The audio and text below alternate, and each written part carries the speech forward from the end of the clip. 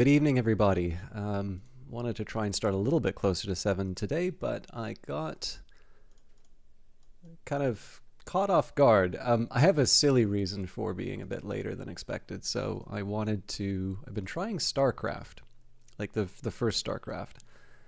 Um, the, fir- and The last Terran mission is quite a bit of a ramp up in difficulty, I noticed. So that put me right to the edge of 7 o'clock, and then I had a couple of things that I needed to do before getting started. So I'm sorry I don't have a better excuse, but that is the honest excuse. We're here now, though. I'm going to take a quick second just to bring Book of Hours up. We will shortly introduce the game, and we should be ready to go. I did also burn my hand making the tea today, so I'll be fine. Olaf, good to see you. I'll be fine, but I'm probably gonna just try and not touch it too much. So, um, but here we are, Book of Hours. We are still in the Cosley update 2023 10C11. There's actually already been an announcement in terms of some of the future plans for the upcoming, not only the upcoming patch, but I believe that is the Daymare patch that's going to be coming up. But there wouldn't have happened if you were making coffee. I've actually, one of my worst burns, kitchen burns, let's say, came from making coffee, actually. So, but I'm not gonna be too much of a baby about it. The big thing here is just like I'd quite literally put the boiling water in the cup, and I sort of stumbled, and the hot water basically just kind of came out directly onto my hand. And I know the really stupid thing to do at that point is drop the cup, because that is when all the hot water winds up on top of me. But you have to, you have to hang on to this really painful thing for a little bit, and then, but yeah. So basically, whenever I touch the hand, it gets a little spicy, let's say. But other than that, I'll be fine. Book of Hours is mostly clicking, so it's all good. And we have got Hina Jehon.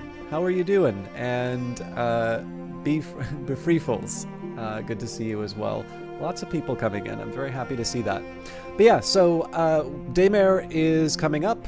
There was a post on Reddit, as well as a Twitter post that basically it was kind of outlining some of the, I think it was a Twitter post that directed to the Reddit post, now that I think of it, but basically talking a little bit about some of the plans for the free content updates.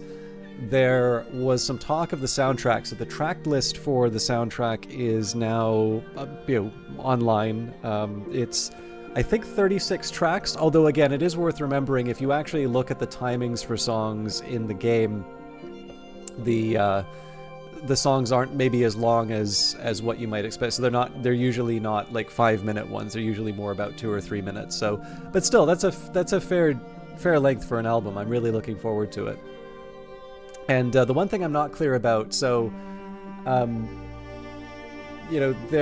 talked with a composer about this, actually. One of his I won't say what game it was, but one of his worries definitely was when people rip the files out of a game, because if engines are pretty standardized now, obviously the game needs to have some way of getting that information in terms of being able to play it out.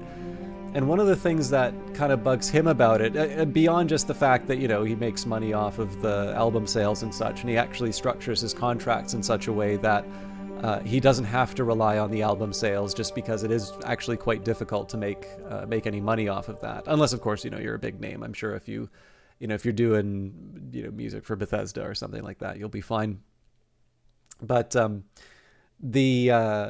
the big one for him is just the idea that there is a mix for a game, right? And the way that it will play in in the game, and all of the considerations that go into that, as opposed to the mix that he would put for an album. And at least as far as he's concerned, and I'm sure this is true for most of the musicians, these are two different things, and they will be, as far as they're concerned, if you want to sit and enjoy the music on its own, it should be prepared as such.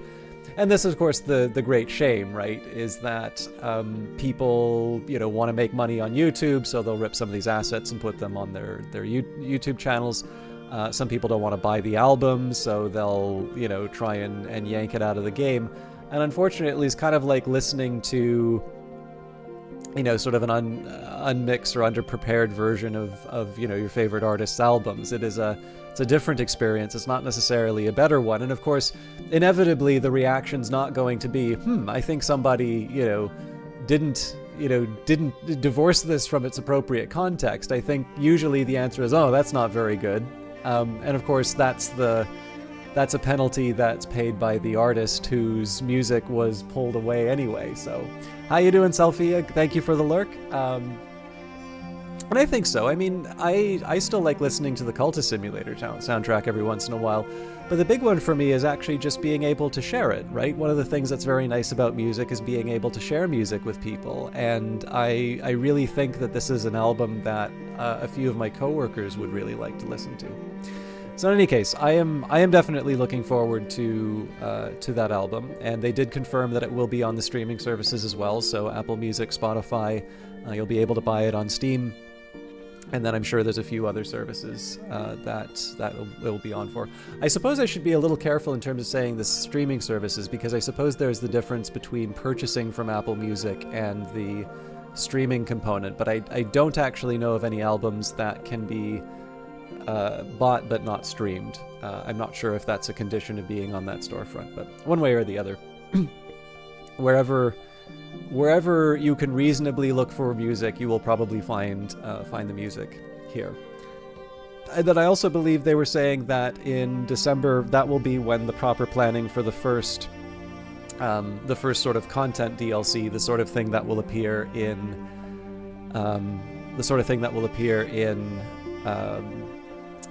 like a paid DLC.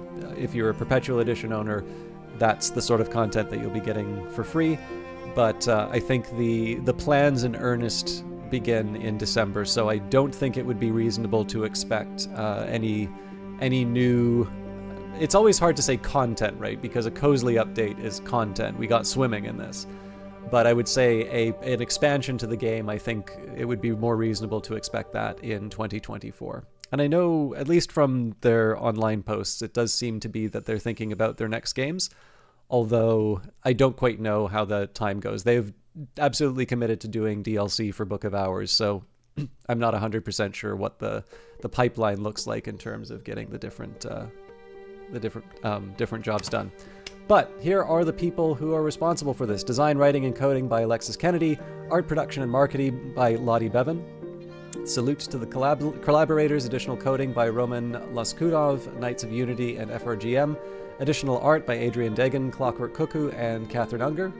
The lovely music you're listening to is Maribeth Solomon and Brett Barkman for Mickey Mar Productions Limited, R.I.P. Mickey Erb, and sound effects by Soundcuts. And of course, thank you to the Steam page localization and the special thanks, people. And of course, the last thing I should say, I should say this more in the titles just so I can remember to do it properly, but I am playing a copy of the game that was given to me by Weather Factory. I am a very big and enthusiastic supporter of them. Sadly, there wasn't a Kickstarter for this game. Otherwise, I would be playing my Kickstarter copy. But in this case, I did pay for Cultist Simulator. For this DLC, for this release, I was given a copy by the developer in order to promote the game. So I've sold you all out for a video game. How do you feel? Book of Hours is a gentler game than Cultist Simulator can save and load at will. Now, if I recall correctly, I locked in a whole bunch of choices today so that I could... for today, so that I could avoid me being a bit of an idiot for this stream. So I'm going to take a quick minute here to review what I've got. If I'm lucky, I already did a checklist.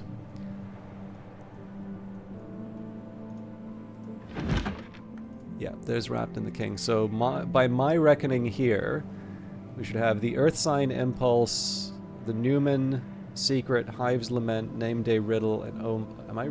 Oh, yep, nope. So that's 7 going into Rites of the Roots, no doubt. So apparently I have more than what's required for Rites of the Roots. December works for you since you've got to write a book this month. It does include cults, and you could add a creepy library and homage. Oh, so you're doing National Novel Writing Month, I think it is? I am actually kind of curious about this, so I did take a look at the website. The trick for me on this thing, this is not to poo-poo the process for this, by the way. It's more about my temperament. I've always wanted to try and avoid a special event. So I think special events are really good for motivating people to do some of these things. But I am trying to build the qualities in myself of, if I want to do something important, I should go and do it. I don't require an event or somebody to like tell me to do this sort of thing.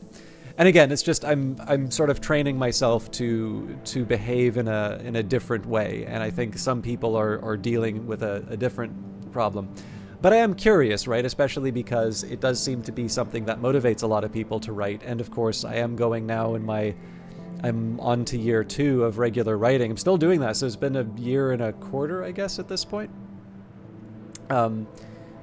Of consistent daily writing, and I'm seeing the limits of that approach now, unfortunately. But you know, I'll work with what I've got, and yeah, I'm kind of curious what people like. What's the big thing that people get out of this? Because I noticed that on the page, I think the first week was dedicated to generating ideas. And for me, I've always sort of found that the big motivator to write is the idea, right? Like I get excited or frustrated or you know, there's something that makes me want to work this thing out. And so I go and do the work. But I was very curious to see that doesn't necessarily seem to hold for other people. And so I'm always a little curious what inspires people to do a project like that. So it's evolved into it's a time where you can all count for members to regularly gather and write discourse. The rest of the year you're nowhere near as active. Cool, yeah, because this is the thing, right? Like community. This is why I really wanted to be careful, and we are going to jump into the game. I just figured we might as well get the topic dealt with first. So the reason why I didn't want to make it sound like, I don't need to be motivated every November. I was kind of curious what the catalyst is, because the community part is quite important. I definitely tried to get into the kind of local writing groups. I actually found out there's apparently an international writing festival locally, and I saw absolutely nothing about that in the paper, so I missed out on it. But I'm just interested, right? Because in one sense, the regular writing thing is something that I was able to take care of for myself, and yet one thing that I haven't done that I would kind of like to do is write more fiction. The only thing is, for me, I would definitely see a benefit in trying to take on short fiction, because of course writing things that are too long is my big challenge, and I know if I go and try to write a novel, it's going to take forever, and I probably am not going to say as much as I think I am. So yeah, it's neat to sort of see what motivates that. Thank you for sharing, Befreefuls, and also good luck, because I know a month of writing, I think I worked it out. I think the target's 50,000, so I guess that's about 1,700 words or so a day that you're trying to. Where you're trying to hit the target. Yeah, that's really cool. Okay, so I'm gonna rely on the fact that I knew what I was doing better at the end of Monday, and I'm just gonna take care of the what am I trying to say? I'm just going to let the timers kind of tick down on their own, and we'll see what to do with the Shapt later. I am going to need to restore the Tryst at some point, but we won't worry about that quite yet. Right, I was getting the scent from the watchful potted plant, so we're good there. Snow doesn't really help me for the day, unless I want to try and, you know, build something with winter and sky. At this point, I think the goal here is just to get the levels up, because of course we need to do this this song and dance a couple of times to bring this up to level 9. So, a watchful potted plant. Not everything needs eyes. The sense of awareness persists, but the plant remains immobile, unsettling but harmless. It doesn't even have thorns. Okay. So we've got a scent, we've got an old moment. I need to figure out what I'm doing. So I think we'll open the package with the shaft. Something recovered. Who threw this overboard? Let's, I suppose I do have the option of exploring more of the house. So we went through the Windlit Gallery, and I think I was going to go from the... Right, I think we even did a little bit of the Foundry. Yeah, this is definitely feeling familiar. Yes, now I recall. We were going to be working on the Flood Gallery, which is quite big. And we already took care of the chairs. So we'll do a quick check in terms of the shelf, but at this point I think we're checking some paintings. And then we move back, sort of back down and up like so. Okay.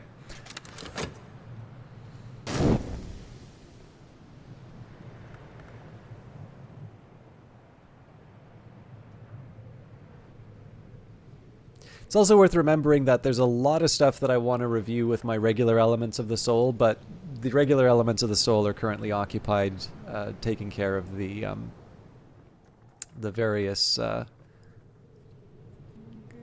am I trying to say? Taking care of the various memories, so we'll wait it out. Alright, so...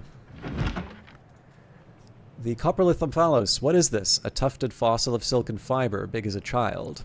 Something consumed and something was consumed. If we interpret its interweavings, we might understand.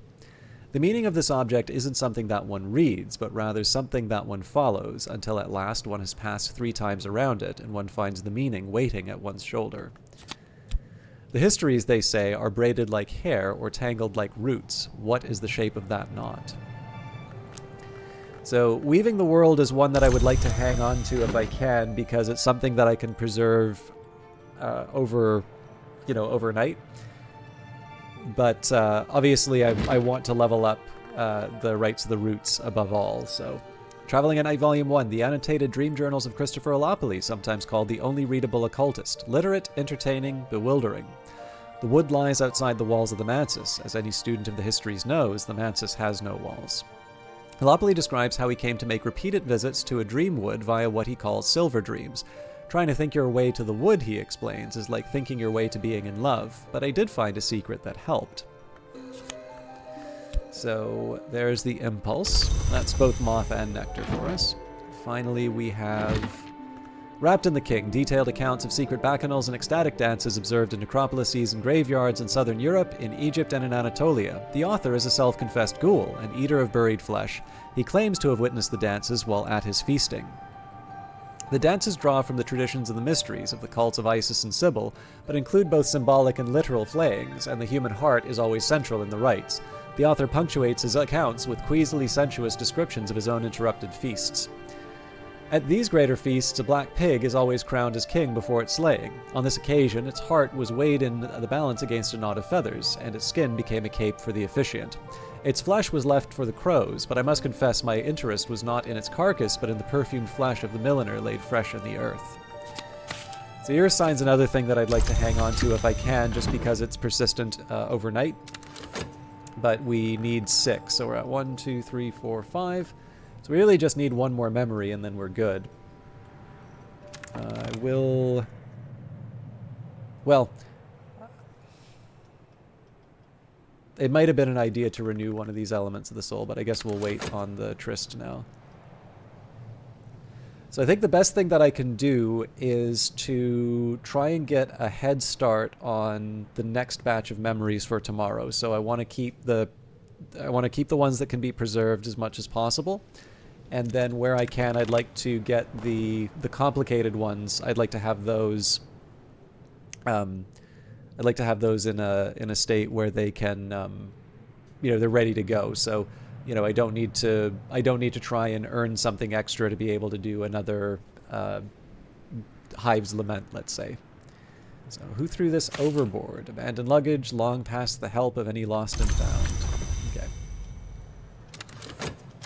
We can actually start working on the flood gallery here. So let's take a look. Well, first of all, I'm not expecting any miracles here, but always good to double check.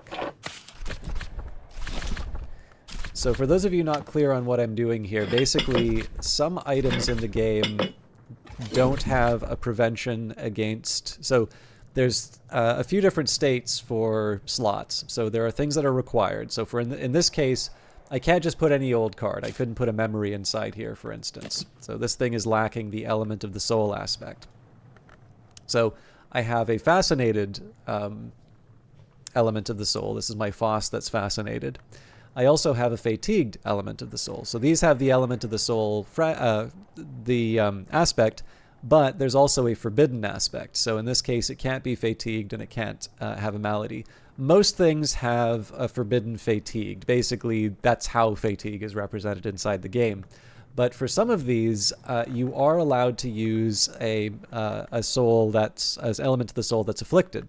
So in this case, even though I have fascination, I am still able to interact with a few of these items. And it does mean that in some weird cases, being afflicted is actually helpful for the simple reason that you don't have a cooldown on it.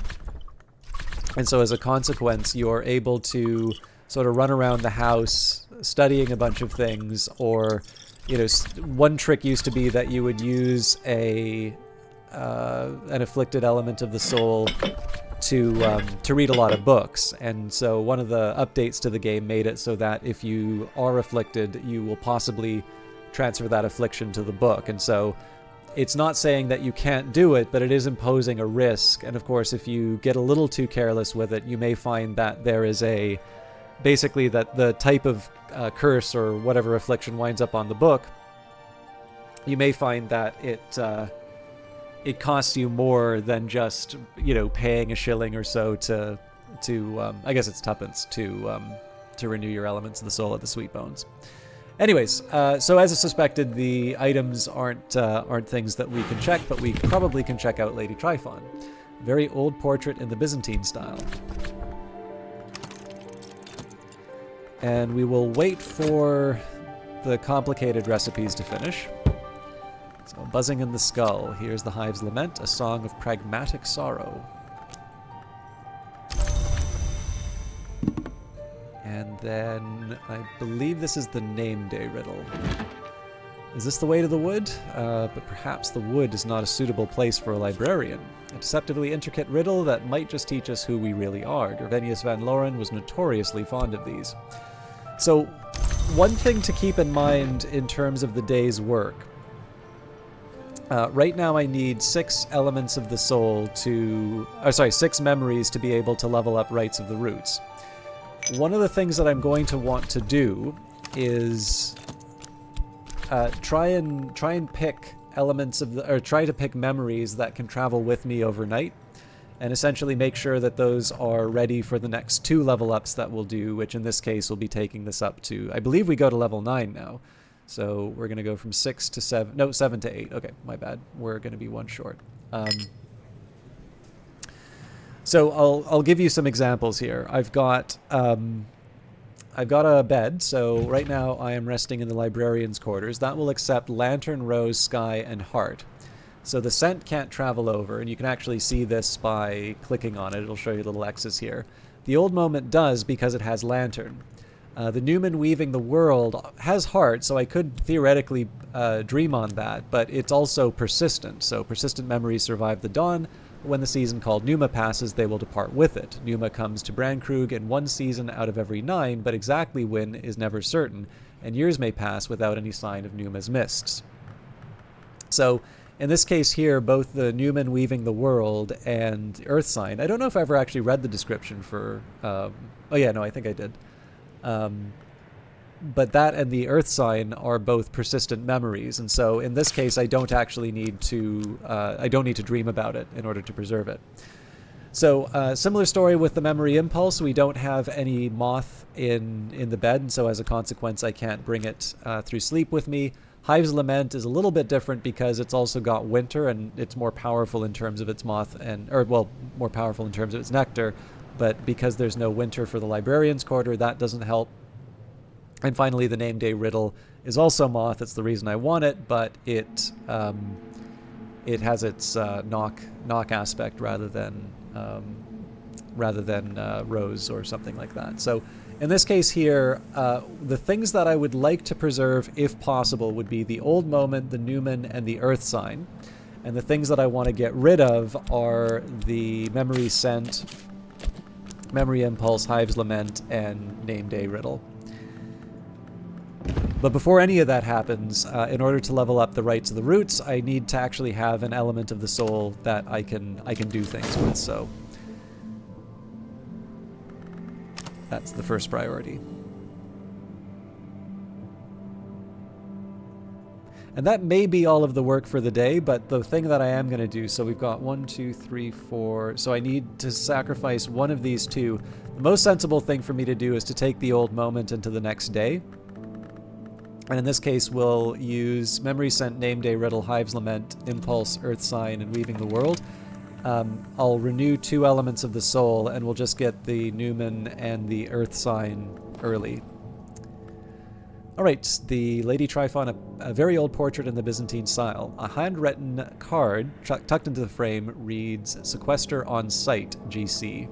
I'm assuming that is Tryphon, not the painting. I'm assuming everybody knows who GC is, right? If not, and you'd like to know, just ask.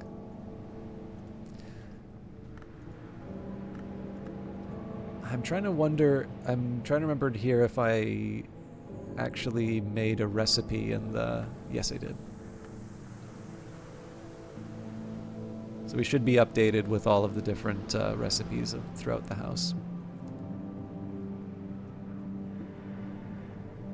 Also, for those of you who weren't here in the previous session, we did complete the staircase, so there was a reward for that.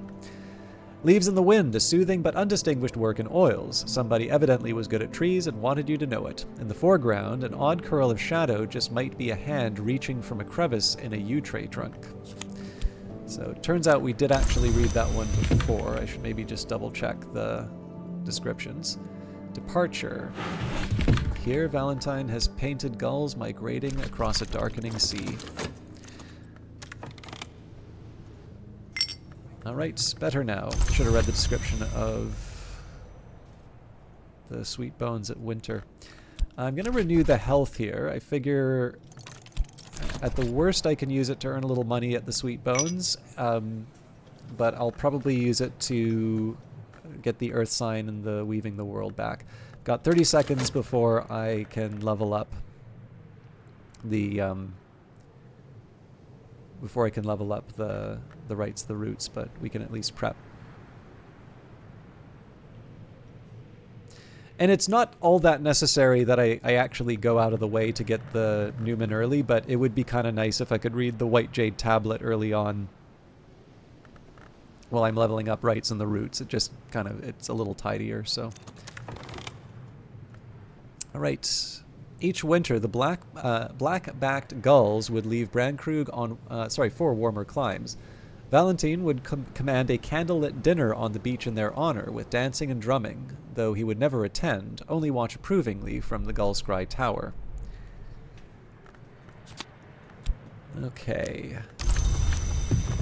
I did say I was going to read the Sweet Bones, so... It is winter, and the storms have tightened the seas. I am sitting before the fire in the Sweet Bones with a beef and potato pasty in one hand and a hot ale posset in the other. Okay, let's continue to investigate the house. Portrait of a behatted lady. What am I doing? I need to use the tryst. Oh well.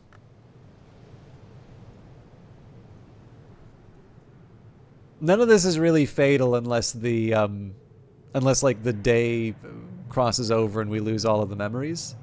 We're getting to a little bit of a scary point, but nothing I'm ready to freak out about yet.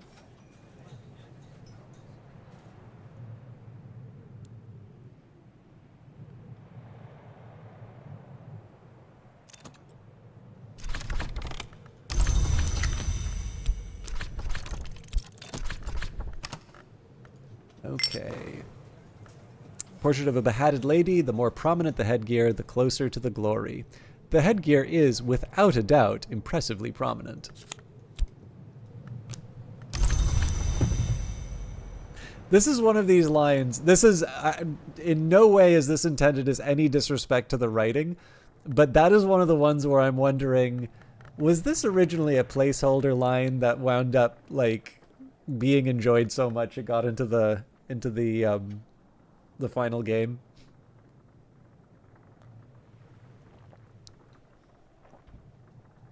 It's a good line anyway, so let's level up rights and the roots.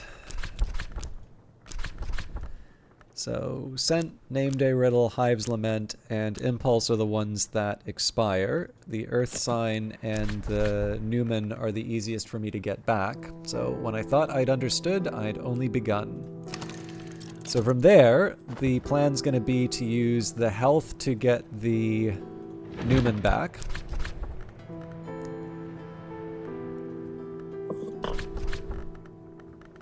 And for that we need Kilisimi.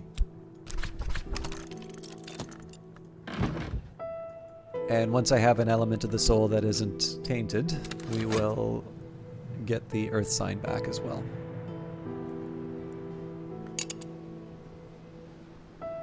You can just give me a second.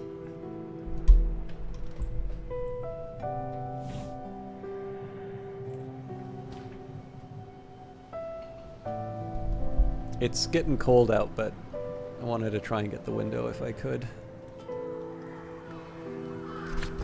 So this is a time where I'll say I'll take the element of the soul, but I'm not going to try and earn any money from the Sweet Bones. We'll worry about that tomorrow if it really comes down to it. We are, however, going to check out some more paintings.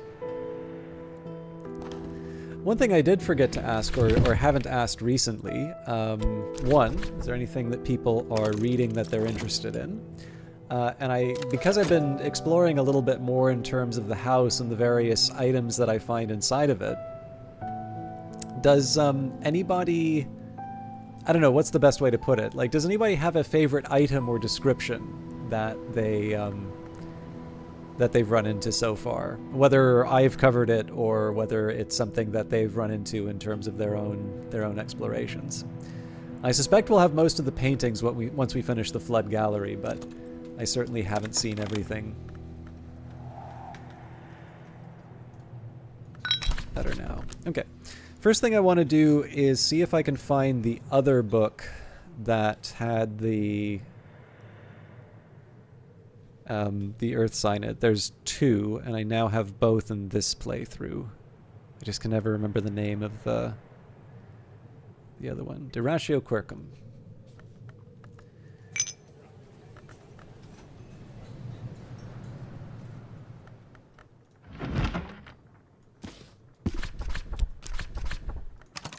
I've already mastered this, but I could reread it and perhaps recall a memory.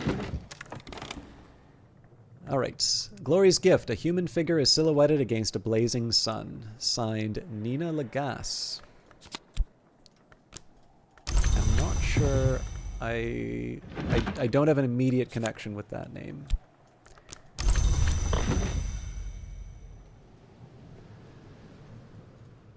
Okay, Crowcross Sands at high tide. I actually think this is one we've read already, but because I don't know the text, doesn't hurt to take another look.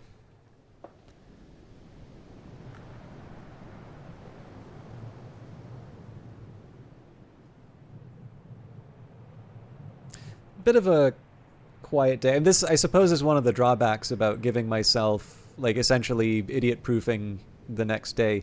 There's not a whole lot for me to do, but it's more or less going to be the same route we took. We'll be up the Newman, we'll be up the Earth sign, and then I'll lock away the old moment now. Crowcross Sands at high tide, a gloomy study of the sea in gloomy weather. Barely visible at the painting's edge, there are floating timbers that suggest a wrecked fishing boat. So nothing for my consider verb to do other than continue on. So I'm pretty sure... So one I know we've read is about as above, so below, but I don't recall the description for that. I do remember Dr. Serena Blackwood. This was the one where they talk about it possibly being a mockery of her move to the invisible Sarah Pam. But I will do as above, so below, so we can see what's going on there. And I do have a nasty habit of forgetting to commit memories to sleep. So now that night has fallen, I can rest and perhaps dream on the day's doings. I am ashamed to admit that I had a work dream last night.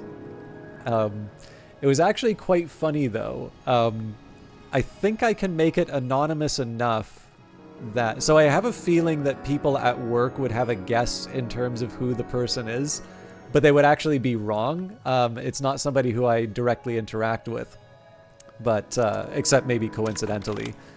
And I know it's sometimes tedious to listen to people talking about their dreams, but this one I think is easy enough for people to understand that it won't be...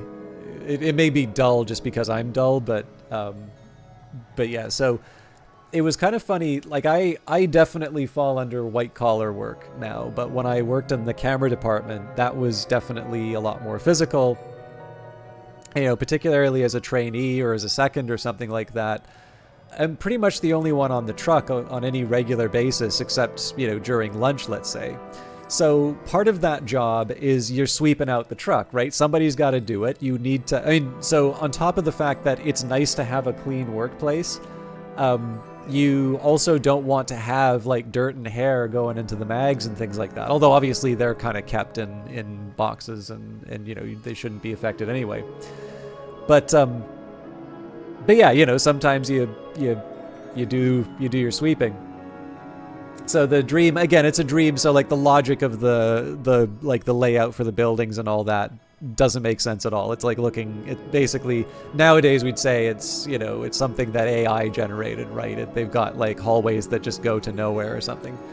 But I'm kind of in this truck, which is around the level that you would expect for a truck. So, you know, about, you know, person's height up.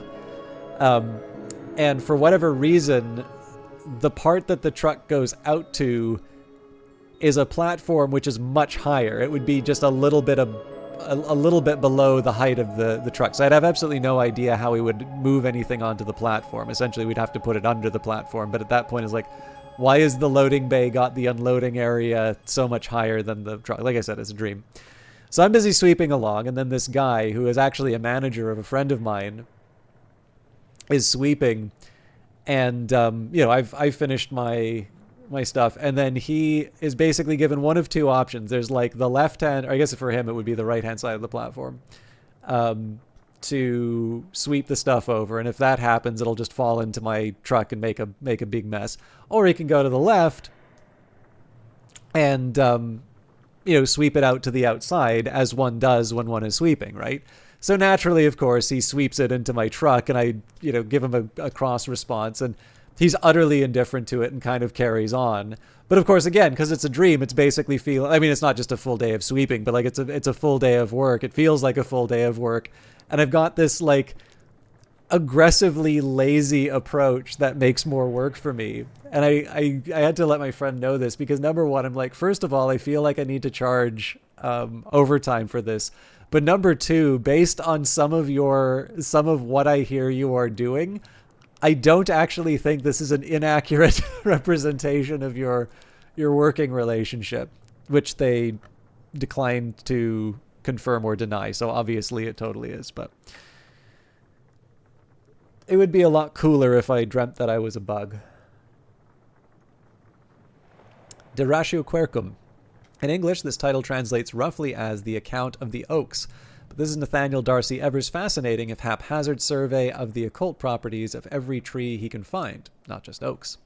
In Persia, the Taxus Baccata, the yew is called Sogdar, which is the red tree. There they had long understood the grail root. In later times, the great king of Pontus had beehives set in the branches of the oldest of the female trees. The berries of the Pontine yew open the door to death, but the honey of their flowers opens a different door entirely. This is not the great king's Mithridate, but one who has suckled at the great yew fears poison no longer. Perhaps they should. Nathaniel is here distracted, however, by the toxic properties of certain inks. He does mention, more usefully, that the minor ink of power Yew-Gall can be brewed through the rights of the roots by the assistance of the aspect nectar.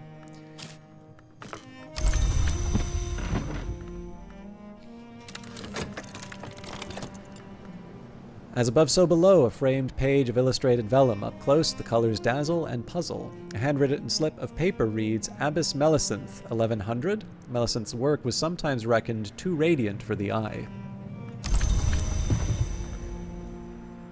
Alright, we're making good time in the Flood Gallery. Let us take a look at Lord Monday. I'm assuming this is Timothy Monday from the Dancer.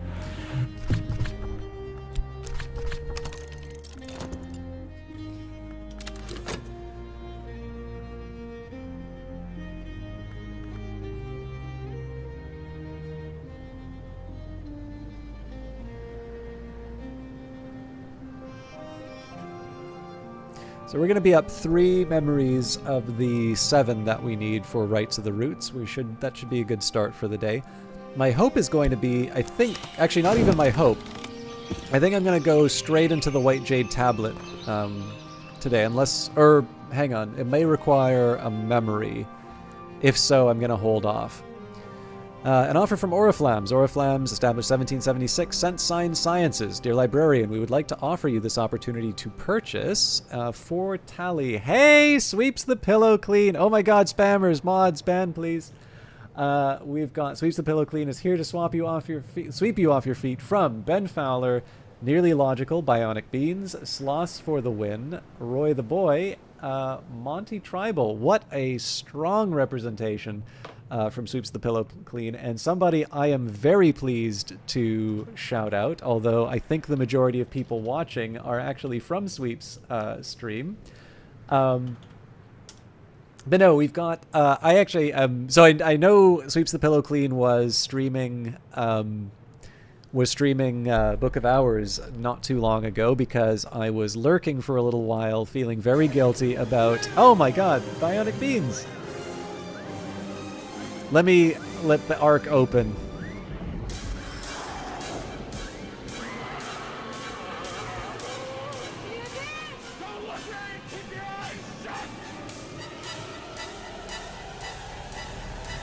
Thank you very much for subscription, although I believe that is a resubscription. It says here that you have subscribed before, so thank you very much for that, Bionic Beans. But yeah, so again, most of you are already going to be familiar with Sweeps the Pillow Clean, but for those of you who are not, they're a wonderful broadcaster, a VTuber, and in addition to Book of Hours, there are these nice reading streams.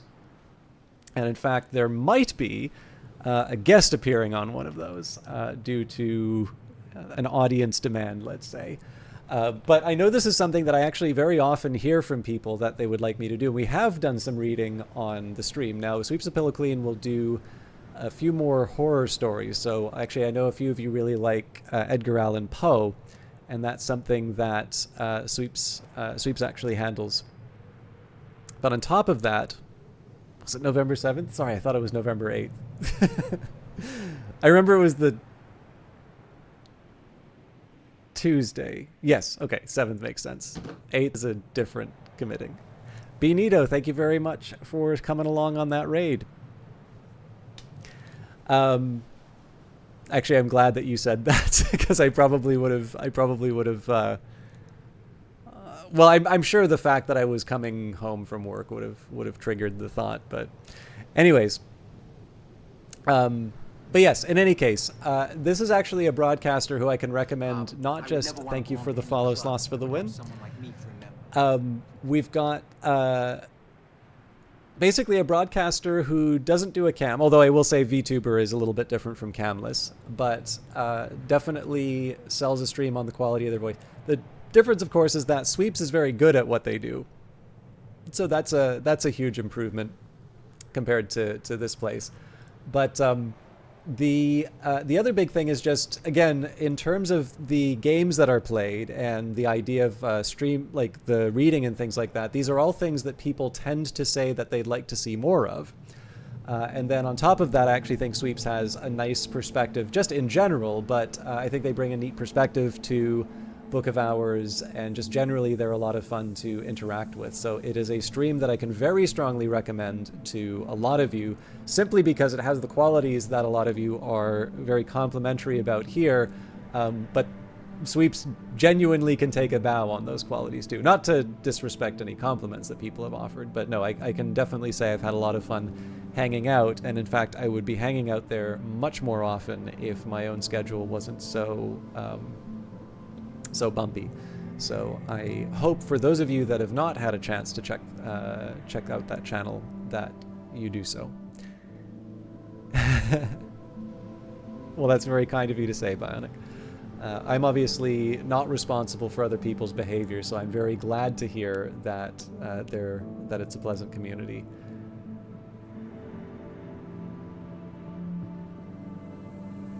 Well, I'm looking forward to it too. I'm always looking for more opportunities to do stuff like that. So it's nice. It's especially because I know you took on all the work of organizing things. So that is something that I appreciate a lot. But I do owe you all some gameplay. I will ask, Sweeps, how is your playthrough going? How far have you gotten? Do you have any ideas in terms of where you want to go with things? I think you've already seen that we've unlocked the whole house, and I finally got Crack Track, so I've been able to read a few of the Newman, or the books that house Newman that I was sitting on. I'm short four simple books, so this would be Kernvek, Hennevek, and this is Ramesund.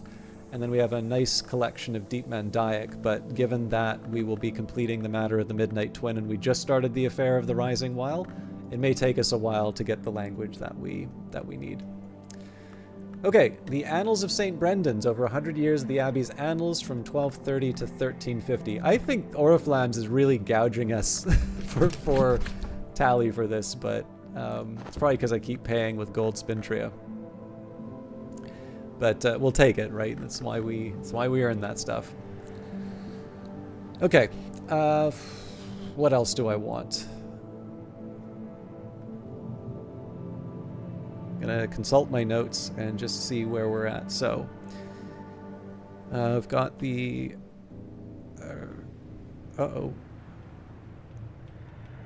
nuts. I forgot to charge my pencil, so I gotta do this the old-fashioned way. So I've got the Earth Sign already. We've got the Newman, so I need an Impulse, Ascent, Hive's Lament, Name Day Riddle, and an old... No, we've already got the Old Moment. So yeah, the Name Day Riddle requires the Tryst, unfortunately. So I can't get started on the White Jade tablet. I gotta wait for the weather to make the Name Day Riddle.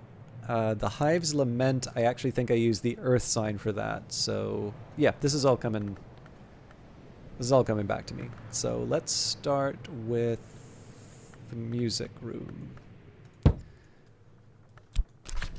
Grab the bongos.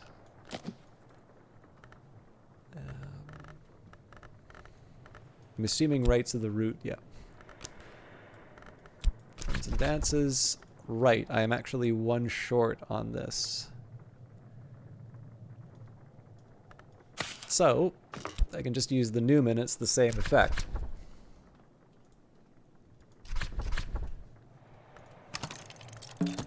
Now that means I'll use the Faust to reclaim, or I could use the Whist to reclaim the Newman itself.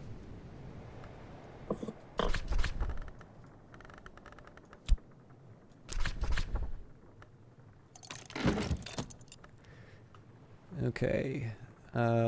The tainted or afflicted element of the soul will get us the scent, so we need an impulse.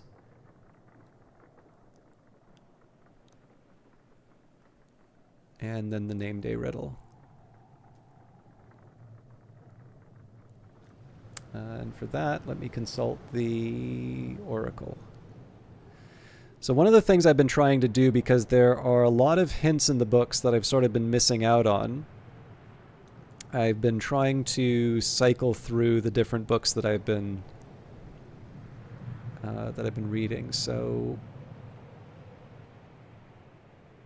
there's actually quite a few here. I think I'm just going to go from the top with the impulse. So we'll start with a true and complete accounting of the Asclepian mysteries of the roots of the house, which I happen to know is by Riley Gressa, because that's just the level of Cultist Simulator / Book of Hours Secret Histories lore that you can expect at this fine establishment. I've already mastered this, but I could reread it and perhaps recall a memory. Now, my usual inclination is to bring in Reverend Timothy. Oh! For lack of a better word, is good. Bandai Namco. Fights, Frights, and Fantasy was just purchased for $10. I don't know which one of you did that, but thank you very much for doing that. I don't even think I've given my tax information to Humble, so I probably should get on that. But yes, thank you very much, whoever used the affiliate link for Humble. That was something that people asked for when I partnered with Epic for a little while, and then nobody used it. So it's nice to see that that's actually getting some use here, and not just for the money. No worries. Nearly logical. I really appreciate it. No, it's the tax information is really just the so it's mostly so that I can get the money out. And like the thing is that as I was saying, like it was something I set up on people's request. There was a little bit of a tiff that I had with Humble, if I'm completely honest. But the thing is that like I want it, where possible, I would prefer to do like a sponsored broadcast, or I would prefer to basically take a sale that was already going to occur and just be able to direct a little bit towards myself. Like those are things that I think are kind of nice because they help support the broadcast without just kind of putting out a begging bowl and asking people to like, supplement my hobby. So that stuff I really appreciate. But the alert's kind of nice because it makes me say, oh, hey, I should actually get on top of that stuff. There's actually going to be something waiting there for me now. So I appreciate that. Hopefully, I don't know what's in that bundle, but hopefully, well, clearly you wouldn't have bought it if you didn't think it was worth it, but hopefully there is something to keep you occupied.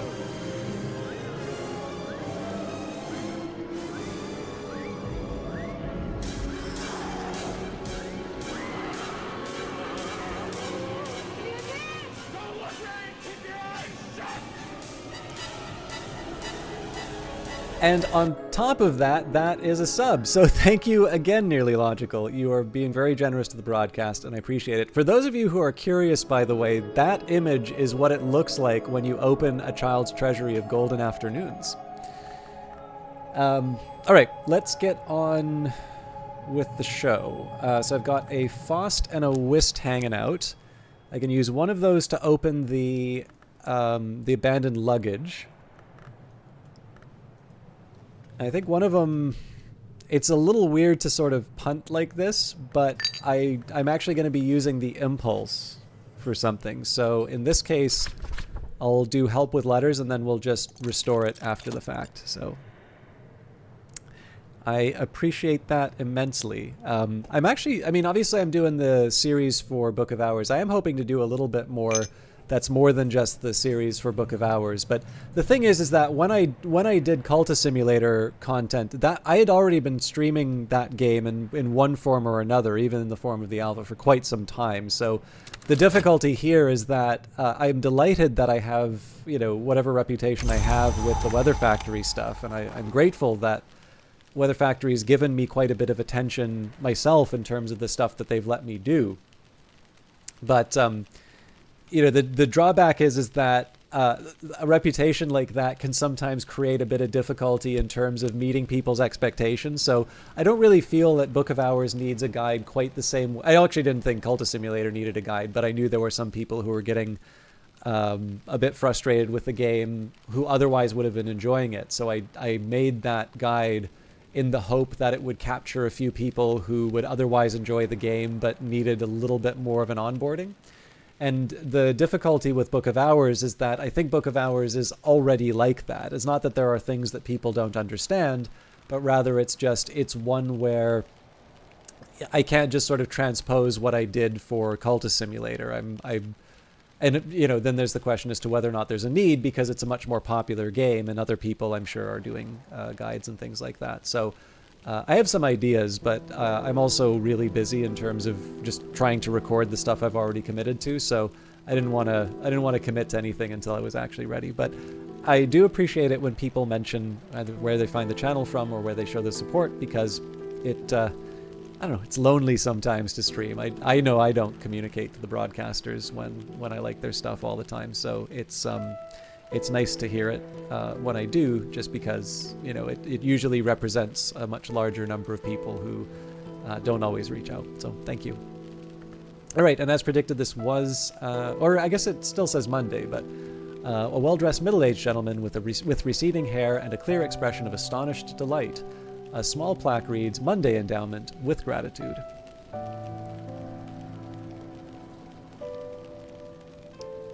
It's nice to hear your perspective on things, suggest your thoughts, and play enrich the experience I've already had. That's nice to hear, because that is a little bit of my goal. I mean, in the end, I can't sort of claim ownership for what people get out of the playthroughs once I put them out. So if people like them for other reasons, it's completely appropriate. But you know, it may be different from what maybe I had in mind. But for me, it's a little bit like when I watch a really good movie, and I sometimes get a little disappointed with some types of criticism. So I'm making the name day riddle here just so I can load up for the rights of the roots. One of the disappointments sometimes with criticism is that, there's a magazine that I subscribe to, and like when I read one of those book reviews, I walk away very well informed about the subject of the book, even if the book isn't very good.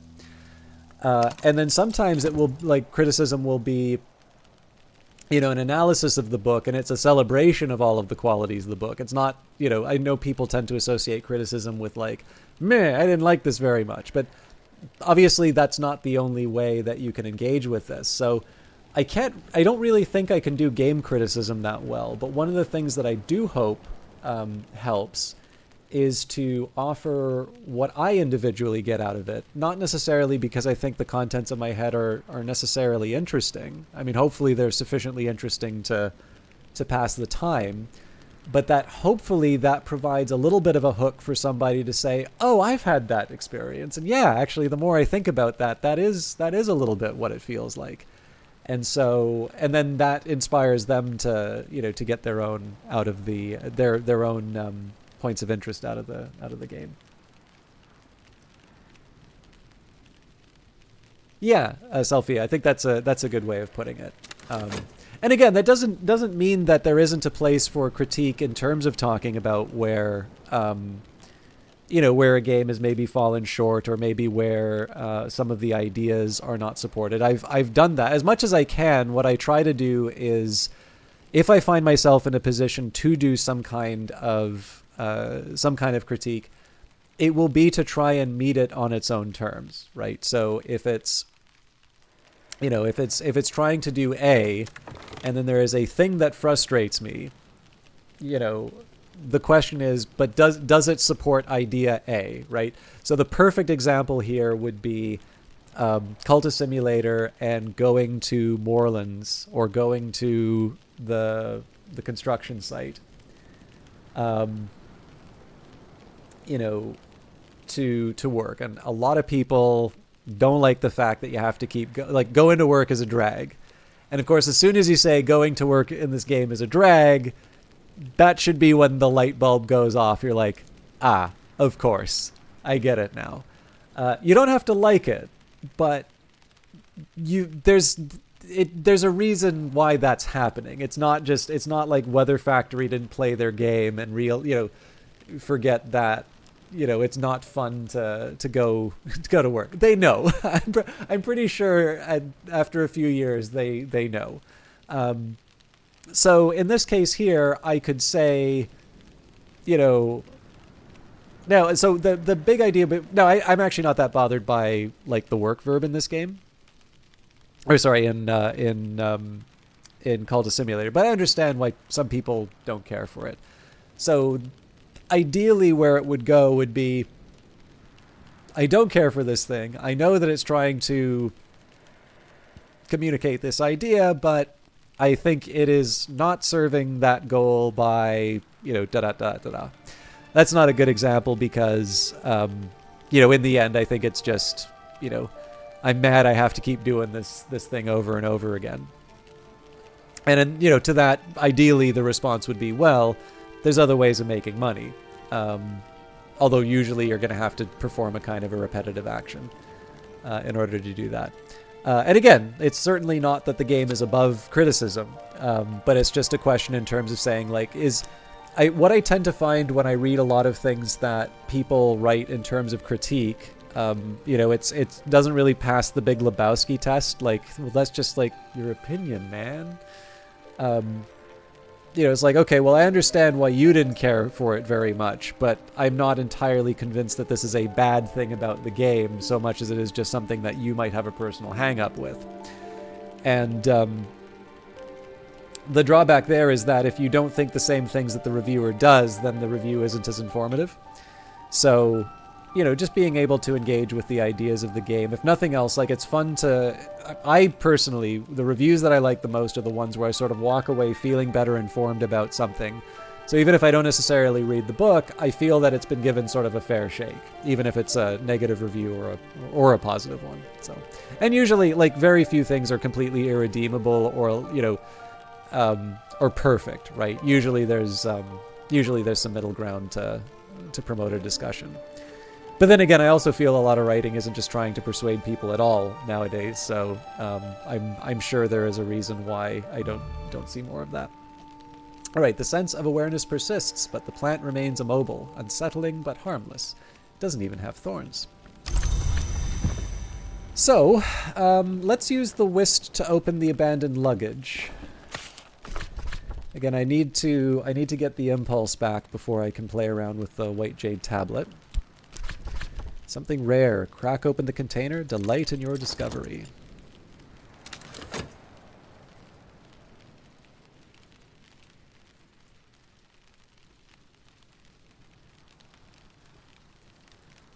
Now, I feel like I'm a little short in terms of memories, but I think that's just because I've got a couple of 90-second ones that are still finishing off, so we should be back on track in a little bit.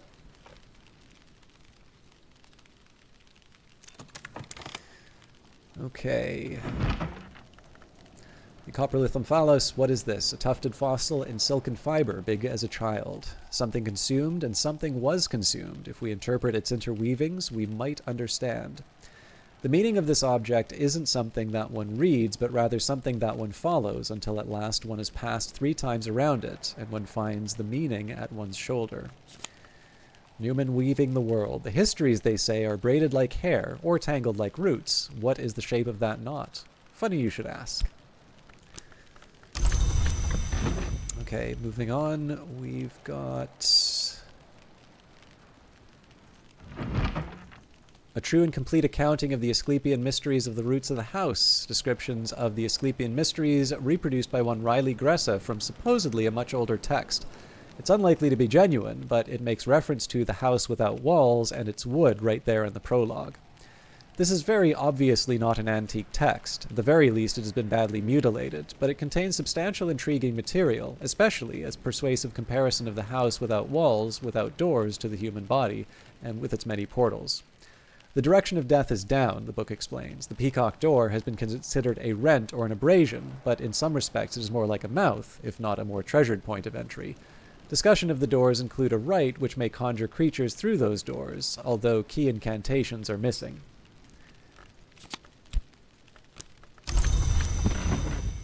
Okay.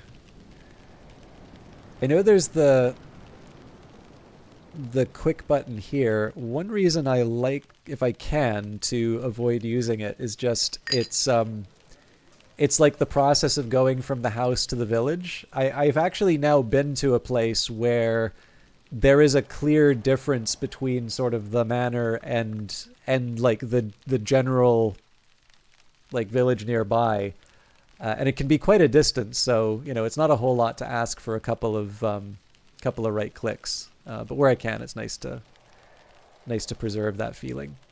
Although you know, not every time. An afternoon spent profitably reading newspapers to the curious, writing affectionate letters for the lonely, steering farmers through the requirements of the Ministry of Agriculture. All right, let's restore. Ooh, I can't restore the Tryst or the health right now. Well, we'll renew the Foss because I can. It is winter and the storms have tightened the seas. I am sitting before the fire in the sweet bones with a beef and potato pasty in one hand and a hot ale posset in the other. I think probably this Fost is going to wind up going to generate another impulse. And then I'll bring back the Tryst first so I can read the White Jade tablet, and then finally the heart. But then I wouldn't be able to get the impulse. I'll work it out. So that should be the Hive's Lament. A buzzing in the skull. A song of pragmatic sorrow.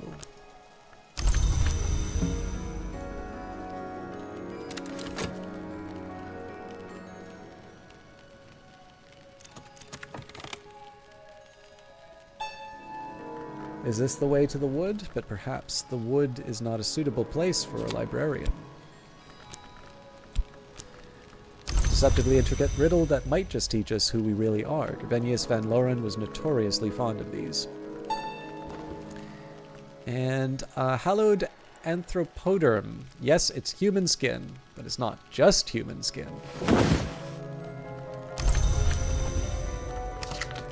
I can finally get around to writing the Necronomicon. I guess I should get back to the... So I do know we've read The Boy Prays before, but I'm going to read it again because I don't remember the... description, and to be honest, we don't have that many more paintings before we're done with the Flood Gallery. And what am I waiting for? 1, 2, 3, 4, 5, 6, 7... I feel like there was another item that I could have gotten. It doesn't really matter, though. Essentially, at this point, I need the Tryst... Sorry, I'll get the health back. No.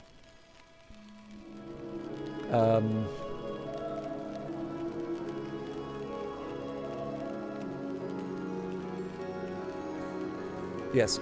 Tryst back first. Then health. Yeah, okay, I've got it. It's because I want to read the White Jade tablet before the day is done.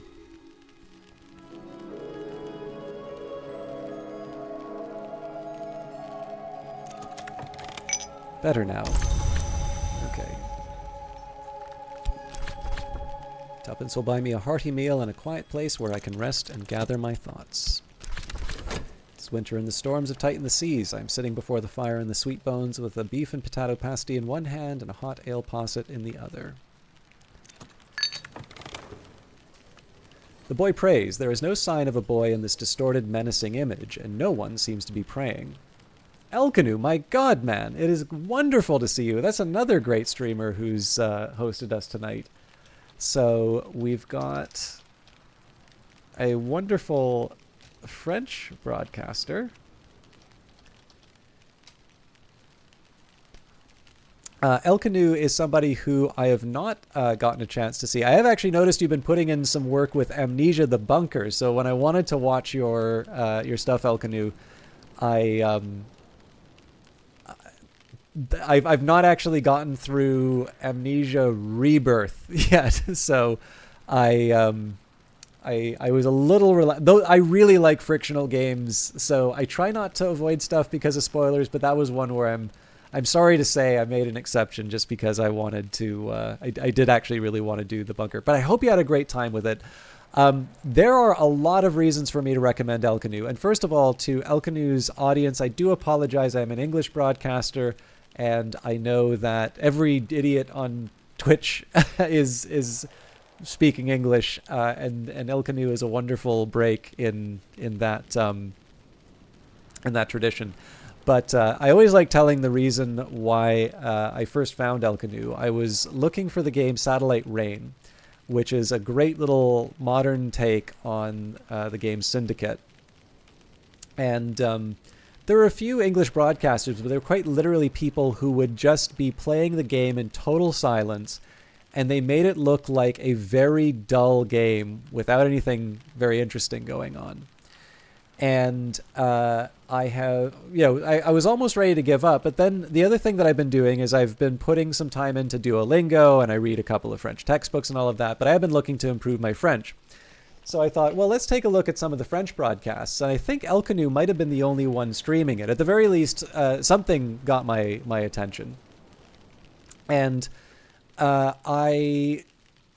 sitting down and watching, and not only did he make the game look very interesting, but I actually just had a lot of fun watching his broadcast. And I'm still not very good at French, but I definitely understood French. I didn't understand it as well as I do now.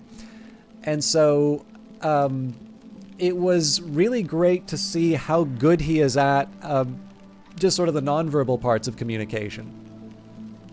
I would say, he's actually quite a gifted entertainer, just full stop. But on top of that, he's been very encouraging in terms of my language learning. So again, he is a French broadcaster. Yeah, never, Ramong. I think the French people will be very glad to hear I will not be defiling their tongue with my broadcast. But Elkanu first of all, is a very, very welcoming community. He is, like I said, a gifted entertainer in his own right. But on top of that, since Satellite Reign, I did wind up buying the game off of his stream. But he's actually somebody who I've wound up finding a lot of games that I really enjoy from. And sometimes they will be lesser known games that I've never really heard of. Sometimes it will be something like, a game that I've been curious about and I see him play. And sometimes he just winds up playing things that he really loves, and, I maybe just didn't appreciate until I saw him play it. So he is a great broadcaster in terms of just having a good time. But on top of that, he's actually done a really wonderful job of making me aware of some games that I otherwise would have missed. And that is one thing I've always really enjoyed about kind of watching people on Twitch. So much like Sweeps the Pillow Clean, another broadcaster who is absolutely worth taking the time to shout out and recognize. And salut, is it Joel Intrepid?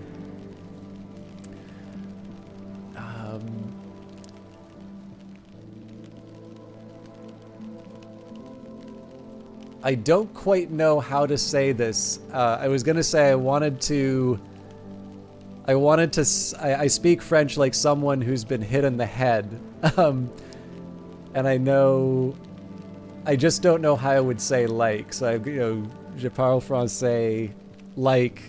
Well, I guess mal à tête is I'm sick in the head. But anyways, have a headache. But anyways, like I said, I've got fragments. I've got a few days in Duolingo, but they never want to talk about the stuff that I want to talk about. But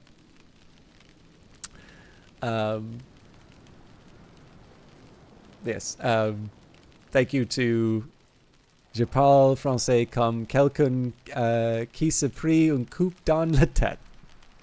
Merci, Elkanu.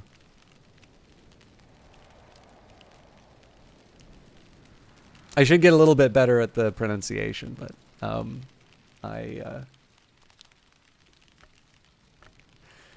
Actually, I'm curious. Did you ever wind up trying Cultist Simulator? I'm sure maybe you've tried Book of Hours or not, but I'm curious on this one because I don't think it has French localization. There might have been localization for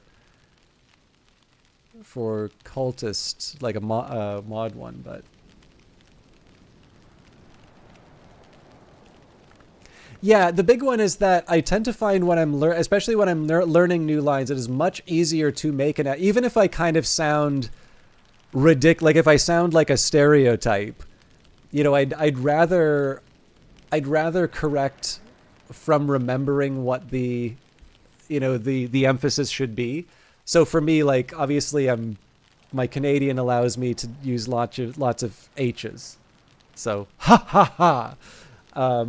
So, you know, learning to drop the H, if I do that, even if I do that in a very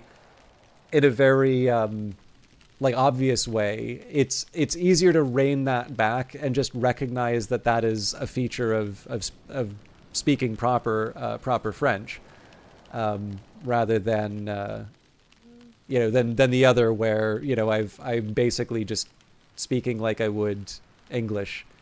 Parlez-vous Francis? But yeah, too complex. Well, actually, Book of Hours is a perfect one for that, because in this one it's a lot more relaxing in terms of the setup. And I can also say that one of the inspirations for Hush House was actually I got to interview the developers behind the game, but Mont Saint Michel was one of the inspirations for Hush House. You'll notice that there's the bridge from the village to the library. So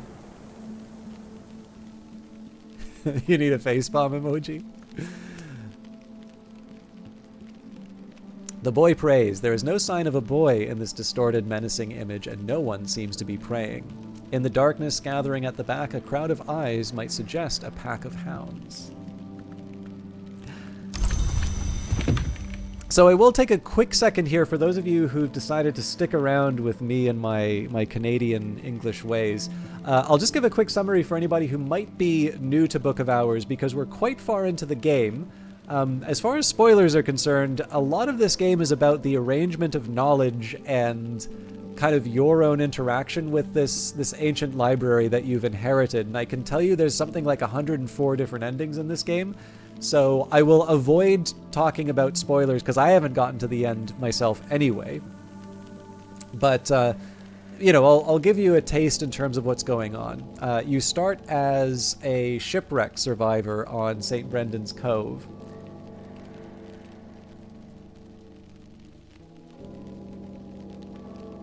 Is it Sainte-Quatre?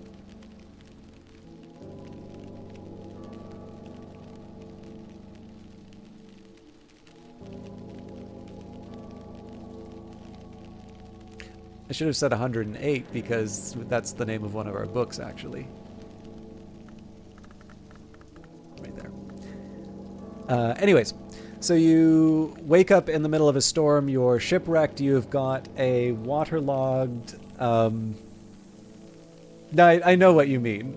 You're talking about the numerals 104, but.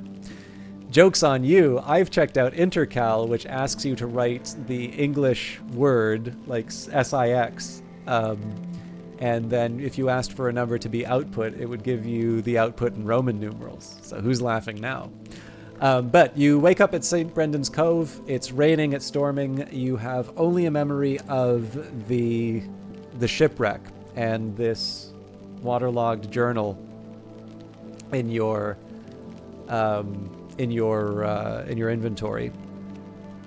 And essentially, you know that you were the librarian for Hush House, which is shrouded in fog when you arrive here. But your first goal is to actually survive the storm and make it to your friend's place. In our case, our friend was Reverend Timothy, the rector. Reverend Timothy's words always run ahead of him, but his thoughts always catch up. Reminds me of some broadcaster named System Shock. But you make your way to the village. You start to meet a few of the residents. You've got the Sweet Bones, the local tavern. You've got the post office. You've got Denzel the Smith, Reverend Timothy. And then you've also got Mr. and Mrs. Kill, Coffins and Cradles. One's midwife and handywoman. So Nearly Logical is a great name for somebody who's familiar with Intercal. I think we wound up talking about this on Friday, but esoteric programming languages have been a little bit of a somewhat semi-recent hobby for me to get into. There's a guy in the local game dev community who Forth isn't an esoteric language, but he's got an old 286 and he's been writing his own game engine and actually now his own everything. Like his own compilers, his own, he's really building everything from the ground up, and doing it in his own dialect of Forth called Jorth. And we also have a small rivalry in Zachtronics games. He's an actual paid programmer, so I pretty much just put up the white flag most cases. But whenever I do wind up outdoing him on like TIS 100 is the main battleground lately. I always feel very smug whenever he sees me in a meetup, and because he prided himself on being the one who was at the top of all of his friends list, and then he added me on Steam, and then it got real.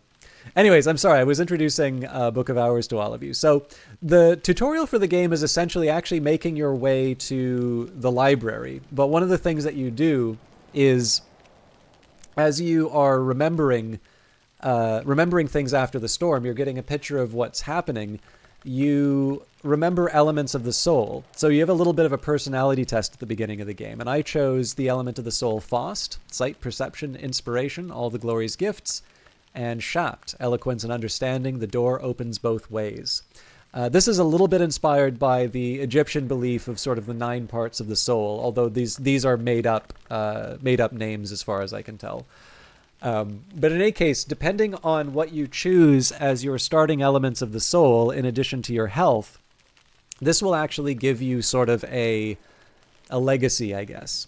So in this case, I wound up with the Amberflecked Journal. I am the twice-born librarian of Hush House, and this is the journal in which I keep my remaining my remaining memories. The twice-born's third choice might be life as the librarian, or it might be something more radical, but you can complete the game by recording any history.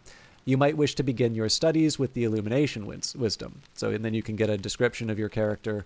I remember that I once walked the House of the Sun as a bodiless immortal, but there was a matter that could only be resolved if I returned to flesh.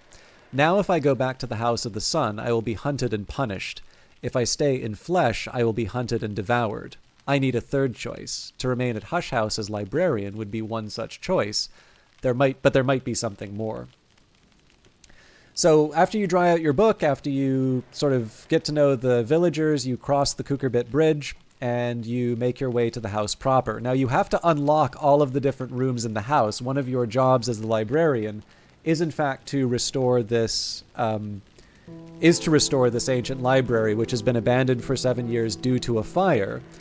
But once you get here, there is actually no evidence of a fire. And so what this game really is, I cannot describe how good this game is at communicating the feeling of being in an ancient manor filled with interesting things and just sort of making your way through and seeing the sights and trying to figure out what's going on.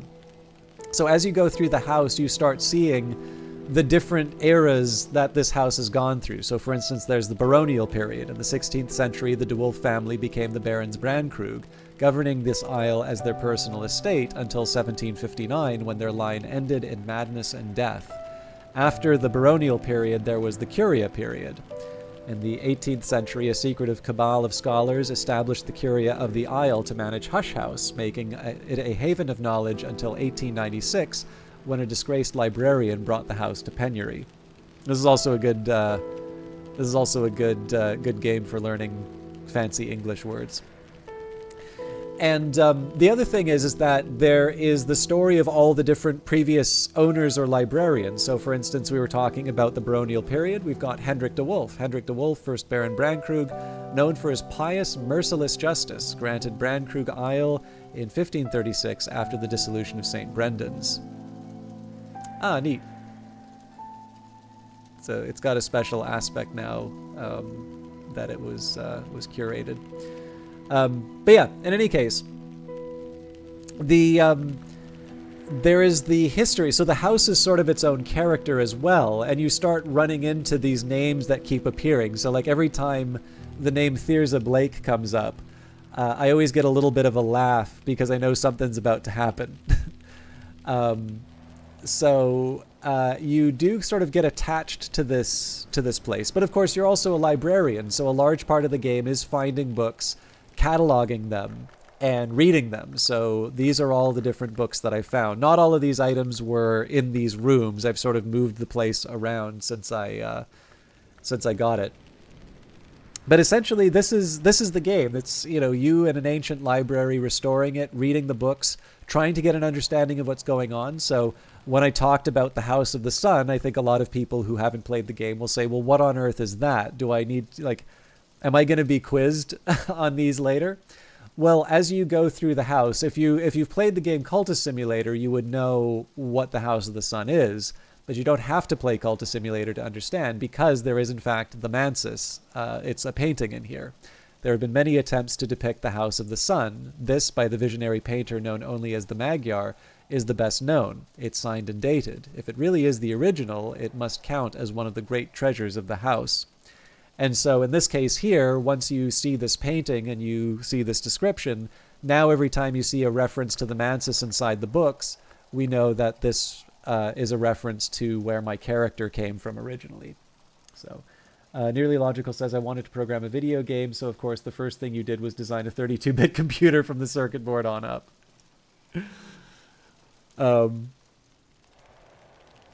Anyways, yeah, that's kind of a crash course in Book of Hours. I'm happy to answer individual questions, but essentially what I've been doing right now, I've gained a whole lot of different skills in that. This is a bit of a role-playing game. There's just no experience. Experience is reading the books and understanding what's going on. But I'm trying to level up my Rights of the Root skill right now. I've got a number of languages, and there are a few books which was in a language I just recently learned called Crack Track. And I'm going to be reading the 3 remaining books of those. And that's my main goal for today. Also, this game has a really nice soundtrack.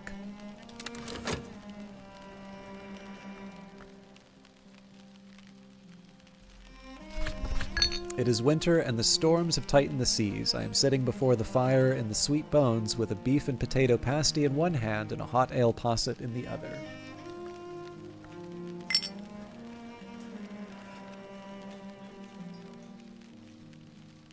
So what I'm waiting for right now is restoring the Tryst so that I can read the White Jade tablet, and then we will restore the Impulse as soon as I do that. Although we're quite late in the day.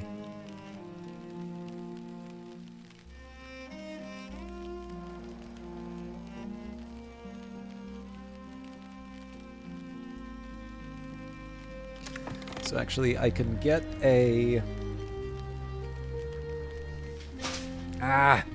Sorry.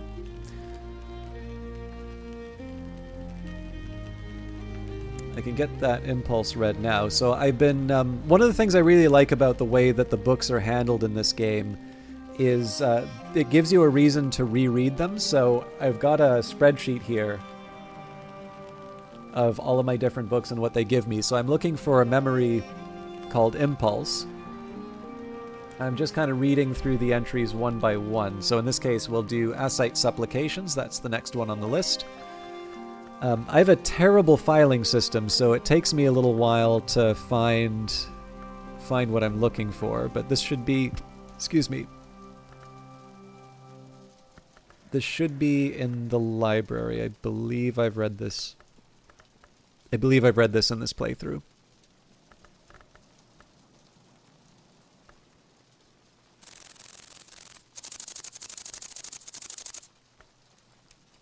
Doubles as a sprinkler.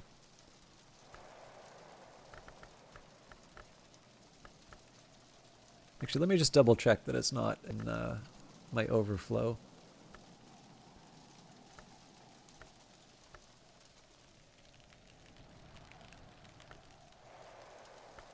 Nope, we're good. Okay, let's dig in here.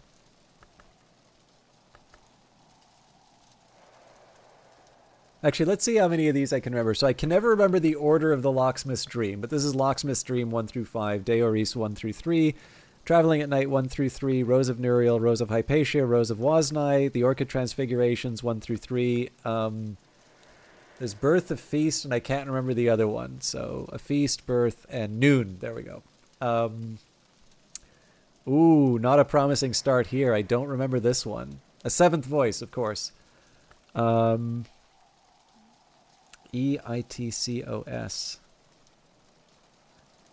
Oh, you know what? I'm really starting to lose it now. Exercises in the Continuity of the Selves. Musgrave Sketches. Oh, there's Malachite. Are you kidding me?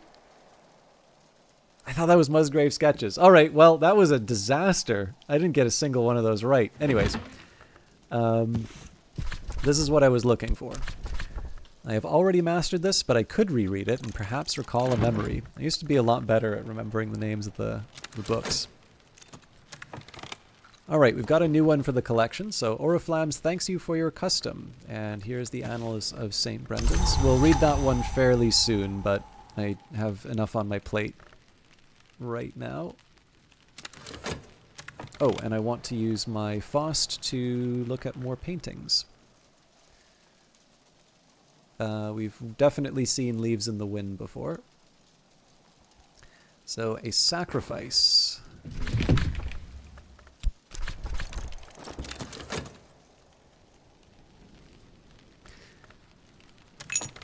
And there's the Tryst, so let's restore the health so I can get my lesson right away. Oh, we'll use the tuppence here. Okay, so my original reason for reading the White Jade tablet early is basically gone, but I'm still going to take the opportunity. So let's go to Natan's desk. It's an apothecary's desk, all right, but it dates from at least 100 years after Natan of Regensburg came here. Of course, his son, his grandson, and his great-grandson were all Natans too. So there's the White Jade tablet. Let's put our Sacralimea in. That's 10. So we're still short. We need 2. So in one case, actually, you know what's funny?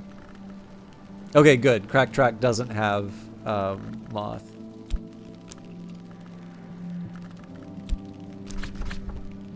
So I was thinking I could use the Shears of the Sisterhood, but that's not necessary here. So I can master this mystery. Enough Moth to match Mystery Moth.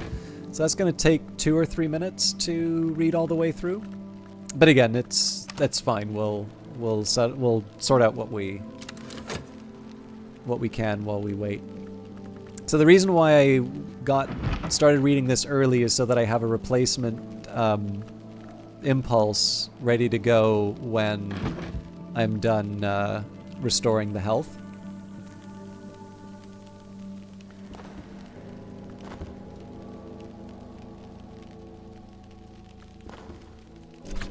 Okay, a sacrifice. A silent crowd watches a robed piece drown a struggling victim in a bowl of rainbowed oil. Signed, C.I. I'm also failing on some of these initials. I'm trying to think who C.I. might be.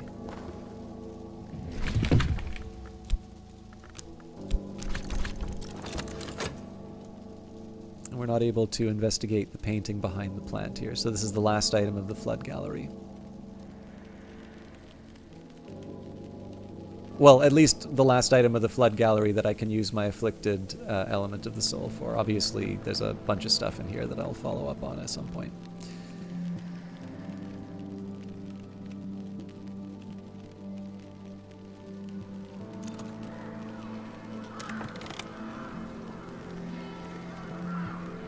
something finished.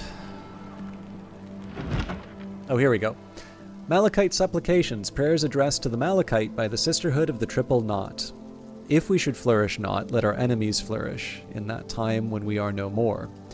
One prayer describes how a strong degree of nectar aspect can be used with Lethe and Tridismahaira rites to bring forth the last nectar of the last history, the living ink, the ink in secret. Now, hopefully we know that.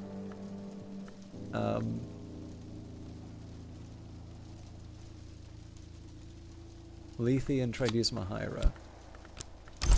Let's actually just take a quick look at that now, so the Nocturnary would help here. Oh, but I don't have an element of the soul to throw at it.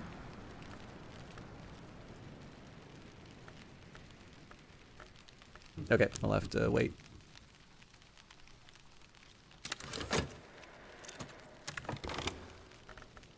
The Foundlings, a pair of human eyes peer from darkness in a tangle of roots. Signed, Nina Lagasse. And that's it for the Flood Gallery. Thirza Blake, 7th Librarian of Hush House, extended this space, decorating it with semi-precious materials and filling it with the finest art Hush House's money could buy. Of course, after her enthusiasm brought the house to the brink of penury, much of it had to be sold off. So we will start again. We'll check out the caves at the end. We said that before, but I'll go basically from the well up. I'm not expecting a whole lot to be something I can investigate until we reach the map room, but it's just a little easier for me to keep track of things going by column. And then once we reach the garden, that's when I'll go all the way up. Although again, I'm not expecting too many things to investigate on that floor either. So we won't use the Foss to investigate something quite yet because we are almost done our posset. And now we will level up Rites of the Roots. This is a good one for me because this finally brings my nectar up to sort of the level that I've needed it in some other cases. At last I approach mastery.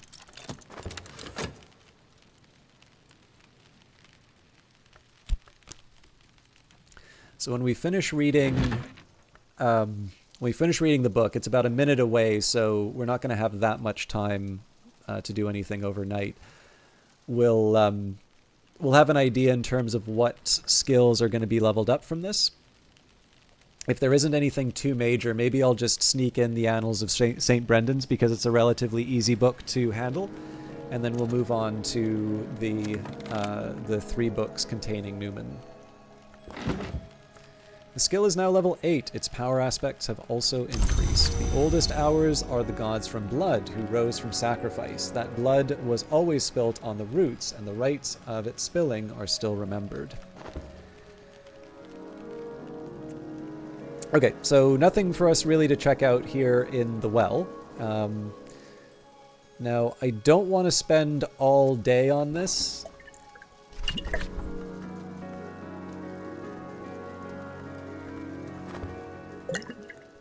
In fact, I think unless I can find something resembling... Yeah, you know what? I don't think it's worth even trying. When I have 3 elements of the soul, I'll maybe double check, and if I still have something afflicted, I'll try it there. But I think I'm just wasting time if I put every single one of these things in the consider verb. The only thing I can see being relevant here would be the Mazarine Fife. Everything else is sort of fixed in place, and I would suspect this doesn't... Yeah. So on to the map room. So I'm thinking we're probably only going to be able to see the paintings, but as always, we'll double check.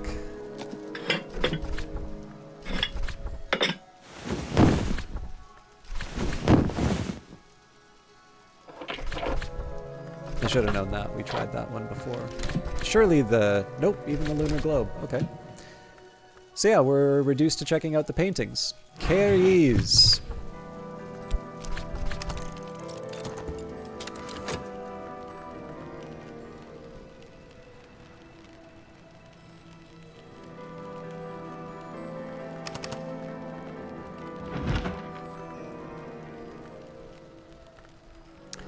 Alright, the White Jade Tablet, supposedly copied from a tablet of White Jade which serves as the Covenant Stone of the Grove of the Green Immortals, the token which gives that library shelter beneath the Watchman's Tree. When humankind emerged from the weft of the roots, we were smeared with the filth of crumbled ages. The foolish sought to wash it for them. When humankind emerged from the weft of the roots, we were smeared with the filth of crumbled ages. The foolish sought to wash it from themselves, but our skins were yet soft and fell easily from us. The tablet expounds the dangers and pleasures of abandoning appearances in search of essence. Along the way, it reveals the secret of Skinshuck Mead, which can be brewed from honey by the application of the rites of the roots if enough moth aspect is present. Oh, for heaven's sake. Alright, I've got all my work ahead of me to level this one up now. And that did give us an impulse, so... So this is actually going to be a real puzzler for me. So I'm just opening my spreadsheet so I can update the info.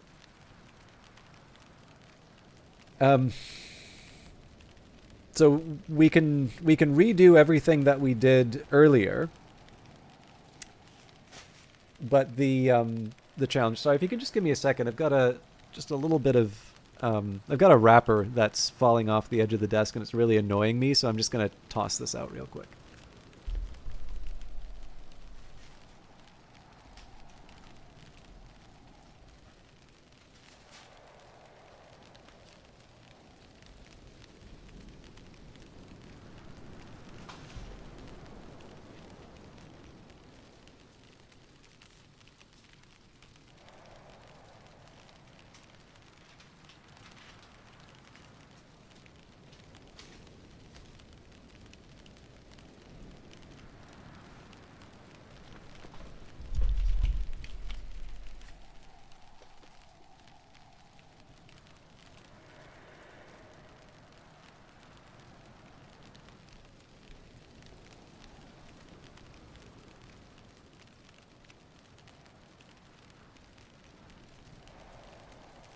Okay.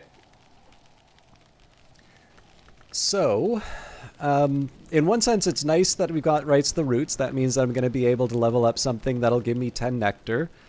The problem is that my recipes so far has resulted in me getting 7 moth or nectar, and I need 8, which means that I'm either waiting for weather that will give me moth or nectar, which, fair enough, you know, I wouldn't expect rain in winter, but maybe that's something that will happen. Or I need to try and find another way of getting some moth. And that means that I need to get a little more serious in terms of checking out some of the crafting that I can do. So let me just file the tablet away. And you know what, let's find a home for the... I guess we'll beside the existing one.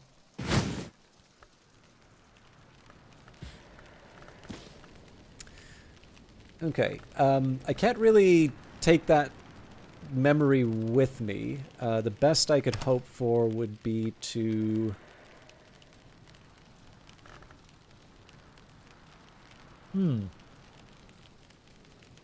There might be something a little sneaky I can get away with. Sacralamea also takes Sky. Nona's Desk doesn't help me here.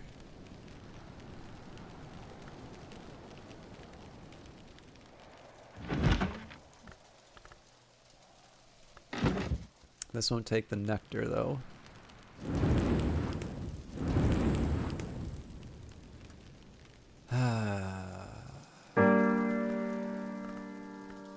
Oh, you know what? Nah, that doesn't take elements of this. Oh no, it does. Okay, cool. I think I have a trick I can do.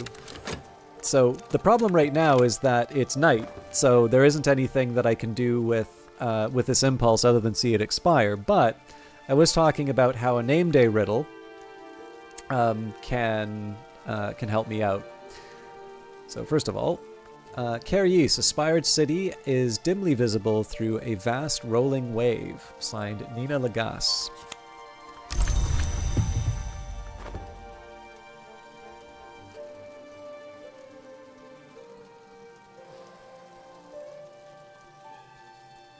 So my favorite here would actually be to get an old moment.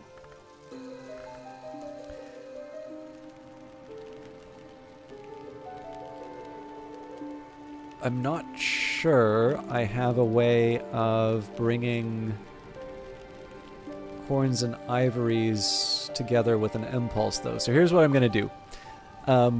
In order to make something that can survive the day, let's take the piano. So we'll take the Faust. We'll take Sacralamea. We'll add the memory. So now I can make the name day riddle.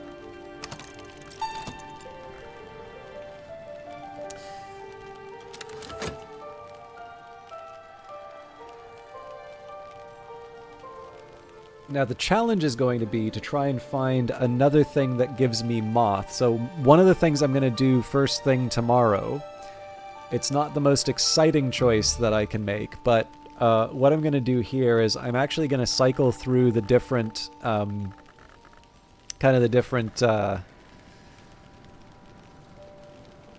different skills to try and find another recipe that will give me some extra moth. Time for bed. Have a great night, System Chalk. Thank you again, El Canoe. I really appreciate you hosting, especially because I know you have many better options. I really appreciate you, especially after such a long time before I've gotten a chance to see you. I hope you have a good sleep. I hope your family is well. I hope you're well, and I will see you one way or another. But yes, rest well, and thank you again.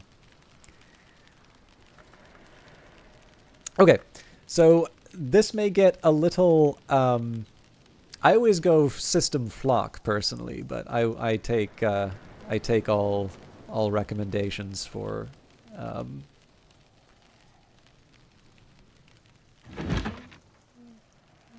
terms. I guess now that I put the okay, no, I can still make this work. So first thing I'm going to do is actually just play around with a whole bunch of moth recipes. We've sort of already done something like this before, but I have a different goal in mind. So now it'd be great if I had some skin shuck mead, but I think I actually used the last of that to unlock certain parts of the house. So I think the likelihood of us... I mean, I can make some skin shuck mead, but that's not the main goal right now.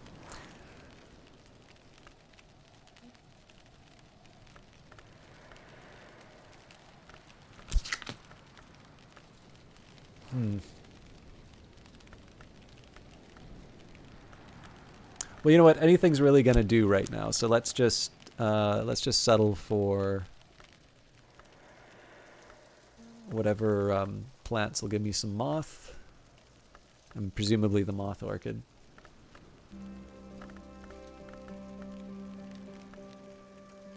Lily will. Oh, Lily won't.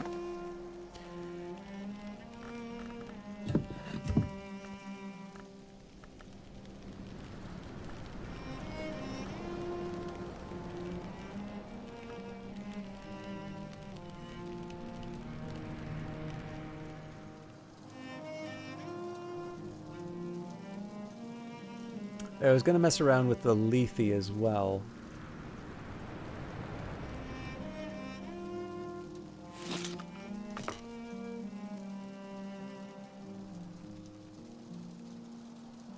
Surely I've got an ink that will give me the moth. Yeah, there we go.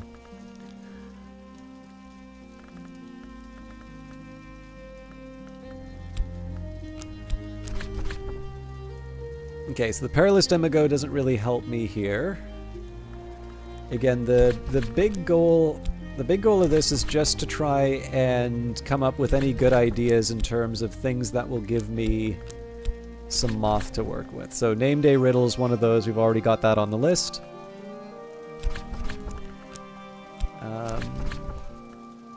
curious hunch.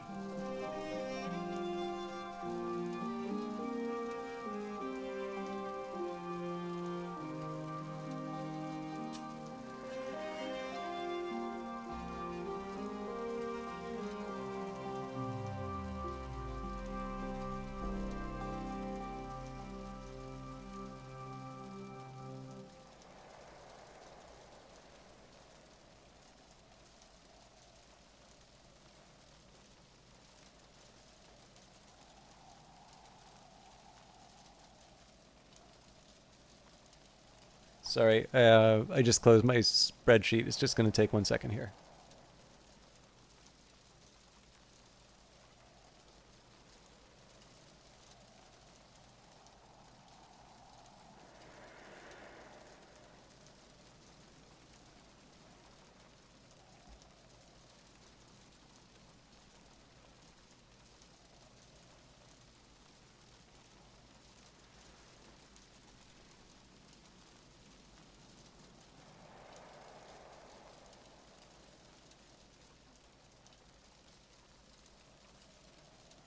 I think a curious hunch might actually give me what I need. So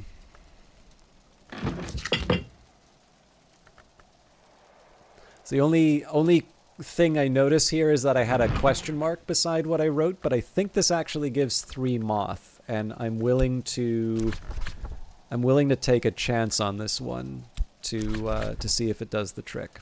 So we need a memory. Oh, that's right. We need a memory. So we're going to hold back on that. So first priority is going to be to level up Rites of the Roots. Second priority is going to be to find a secondary destination for that. And I don't exactly need to be doing more things right now, but I am going to read the Annals of St. Brendan. Do I want to do that? Yeah, let's read the Annals of St. Brendan's just so I know what I'm up against. So, Winter, silence, perhaps. You provided Winter, but not enough to match Mystery Winter. If you're lucky, you might still succeed. Okay. So, let's go for... well, it doesn't really matter, does it? We can add... Oh, wow. Quite powerful with Winter. I can master this mystery.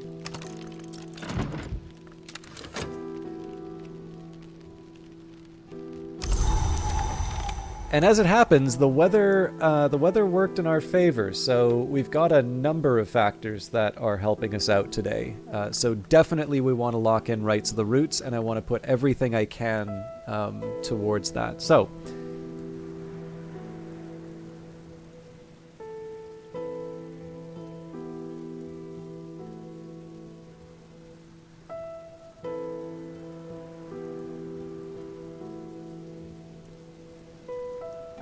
Kukurbit Prisoner Records 1927 will be our next source of impulse.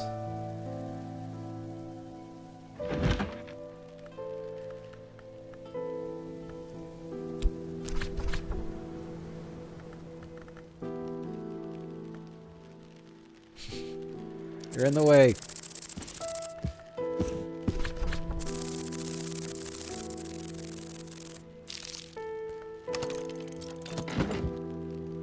We definitely want the Newman and the Earth sign.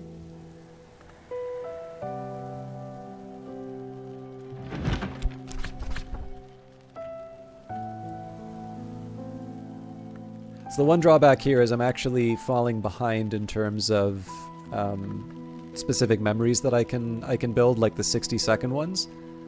I have a little bit of a game plan for them, but it's going to be a bit uncertain.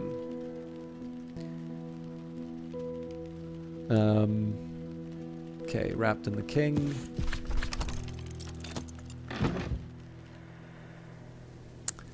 Let's use the Faust for Weaving the World.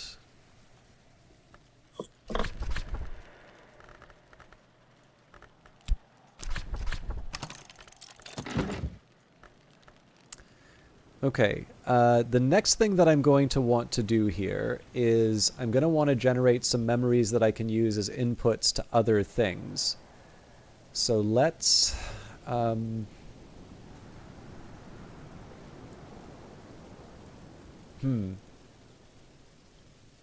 I guess I can go for a pattern.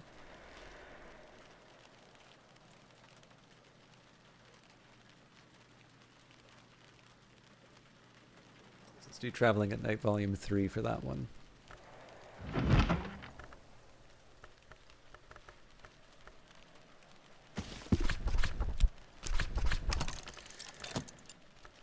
Okay, and then I'm going to pour a glass of water because I suspect I'm going to want to renew my Elements of the Soul rather rapidly this time around. Okay, Isle Water. Brandkrug's Deep Springs. So we'll give it a minute. I should be getting my Element of the Soul back reasonably quickly.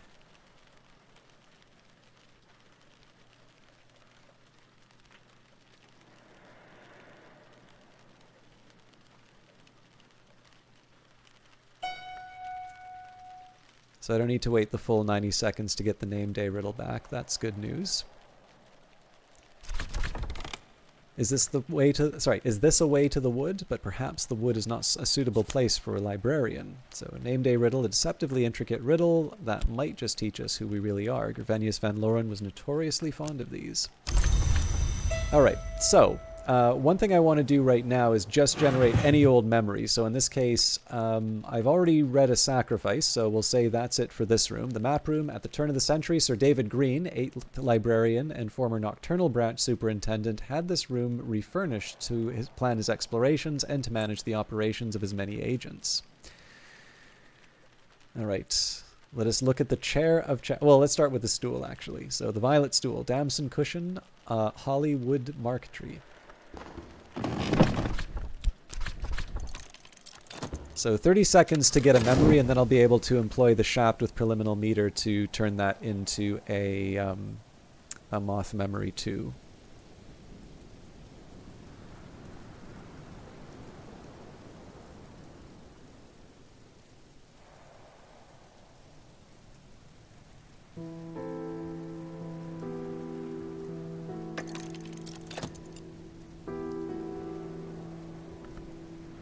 Alright, lots of books.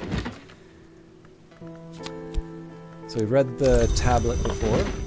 Traveling at Night Volume 3, the annotated dream journals of Christopher Allopoly, sometimes called the only readable occultist, literate, entertaining, bewildering. Allopoly's disquisitions on fire and the unburnt god are interrupted by passages of distractingly erotic poetry addressed to Baldamera. To reach the stag door, I believe that all you really need to want is, all you really need is to want something enough, but I've never wanted anything that much except, of course, Baldamera, and I'm very much afraid that the knot in the story is this. What Baldamera wants is the stag door, but here's something I learned in Persia. Perhaps it'll teach you what you want. So that got us a pattern. Oh, that's right, actually... Yeah, so I sort of wasted time doing that. I might be able to turn this into something useful anyway. Let's move on to Nectar, the Fruits of Knowledge. The Kukurbit Prisoner Records, 1927. Accounts by Governor Collar's private secretary of interventions and experiments in the last years of the Kukurbit prison, focusing primarily on prisoners he believes might have been Carapace Cross lineage. 2 prisoners suspected of oniric crimes are encouraged to access their inner Carapace Cross tendencies and develop the attributes of the Seglaz kind, sickle-formed pseudocrustacea. Regrettably, they lose the ability to breathe air, one dies, and Collars releases the other into the sea. Collars describes how he successfully induced an unstable carapace larva to develop into a greater form, using insects and nectars techniques in the context of considerable moth aspect. He hopes that similar techniques might be used to expedite the moral development of his prisoners.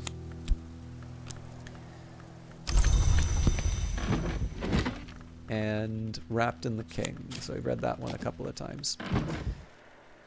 Oop. Okay, so I did stumble a little bit, but I can still see this working for us. So let's take the shaft. So I'll combine that with preliminal meter and the pattern. So that's going to turn it into a curious hunch. So in terms of the special things that I need to build... Oop. the special things that I need to build. So I need to get a scent at some point. Hive's Lament, Name Day Riddle, and an Old Moment. So the Old Moment...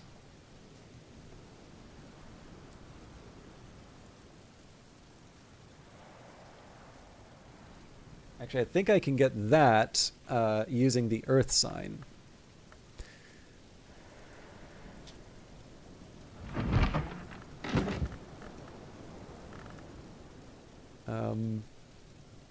So I think Caller's Desk helped me out with this one. No.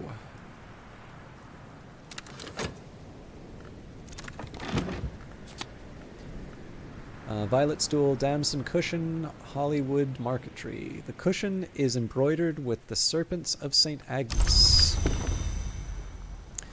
Okay, so I gotta find something that will use... what is it?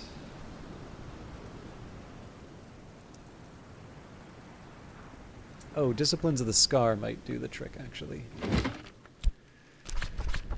Okay, so let's add the Faust. Yep, I just need the lantern.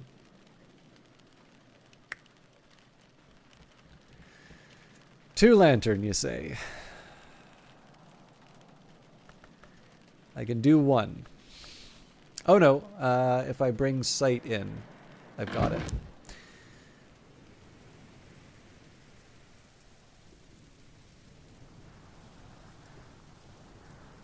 Ooh, this is, yeah, I'm going to get tight on timelines, but I think this will work. Okay. So... I'm going to skip and do the first birth because I need a sight.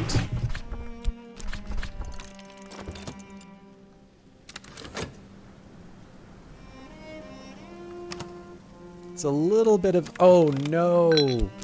I should have been restoring my health right away. I think I can still make this work, but I just made my day so much more difficult.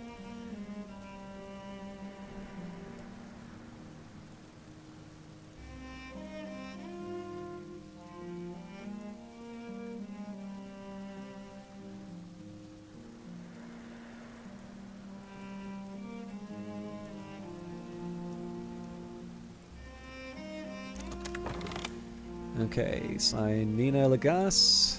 A single ripple disturbs the still surface of a well of blood.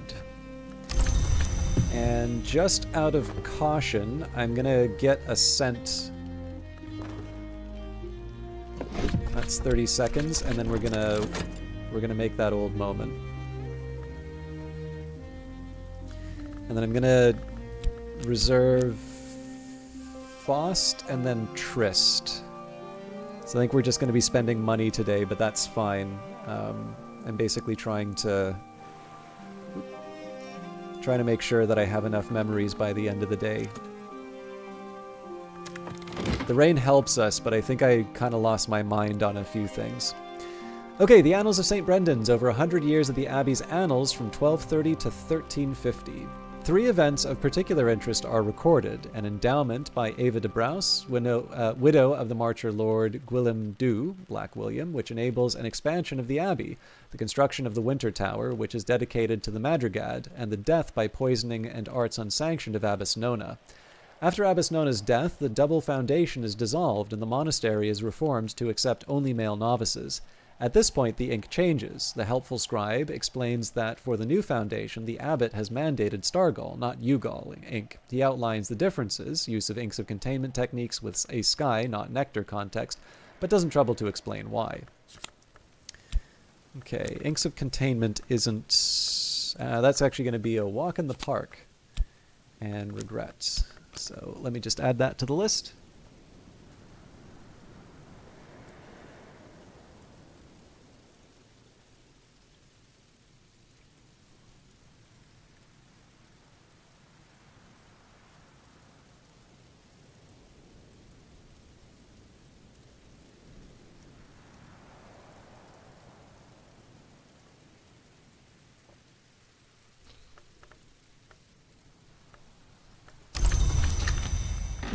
We'll file that away. We're probably going to have to find a new room to house things before too long.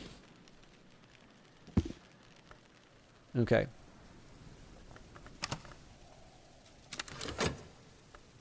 Yeah, so we're going to be cutting it really close in terms of the timings of things, but...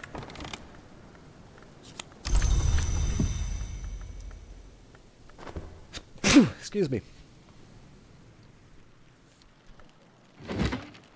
So my brainstorm here was if we use the Faust and the Sight, so now we can combine this with Disciplines of the Scar.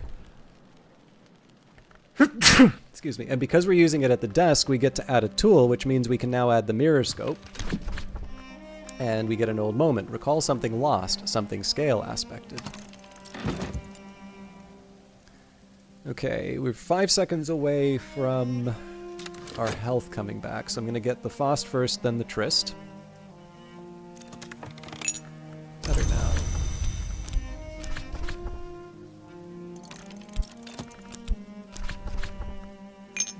And what we're going to use the health for is the Hive's Lament. So it's a little late in the day for me to be taking a 90-second challenge.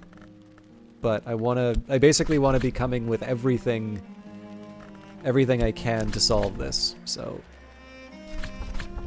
a beating in the heart. So the reason why I got that Faust back is so that I'll be able to recapture the Newman. And then I'll use the Trist to... I'll use the Trist to level up Rights the Roots.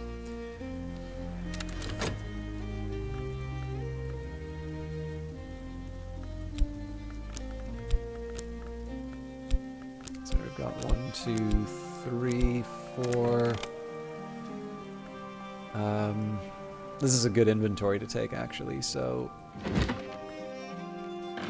5, 6, 7, and the...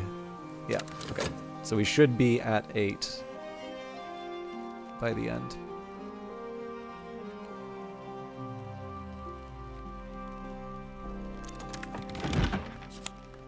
Okay, yep. Curious Hunch works. So a sudden unlikely certainty.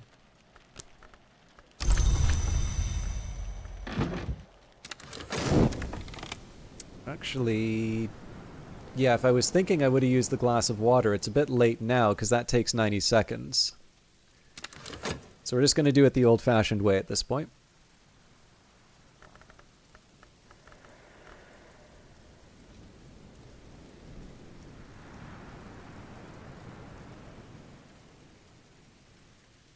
We should be fine. We'll do it late at night, so I may not have the Trist for the next morning, but I'll work with what I have. The next question is going to be, what do I want to do with my Elements of the Soul? Because it's a little hard for me to argue. Like, so Rights of the Roots is going to be level 9 by the end of all of this. So it's going to be hard for me to argue that I need to level up another Nectar skill. We are going to get that Trist right away. In fact, we can rearrange...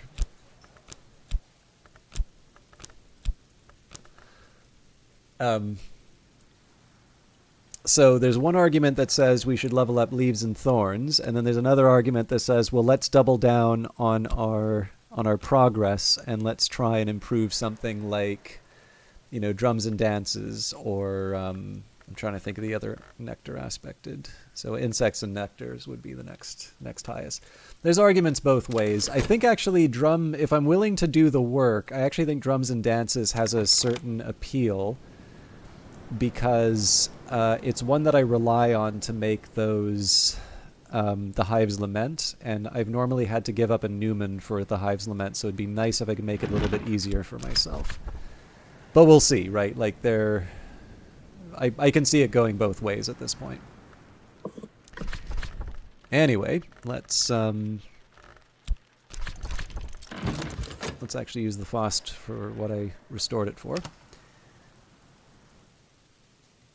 48 seconds, and then 20 for the other two. Oh yeah, we've got plenty of time.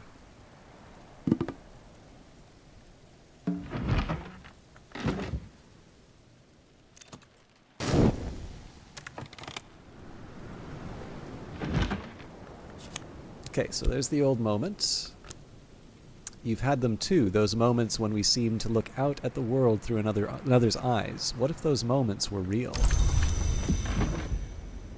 I should probably be using the Faust for something else at this point. You know what? Now is the time for me to take an inventory. Ah, here we go.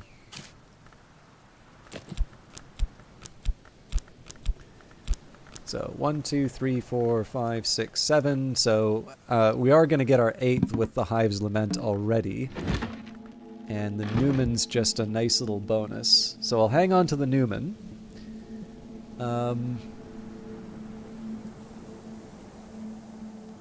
Yeah, at this point, let's just go back to inventorying the contents of the house.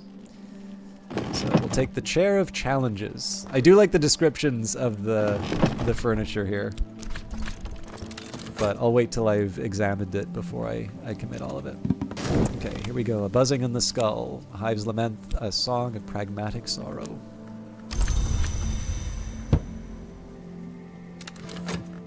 So I need to wait till I get my tryst back anyway, so we're not gonna focus too much on what we're gonna commit yet. The normal rules apply, so if I get to preserve something overnight, I'm gonna hang on to that first. I do want to think about what I'm leveling up first, possibly. But yeah, the idea here is things that are going away are the first priority for leveling up. Things that can stay are the things that I'll hang on to overnight. Oops. The Chair of Challenges. Here the librarian Harries sat to formulate the paradoxes he would bequeath to Van Loren. Perhaps the faintest, driest-voiced murmured, "Who will see the second dawn?" Or perhaps that was only something that once I read. Oh, sound. All right.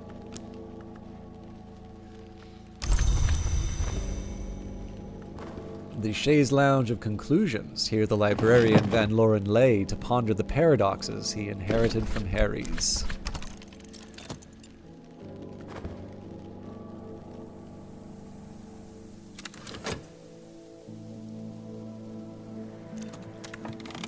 Better now. Alright. So it seems like we... no, sorry, we got 4.2 seconds. I don't think this is going to change anything, but we've got time, so let's not rush this. So there's my Newman.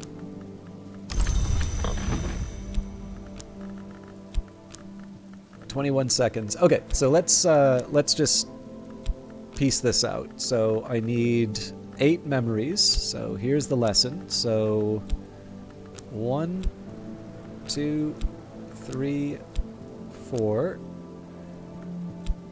5.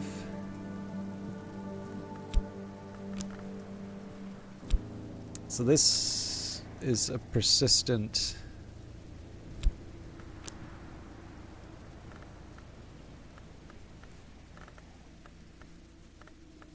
Alright, I guess it doesn't really matter one way or another. So yeah, to me, the most logical step here would actually be to level up Drums and Dances. Like, I'm going to need to level up Leaves and Thorns if I actually want to commit it to the Tree of Wisdoms. But in terms of what will get me something, leveling up Drums and Dances is actually very helpful. So I'm going to want to hang on to Nectar and Heart things. So any Moth stuff's got to go. Any Nectar stuff can stay.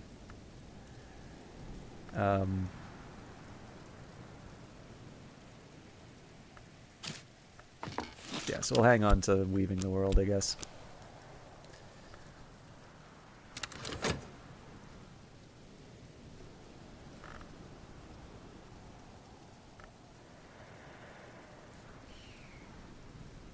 So yeah, a little bit of a silly day, but we got to keep the Newman, which is nice.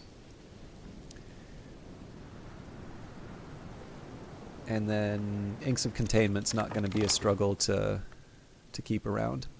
Alright, Chaise Lounge of Conclusions. Here the librarian Van Loren lay to ponder the paradoxes he had inherited from Harries. Perhaps the faintest, driest voice murmured, "The librarian that comes after is not the librarian." Or perhaps that was only something we once read. Or perhaps that was only something that once we read. Worth remembering, we know that Gervenius Van Loren The 11th librarian.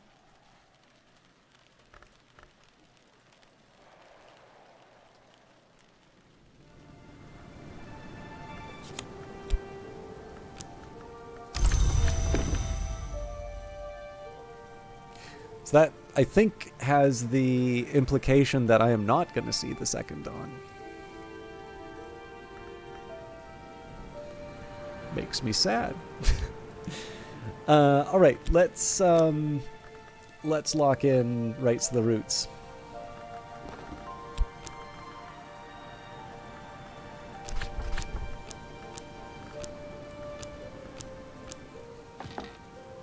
Okay, and our tryst. There's always more to learn.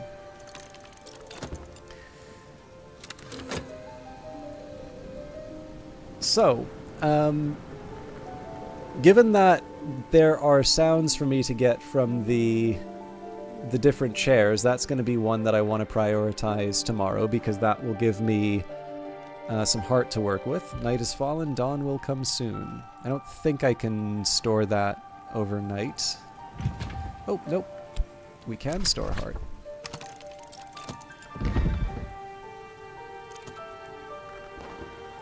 Skill is now level 9. Its power aspects have also increased. So now we need 5 memories with heart or nectar. Or 4, rather, because we've got Weaving the World.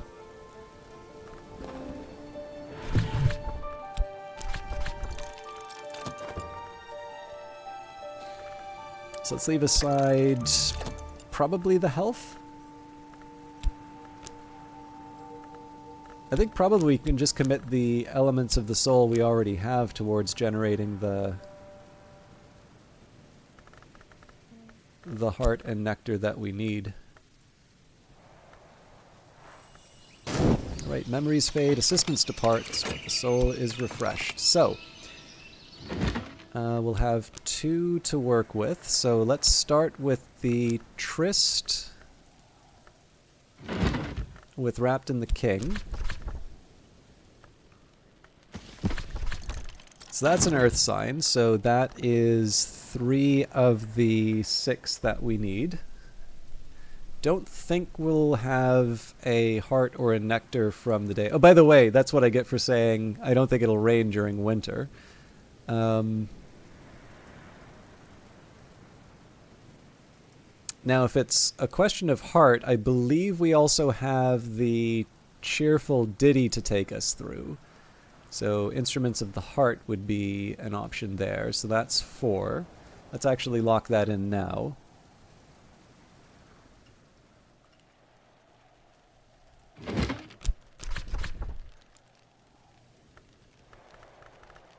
Cheerful Ditty comes from Perugian Diaries, but also Instruments of the Heart, and I don't think I ever actually found Instruments of the Heart. So let's just take a second here and see if we have a little more luck this time around.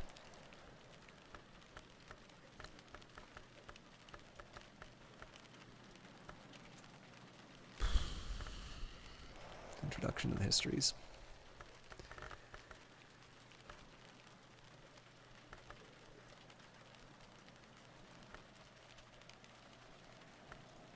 There it is.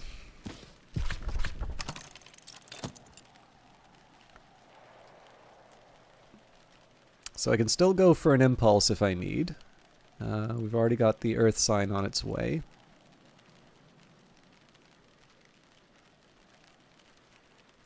So the Damascene Traditions of the House of Leith.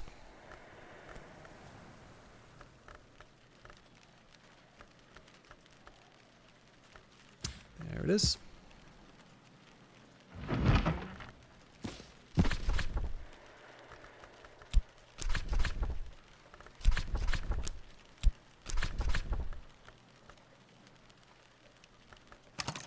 We might want to try and save something for the Inks of Containment. So what was that? We've got 2 coming in. We've got the Earth Sign. Got the Cheerful Ditty. We've got the Impulse.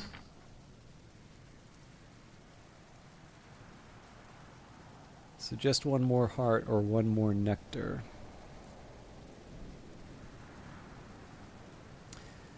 Satisfaction will give me heart. I wonder if I can do better. Solace, heart, and sky. I don't think there's any heart in moon now that I think of it. Or heart in winter for that matter. So yes, we will rely on satisfaction, and for that we will read a catalog of uncharted pleasures.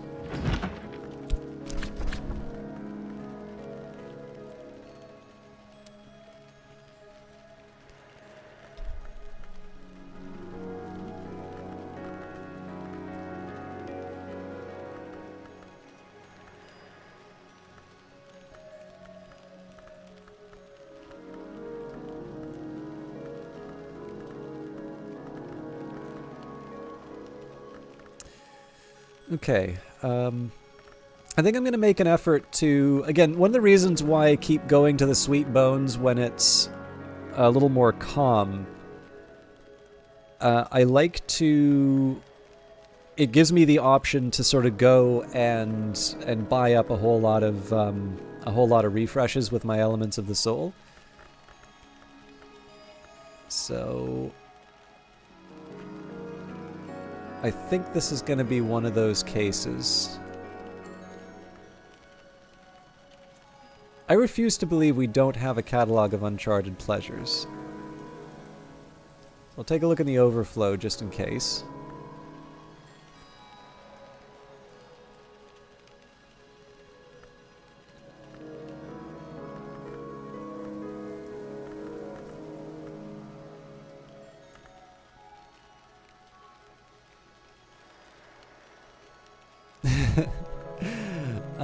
I believe I'm mostly reading to people, but yes, times are tight. You know, that roof ain't gonna fix itself. I don't do my own laundry. Yeah,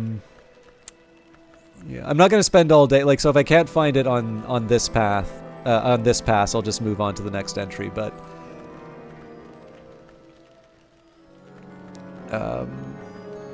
where I can, it's nice to... I'm at the point now where I'm not adding that many new books that I can sort of... Basically, I can... Once I reorder the list, it's... Oh, here it is. It's a little bit easier for me to keep track of everything. Okay, let me just double check this. So we've got Memory 1, Memory 2, 3, 4, 5, and 6 somewhere in the... So actually, probably what I should have done was I should have used my Faust to get a scent. Alright, investigate the object. You won't use this up or consume it by doing this. Madame Matutine, an alluring young woman with deep blue eyes, hard and dark as sapphires. Her teeth are very white. It's hard to be sure, but they seem also to be pointed. Okay, so what I want to be thinking about now is how am I going to level up Inks of Containment. So just a reminder, this is a winter and moon recipe. The Faust was repaired. Well, this is Fascinated, so I haven't fixed that yet. But that's again mostly by design. I'm sorry to go through this again, but I do want to just double check if I can rescue any of these for use with Inks of Containment, and I think the answer is no. Well, you know what? It doesn't hurt to have it in reserve just in case. Especially because I'm not going to be getting winter from anything else. So investigate the object. Let's make the effort. Because we do have fog today. So I really only need to get 3 winter or moon. And that doesn't seem to be that big of a challenge. Oh, actually, there is an easy way that I can look at this. Well, no, hang on. It's one way or the other. I'm going to need to use the whist. So let's focus on the let's focus on the task at hand. A confounding no, it can generate a confounding parable too. Contradiction helps. So for that, we can read Honey the Comprehensive Guide.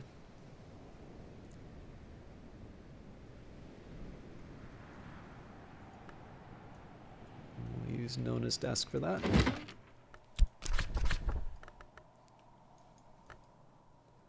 I have two Faust in my inventory, but yeah, it's a little bit like how I wound up unlocking the whole house without without committing anything to the tree. It's just, you know, I never had a good moment to sort of stop doing that thing, so it just wound up running away. Oh, we can move the Newman out. Okay, this is cool. Then yes, I actually only need 2 memories to be able to improve Inks of Containment. Man, this has worked out to be a really good day for us, actually.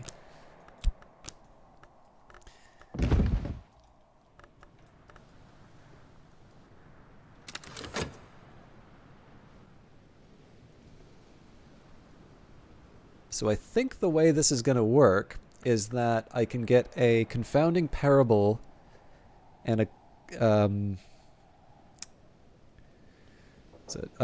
bittersweet certainty just by crafting.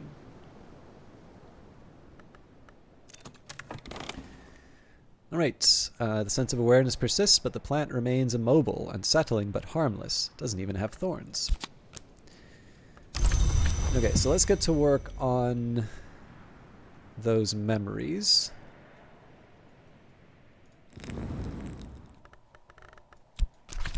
Oops. So I think preliminal meter did the trick. Yep, there we go. Confounding parable.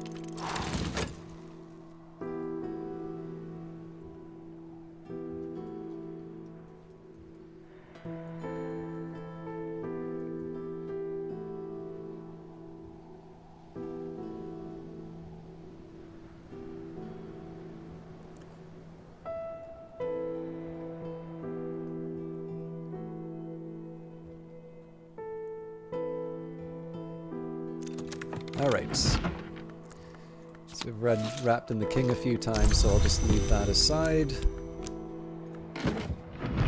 Here we've got the Instruments of the Heart, Sister Isabel, then Precentress of the Abbey Church of St. Brendan's engages in dialogues with a heart-long of a kind called Dwendrazon that has taken partial possession of her body. The Dwendrazon, like all its kind, usually dwells in the Mansis, but can enter the physical world by manifesting as music and take possession of a willing or semi-willing mortal who hears and loves that music, like Isabella. Isabella records her dreams of the High Mansis, where she is accorded the Dwendrazon status and titles. In return, the Dwendrazon enjoys what it calls Caesura, a welcome oblivion. Our mostly blessing is that we may never cease except in Caesura. There is something more that Isabella refers to as the Caesura Magna, but she laments that her Dwendrazon will not tell her exactly what that might be.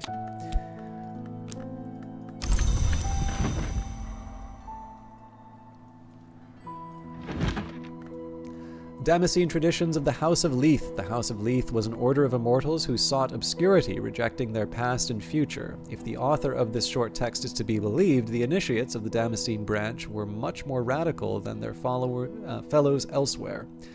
The house generally forbade any potentially procreative activities for fear of the terrible consequences of too long bearing a child.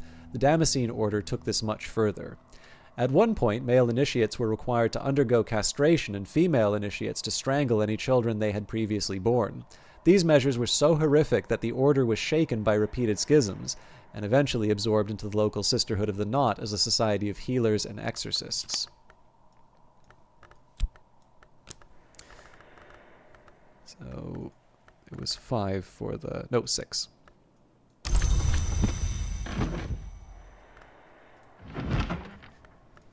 Catalogue of Uncharted Pleasures. The Dark Gentleman is the only and rather grandiosely identified author of this often copied work. Some pleasures, the formula voluptuous attest, are so intense that they can corrupt the laws of the physical world. This text catalogues some of those instances. Birth occurs at the conjunction of pleasure and torment, so the first forbidden acts of the forge birth sparks of delight, which took root in the glory or in nowhere, who can say? So the seeds of the flower maker were planted, though for long years he was nothing but an unfulfilled ache. Some appetites are easier to satisfy than others. I'm not too weirded out by the impulse from that, so I just kind of, so it doesn't exactly make sense, but I understand it anyway. And also just the fact that it's moth and nectar, which I kind of associate a little bit more with the sisterhood.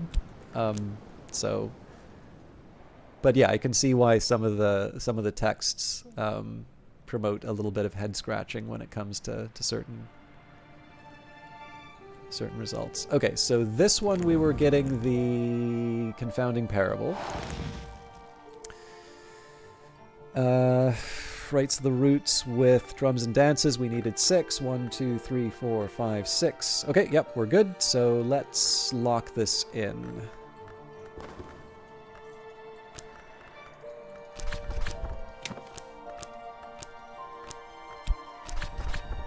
When I thought I'd understood, I'd only begun. And again, the main point behind this is to make it a little bit easier for me to make the Hive's Lament. Now, my next goal is going to be to level up Inks of Containment. As winter and the storms have tightened the seas, I am sitting before the fire in the Sweet Bones with a beef and potato pasty in one hand and a hot ale posset in the other. The Beekeeper's Ends, Dialogues with Bees and Uses for Honey, as erratically recorded by Ricardo Milagro, gardener of Hush House in Musgrave's time.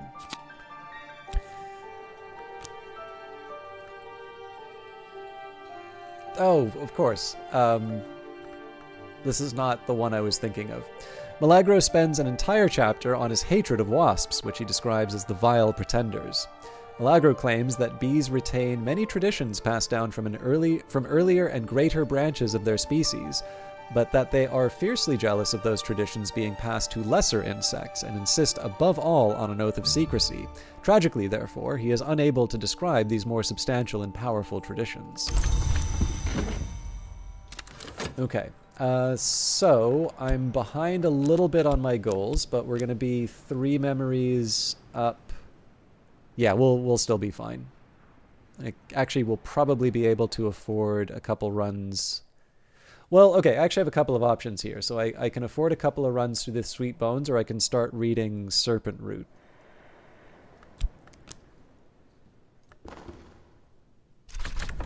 Skill is now level 7.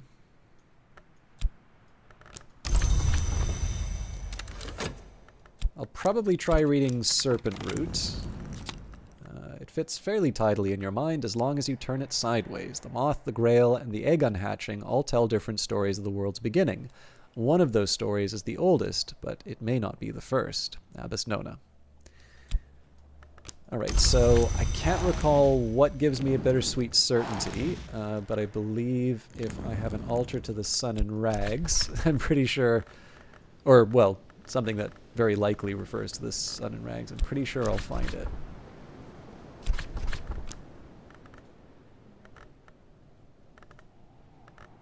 It's probably just as easy for me. I'm just going to go from top to bottom on this one because I'm...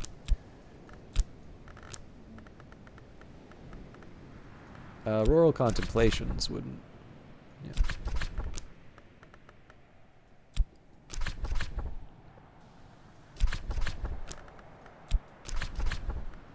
There we go. Find a chilly insight and a memory of snow.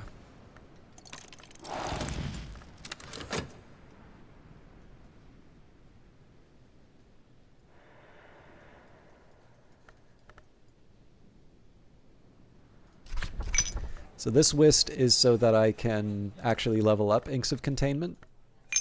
Maybe I'll restore a... Well, I might as well restore my health if I'm going to try and read the book.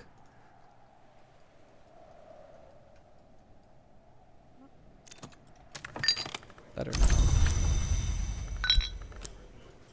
Although I'm not leaving myself a whole lot of time.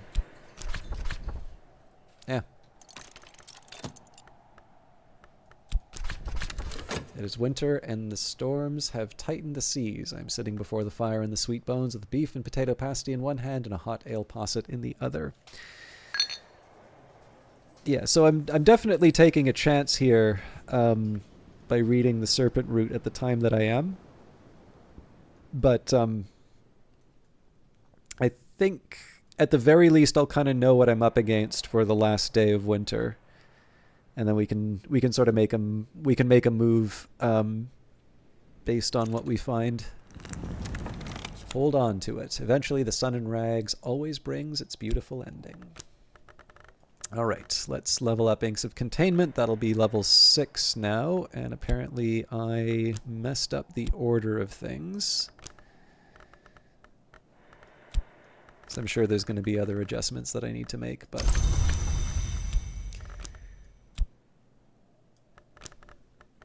yeah, so Sand Stories can go here.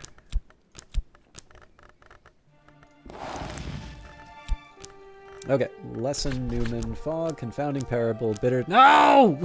Why?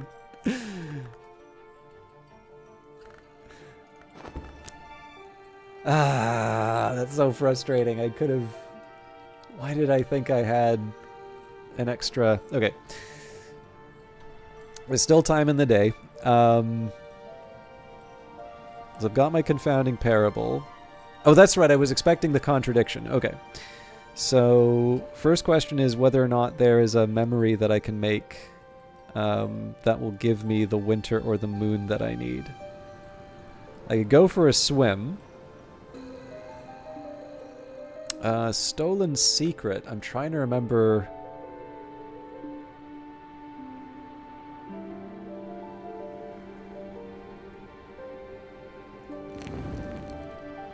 Well, that wouldn't work because I don't have the... You know what? It's just as easy for me to... It's just as easy for me to read a book at this point. So, Honey, the Comprehensive Guide is the book with the big H on it.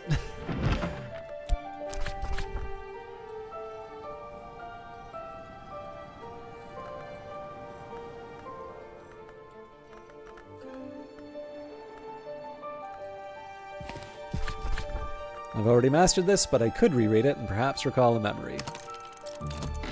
Yeah, so my any plans I might have had for making some money are probably off the table today, but we did finish the Violet Chamber. So in the days of the DeWolfs, this chamber was reserved for the lady of the house. Later, the librarians William Harries and Gervenius Van Loren both preferred it to the librarians' quarters.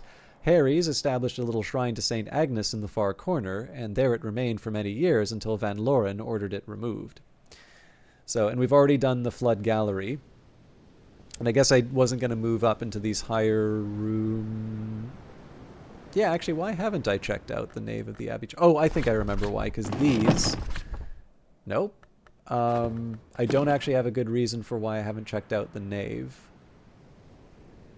And I should, because there isn't anything else for me to...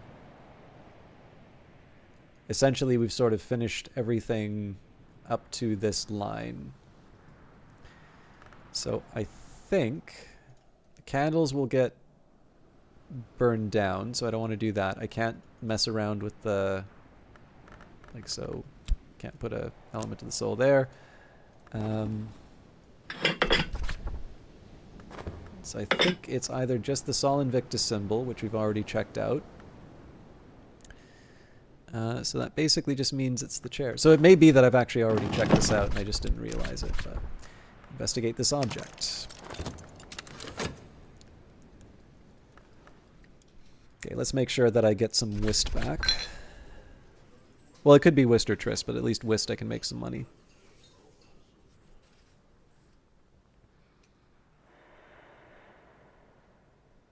And there's actually fewer and fewer reasons for me to be reading this book at this point. Well, you know what? I'm committed, so let's read it at Nona's desk.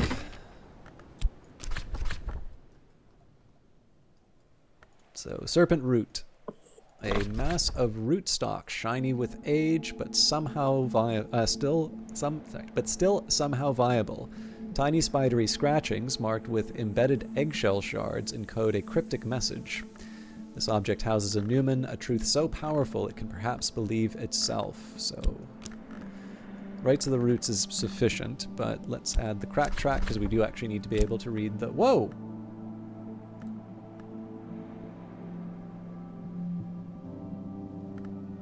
Okay, sorry, I thought it said that I didn't have enough. I'm like, I don't have enough for a 10? I misread, though. I can master this mystery, enough nectar to match mystery nectar.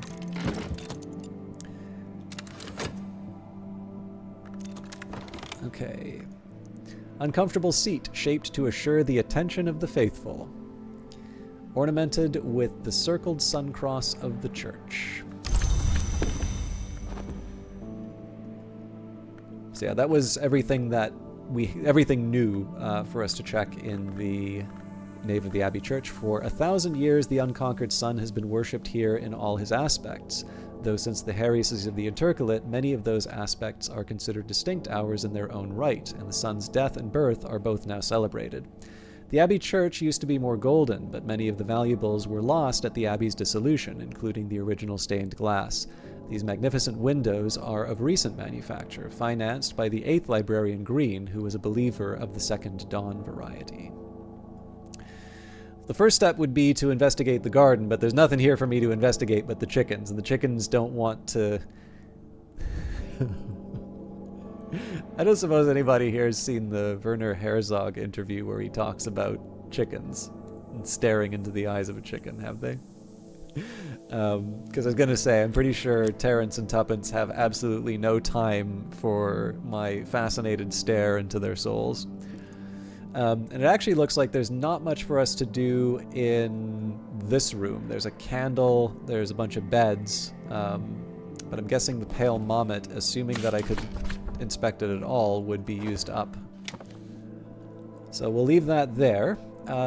Paintings in this room at minimum. So yeah, let's start there. Let's begin with the clock. Oh. I'm guessing if I were to be able to examine this, it would destroy it. So 2 paintings, and we have already read Portrait of a Behatted Lady.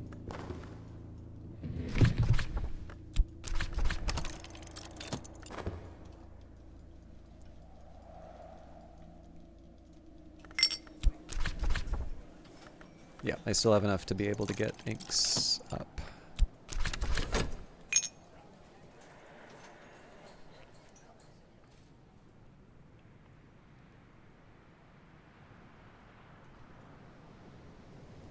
So in terms of rooms that we've investigated, we've gone from the Keeper's Lodge up to the refectory now. Just not bad progress. We got a couple of rooms with a lot of things in them coming up here, but I'd say within a couple of sessions we should probably expect the first part of the house to be examined. The Hatching. Human figures crawl from a clamshell. Signed Nina Lagasse.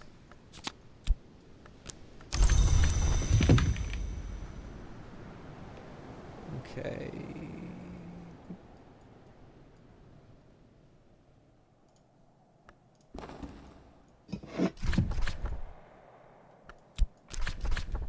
Investigate the object. You won't use this up or consume it by doing this. Oop. Honey, the Comprehensive Guide. Harvey Hattington, pilot, polymath, confectioner, writes with great enthusiasm about the marvelous work of the bee.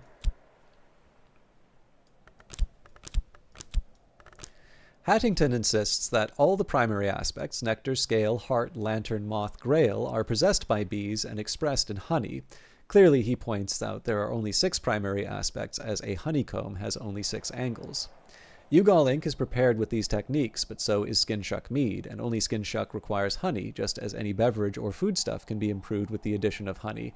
So any garden is improved with the presence of bees, even those bloody blumberendi.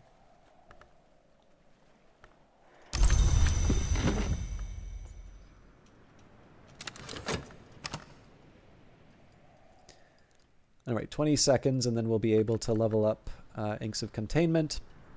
like I said, we have a little bit of a wasted opportunity just because I had to use up an element of the soul, but we should still be able to see what the book gives us, and we'll know how screwed we are at the end of winter when I finish reading. Okay, better now. The glass returns reflected light with some reluctance, so even in broad daylight, the effect is that of dusk.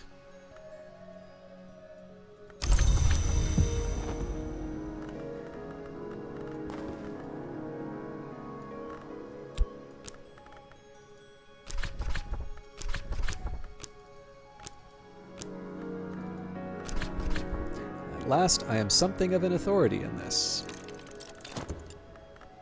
So I do also want to play around a bit with my various ink skills, because I do still need to find a way to make Uzalt and actually make some determinations in my journal. But again, I'm not too upset that that's not happening right now, just because you know, finding out these what these Newman are is also a nice thing to figure out. I think I can overwrite determinations, but I think it said that it'll... I think it's warned you that it'll overwrite it, but doesn't hurt to aim towards something. Alright, the skill is now level 6. Its power aspects have also increased. So that is it for the refectory. Here, the whole Curia used to meet, the librarian and the secretary Salvant, vigilant and enigmatic, sometimes even the secretary Nunciant, although the duties of that office usually kept him away from the house. But there has only ever been one secretary persistent, and she never liked to eat in company. That was in the good times of the Curia's heyday. In later years, the governor of the jail would sit at one end, the librarian at the other, and the clock would tick away the long silences between their words. Okay, I think we're just going to go left to right, because if we can examine all the wall art, this is going to take a while. Yep.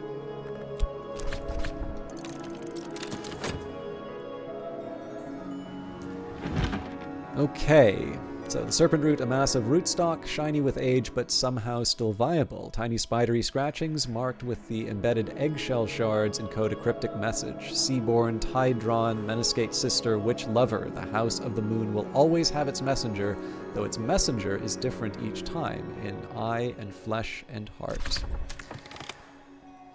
Fights, feats, posterns, loopholes set down against the advent of eternity by powers favoring imperfection and impermanence. Any librarian can use this to establish a history and complete their game, but the Twiceborn can win a particular victory.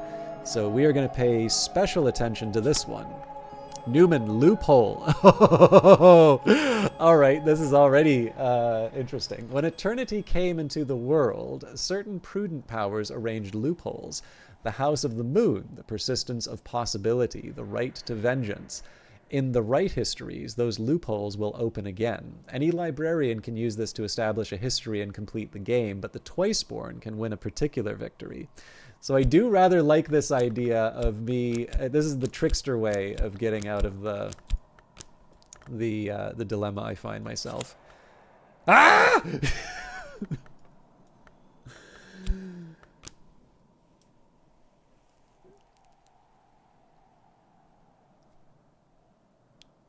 I'm never going to be rid of this stuff.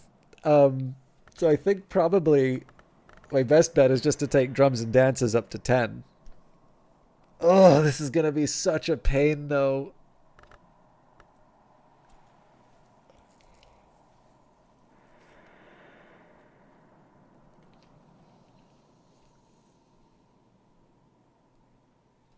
I am interested in this Newman, though.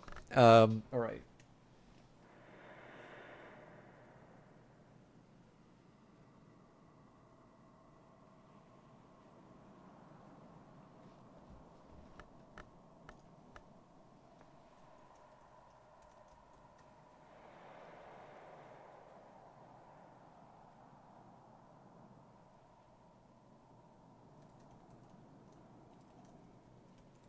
Sorry, just writing an entry for my notes.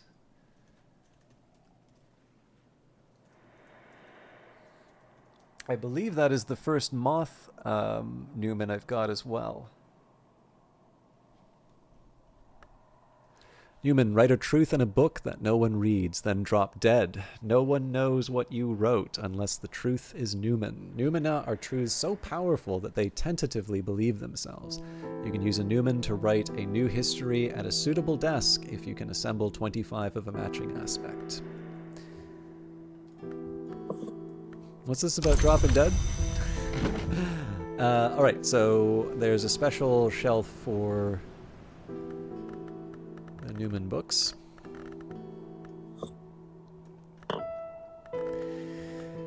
Alright, I've got my work cut out for me, but I guess the good news is that leveling up drums and dances is not going to be as difficult as the other one. So if you can just give me a second here. I know I haven't taken a break, and I probably won't. But I do want to see... I'm actually going to properly... My pen should be charged at this point. I do want to see if I can write down the path that I'm going to take using drums and dances.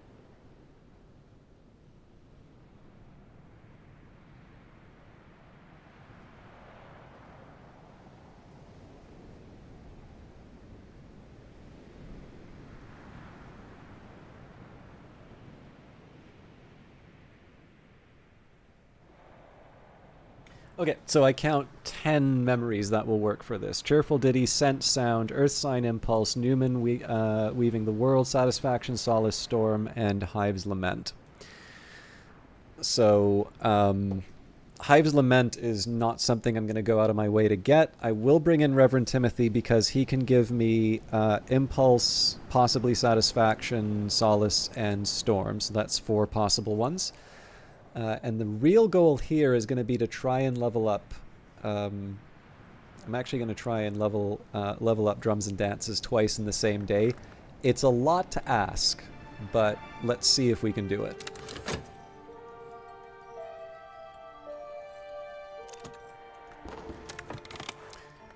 Natalia's practice sword, a varnished length of wood. The name Natalia has been carved into the flat. The wood is dark ash. The practice weapon has seen considerable use and is notched and battered. It must be more than 50 years old.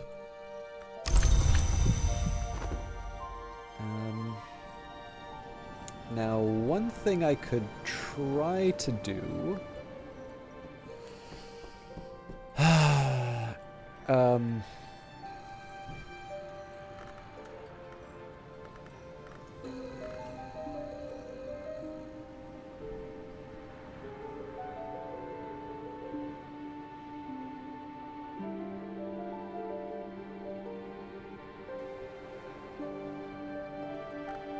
don't think I have a nectar workbench.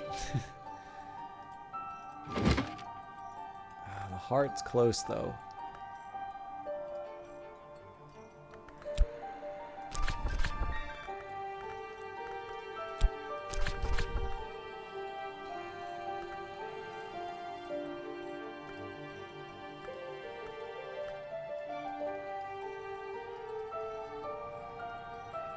Funny thing is, if I had an earth sign, this actually would have... This probably would have worked.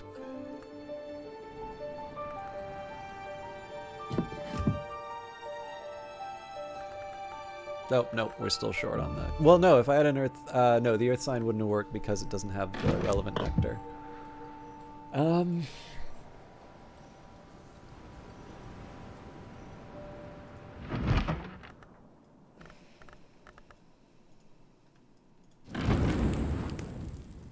This doesn't have a lantern, so that doesn't help me.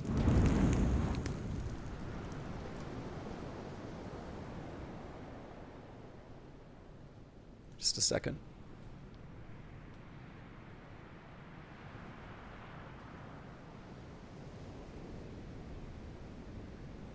Oh, I have an idea. So what I'm trying to do here is generate as many things that my my specific, like my FOST is capable of generating. So I think if I take this and I add strings and songs, maybe?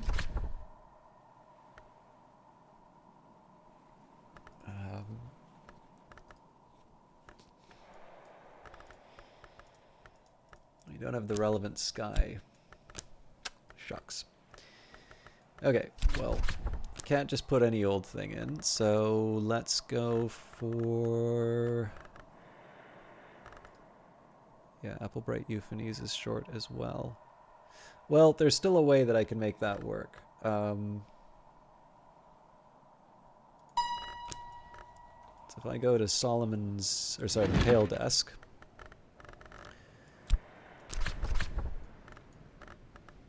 then I can take strings and songs, and if I bring in the Mazarine Fife, which is a ridiculously powerful item, right, it gives me the Wistful Air. The Wistful Air is not the Cheerful Ditty. I do need to bring enough heart to actually make that count. Oh, this is not nearly as hard as I'm making it out to be. Drums and Dances can make a cheerful ditty.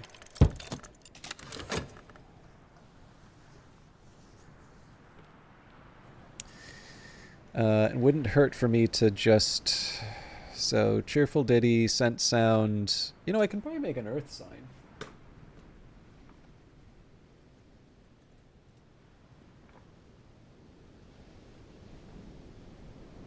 I cannot. Okay, can't make an Impulse, Satisfaction, Solace, Storm. Can make a Hive's Lament, but I'm probably not going to need it. Alright. But I need 7 for today? Yes, 7. So 1, 2, 3...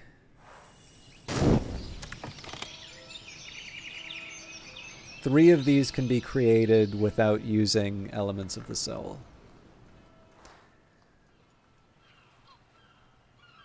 So, let's start by getting Reverend Timothy in on the action. Sorry, I should read this. Reverend Timothy always jumps at the offer of my company. Now, the next thing we're going to do is employ as many elements of the soul as necessary. So let's go for...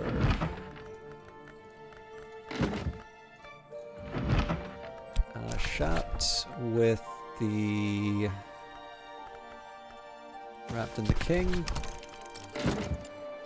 So that's the earth sign spoken for. So I'm just trying to keep track of these as I go by.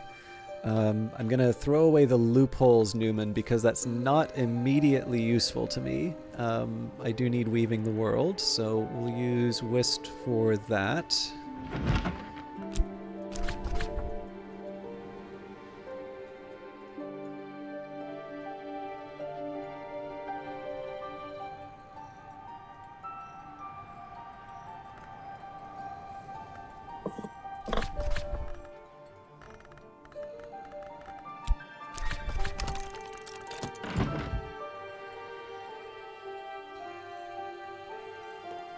Okay, so the shame here sort of is that the elements of the soul, like right now, these don't have anything to do.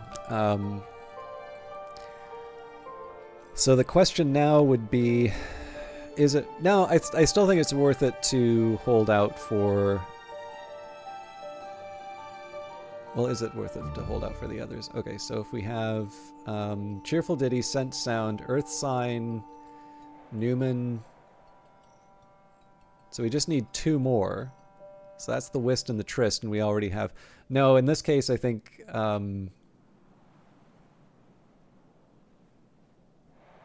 Impulse and Solace make a whole lot of sense.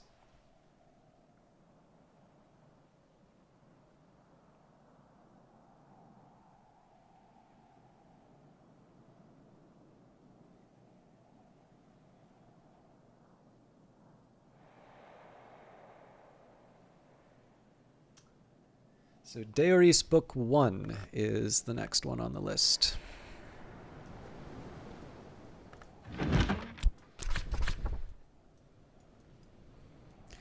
Don't know if I'm going to be able to get that top level today, but we will at least get very close, which is good enough for me at this point.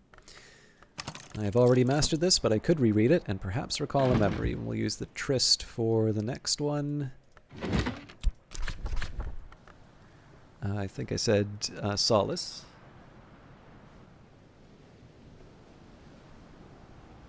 That is Notes on Bindings. That I actually don't remember.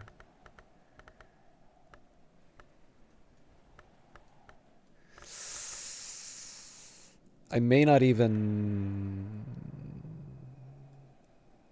have it. Oh.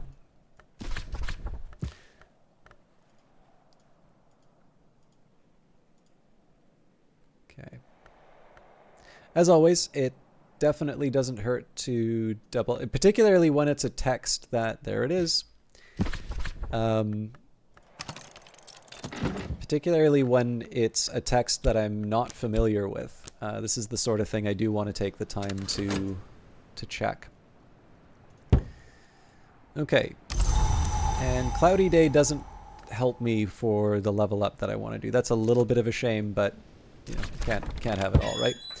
Reverend Timothy always jumps at the offer of my company, so we're gonna start by talking with him. If we're lucky, he's not gonna step on one of the memories that we generate. My hope is that he's gonna generate the memory sort of on the back end, and we might be able to translate that into a level up for Rights the Roots. But I'm really taking a flyer on this one. So Reverend Timothy is always happy to chat. So we're gonna collect the Faust and restore that right away.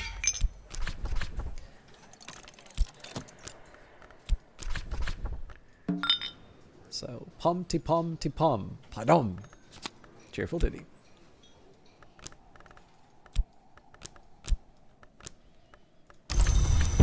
Now, I don't have a whole lot of free time with the Faust here, so what we're going to do is we're going to get the scent and we're going to get the sound first, then we can go back to our investigations. Although, chances are, we'll actually go back to generating a scent and a sound right away. So investigate this object.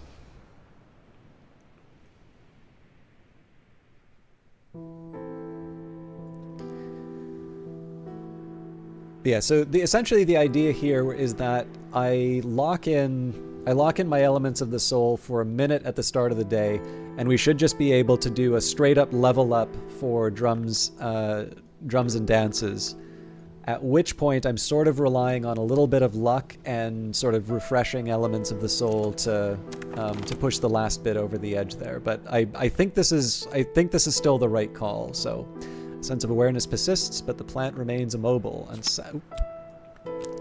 unsettling but harmless. Doesn't even have thorns. Okay, back to, let's do the Chair of Challenges.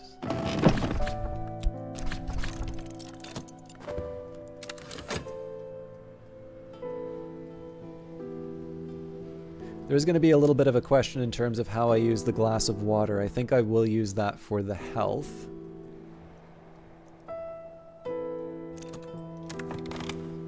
I I don't need to listen to everything Reverend Timothy says. He doesn't really even expect me to, but I'm often glad when I do. So anything Timothy generates should be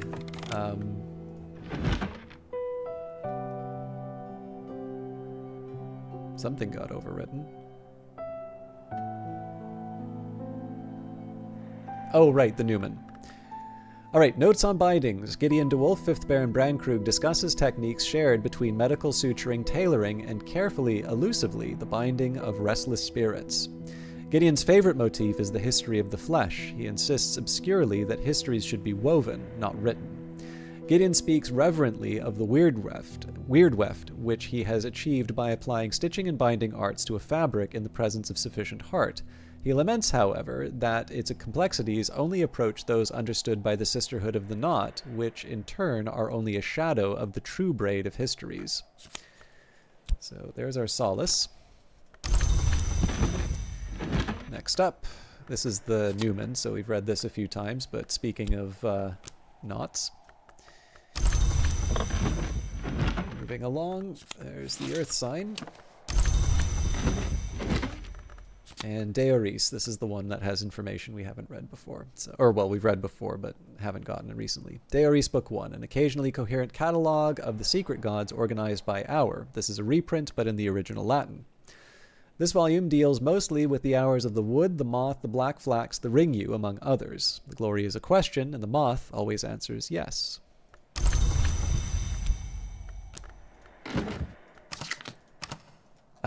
Okay.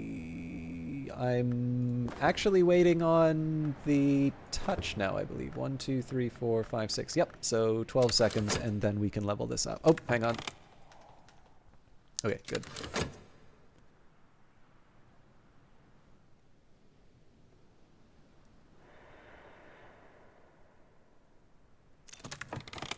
Better now. All right. Let's list up next. I'm getting really strict with the sweet bones here, specifically because I basically need everything to go in my favor here. So one of the things that I'm going to be doing is getting Weaving the World and Earth Sign back. Those are the persistent memories. And then I'm going to be using my fascinated fascinated Faust to generate the cheerful ditty, the scent, and the sound. It's winter and the storms have tightened the seas. I am sitting before the fire in the sweet bones with a beef and potato pasty in one hand and a hot ale posset in the other. Perhaps the faintest, driest voice murmured, "Who will see the second dawn?" Or perhaps that was only something that I once read. Alright, so before we go any further, let's take drums and dances. Let's take the health. Right to the roots, cheerful ditty, scent, solace, Newman, earth sign, impulse, sound. At last I approach mastery. And in 30 seconds we get to do this all over again. And actually let's get that Newman, regardless of what happens, I'm going to get that Newman. So we can start that right away. So I'm not really obsessing over Numa. Like, if Numa happens, Numa happens. I think it's sensible not to like keep a, like, I don't think you want to keep an arsenal of memories like I used to during the beta before the Numa thing popped in. I feel like that's a oh, you know what? I could have saved a bit of time. No, I couldn't have. Well, maybe.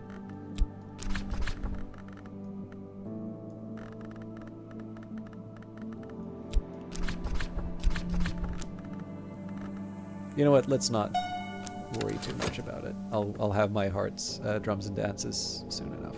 Oh, but I can. No, I can't. Right. I think in this unique case, I am actually prevented from using the Fascinated Faust. Alright.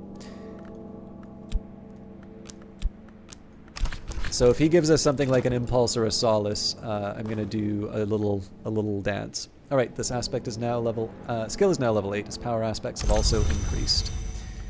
Probably should be moving this into its proper 9 position.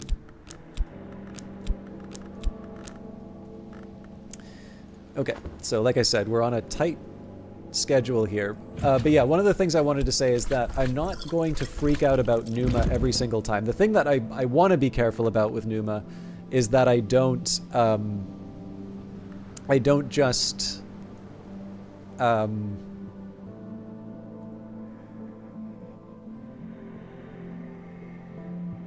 like I don't want to hoard a bunch of lessons to a point where I'm not going to be able to achieve the the lessons that I want in time for Numa. And because I have a limited number of elements of the soul, I'm a bit more restricted in terms of what I can level up. But the main goal of what I'm doing right now in terms of getting my elements of the soul back, all of these are going to be persistent memories first. And then if there's something left over for me to work with, I'll be able to level up Rites of the Roots. If I can't, well, if it's Numa, I'm going to be able to, every 30 seconds, I'm going to be able to generate the scent and the... It's like, I'll give you an example. Like, let's say if this was the main worry, right? The two things I want to walk away with today will be actually 3 things. So I want the Newman, because that's a persistent memory. I want the Earth Sign, because that's a persistent memory. And then I want a Cheerful Ditty, because that should have Heart Aspect and Heart Aspect, well, Heart and Sky. That's something that I should be able to take with me in Dream. So that's 3 of the 8 that I need. In addition to that, I would be able to, within a minute, with my Fascinated Faust, generate a scent and a sound. So that's 5 of the 8 that I require.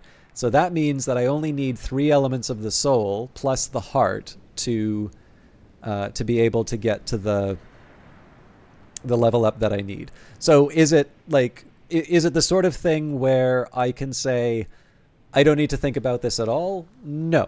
But so long as I have that initial seed of 3, I basically get 5 for free just because right now I have a renewable element of the soul in the form of the Fascination. So overall, I'm not too fussed about the state of the playthrough.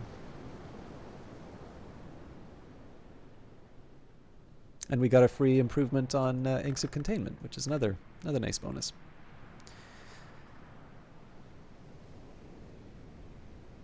The only thing I'm behind on that I kind of wanted to do this session was to actually try and make the Uzult. But I'll worry about that when I can. Let's go for another Whist. You know what? We'll do a Shaft. I figure it's nice to have variety.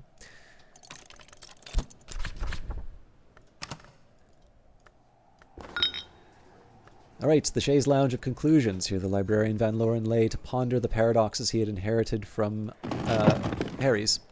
Perhaps the faintest, driest voice murmured, the librarian that comes after is not the librarian. Or perhaps that was only something that once we read.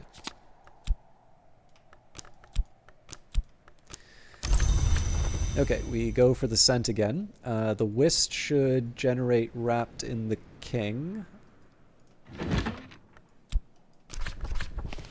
Or the Earth Sign, rather. So now we will make our scent.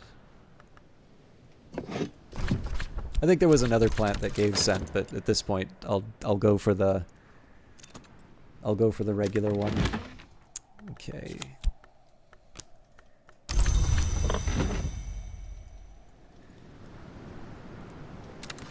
So I have a minute before I get the heart back.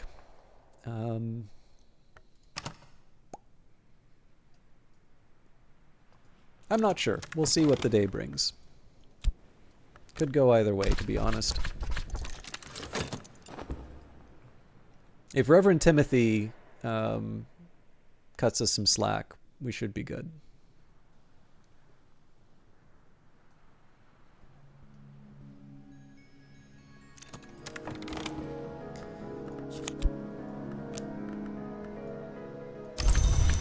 Okay, so now we use the Faust to generate the cheerful ditty. This one always gets a little awkward because we're using drums and dances, which is the thing that I actually need to level up. But in this case, we know we can't level it up anyway, so I'm not giving anything up. But you can see a couple of situations where I could potentially, well, obviously if I don't have the memories, I'm not going to use it. Excuse me. And if I have the memories, I'm going to level it up. I'm not going to make a cheerful ditty. But given my tendency to sort of like overdo it on some things, I can imagine a situation where I actually have the 8 memories and then I wind up committing, I wind up committing for the memory just because I was careless, let's say. Okay, better now. Let's take the Faust. Deserved a little quiet time. So this I'm reserving just on the chance we're going to be able to level things up. Let's go for... Okay, there's the Earth sign. My best bet here, actually, now that I think of this... So let me just knock these... Okay, so we've got Earth sign for sure, we've got the Newman for sure, we've got the cheerful ditty for sure. So we've also got the scent and the sound. So I'm looking for an impulse, satisfaction, solace, or storm. All of these are things that I can generate in the last minute before the day. So here's what I'm going to do instead. So we say, all right, we've got 1, 2, 3, 4, 5. 2, 3, 4, 5. Right. So I need 3 elements of the soul. I'm getting 1 back now. That's going to take a minute. 2 minutes. Ooh, wow. That's a narrow, narrow, narrow window. God, is there any other way that I can... Sorry, I'm just going to take a second here and take a look at my list again.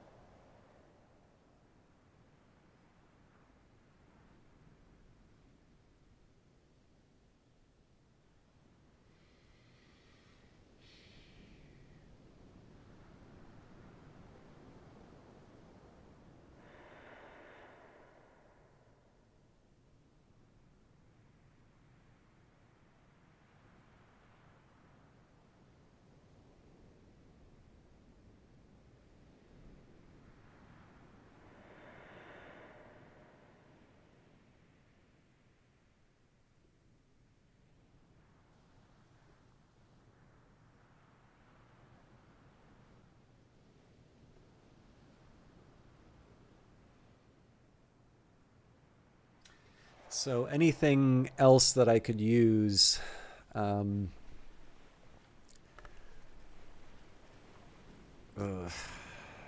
Okay.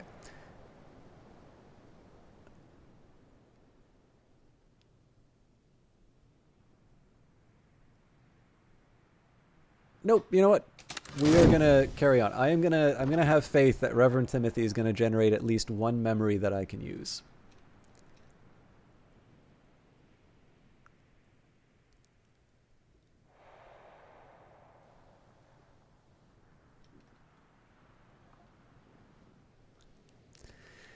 My phone is exploding. Apparently a sports team won a sports thing. I am a very big sports fan, as you can tell. Aren't you proud of that sports team? Pompty-pompty-pom-padom. So yeah, I was really trying to think about ways that I could get this Faust to try and try and do something sneaky for me. Well, okay, actually, you know what? There is a Hail Mary that I can do here. I'm going to consider the other sword, because I really don't want to do this. But I could actually read a book with this Faust if I felt really pressured. It is truly a last resort. That is like, I'm gonna lose stuff otherwise. But this is actually the one case I would make an exception, just because I'm so close to being able to pull this off. So, right, investigate the object. You won't use this up or consume it by doing this.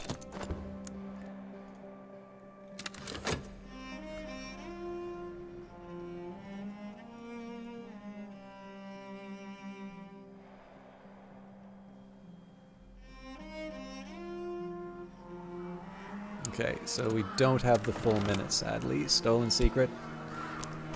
Don't let me down, Timothy.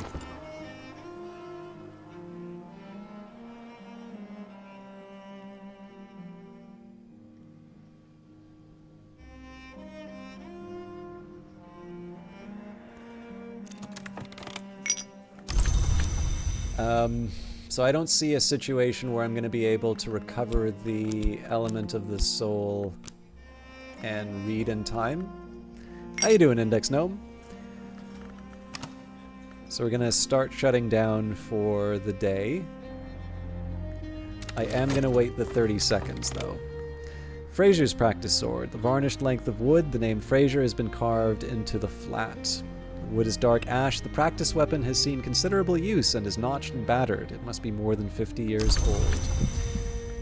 So I will take a look at one more item before possibly tainting one of the books.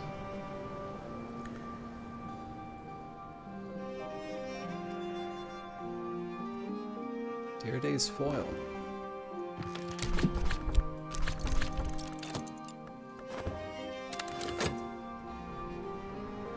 Timothy, you know you're my favorite. It's a little impulse, little solace. Is that so wrong to ask?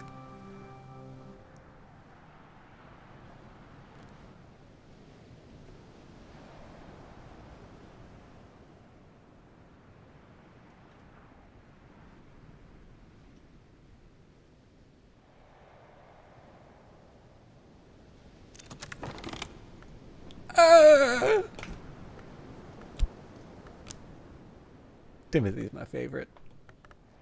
1, 2, 3, 4, 5, 6. Shapt and Faust can generate the memories I need. So,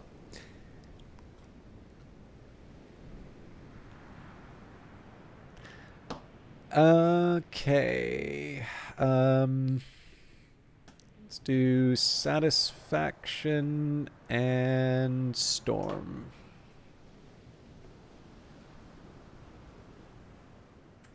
The Impertinent Vitulation is first up. And Index Gnome, I've been getting Rites of the Roots for basically every book I've been reading lately, and I've found it quite challenging to get everything leveled up, so my disproportionate reaction to getting a certain memory is just the fact that I'm finally going to be rid of these Rites of the Roots for a while. Assuming I can find the Impertinent Vitulation.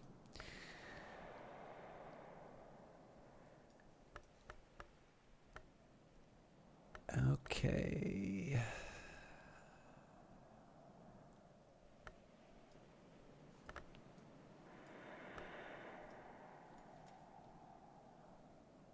It is possible I don't have it in this one, but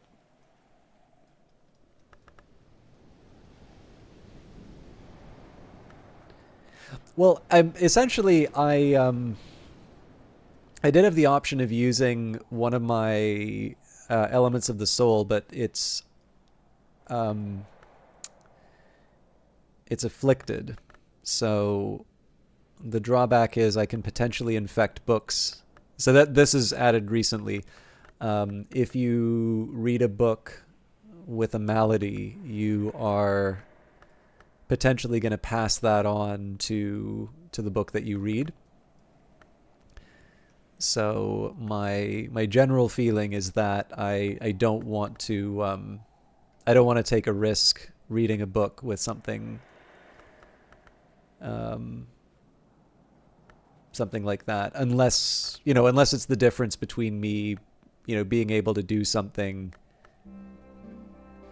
Yes, do something that day or lose all the work that I put towards it. So,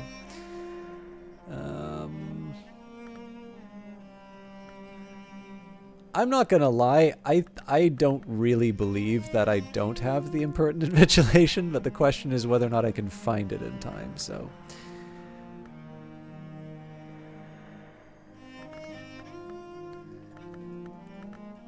It's almost certainly not going to be up here because I kind of saved that for the. All right. Well, we'll move on. Callicite supplications.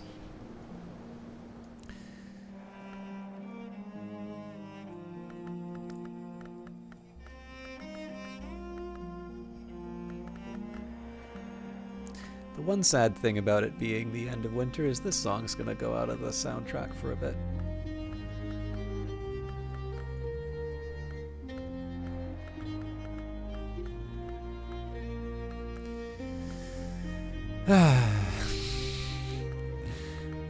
Book with CS on the back. How hard can it be to find? If I'm still playing this playthrough until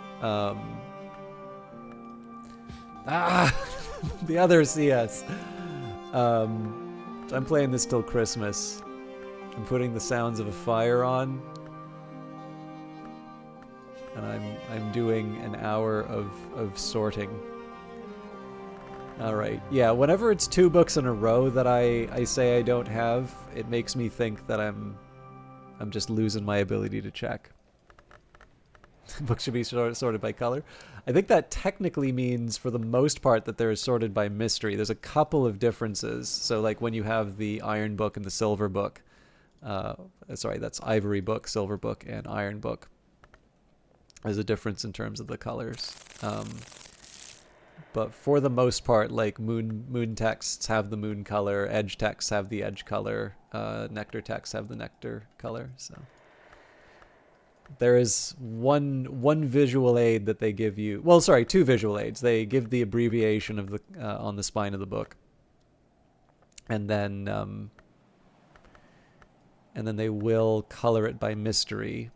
But then it's kind of up to the player. Like, I think I don't know if you've heard me specifically formulate it this way, but one of the big appeals to me for this game is definitely about, how so much of it is sort of about sort of the ordering of knowledge. I like the way it represents learning. I like the sort of parallels between restoring Hush House and restoring your elements of the soul. And I like how I sort of like how one of the decisions that you're faced with, in terms of how you can sort it, would be the mysteries, the topics that are talked about. So there's a bunch of books by the DeWolfs. There's a bunch of books by Christopher Olopoli. Like, there's regular names that sort of appear, and it might make sense to sort of keep those authors together. You might want to organize them by the memory that they give you, which is a little mechanical in the game, but it is still it's a logical way of sorting them, because it is sort of sorting them by contents. But in the end, it's up to you, right? All of that stuff will be a decision that you make. And so in the end, it's a feature I really like about the game, but because I sort of neglected that part when I was storing all of the books, I'm sort of paying for that now that I've got over 100 in the library. Okay, my good old friend Fekri's Herbery. We know you have that one. And then, what did I say? I think I was going for Satisfaction and then Storm. And apparently Apollo and Marsyas is first on the list. It's an easy one for me to find, because that is my go-to Storm book. Okay, so it is going to be the evening when these books are finished. I do want to be careful. Actually, you know what? I'm going to leave the Faust on its own, I think.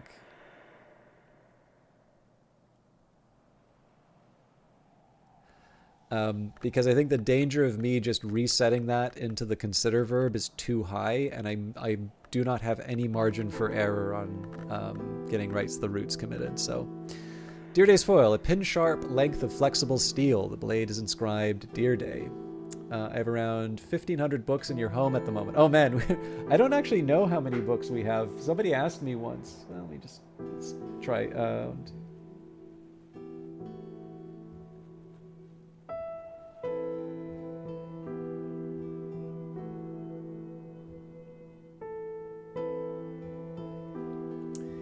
I'm curious about this now.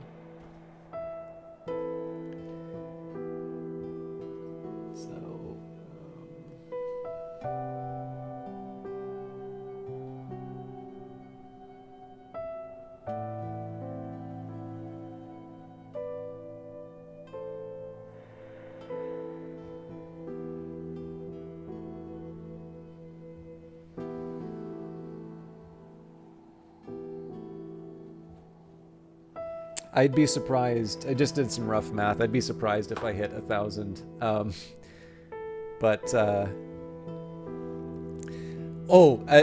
Sorted by color in a house is really nice. I will agree on that one. I think the big thing, I'm renting. I'll probably be renting for a while, but I think one thing I'd like, if I do find a more permanent place to live, I do actually finally want to get some proper bookshelves. Okay, let's try that again. Dear Day's foil, a pin-sharp length of flexible steel. The blade is inscribed Dear Day. Dear Day was one half of the Edge Dyad that Natalia Brulot hoped to lure to Hush House to learn from them or to imprison them. So yeah, we're not touching the Faust in this case because I want to, and let me just double check. 1, 2, 3, 4, 5, 6. We have 1 and 2.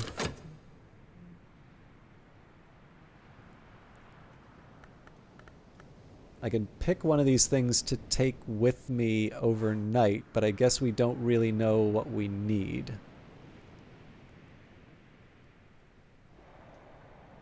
And I suspect I'm not going to have my health back for the morning, and that's just going to be life.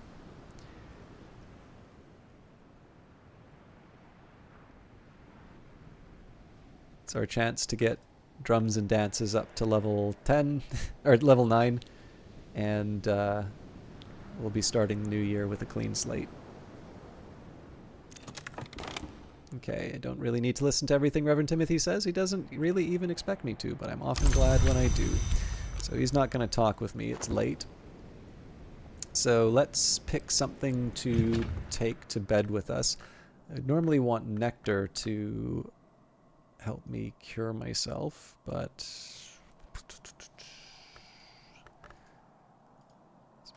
let's go for foresight because that has 2 different aspects.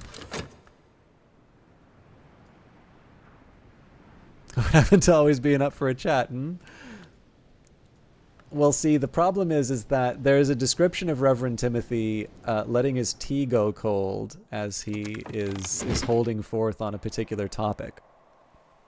And so if he had drank more tea, he would be alert enough for an evening chat. But because his tea went undrank because he was talking, he actually does need to go to bed. Fekri's Herbery, the early wisdom of Eshen Fekri, at that point a traveling healer, and much later the secretary salvant of the Curia of the Isle. As a Skaptodon, Eason may consume only that which is found in the earth, so he's best with root lore. Eason identifies a pale seaweed found on the beaches of Cornwall as a useful source of rose and winter aspect. His tone here is a little guilty, perhaps because he's showing an interest in sea produce, which might be thought unwise for a Skaptodon, and perhaps because his proposal to name it Ava's Locks suggests a tiny crush on the pale lady of Brandkrug. And honestly, who can blame him?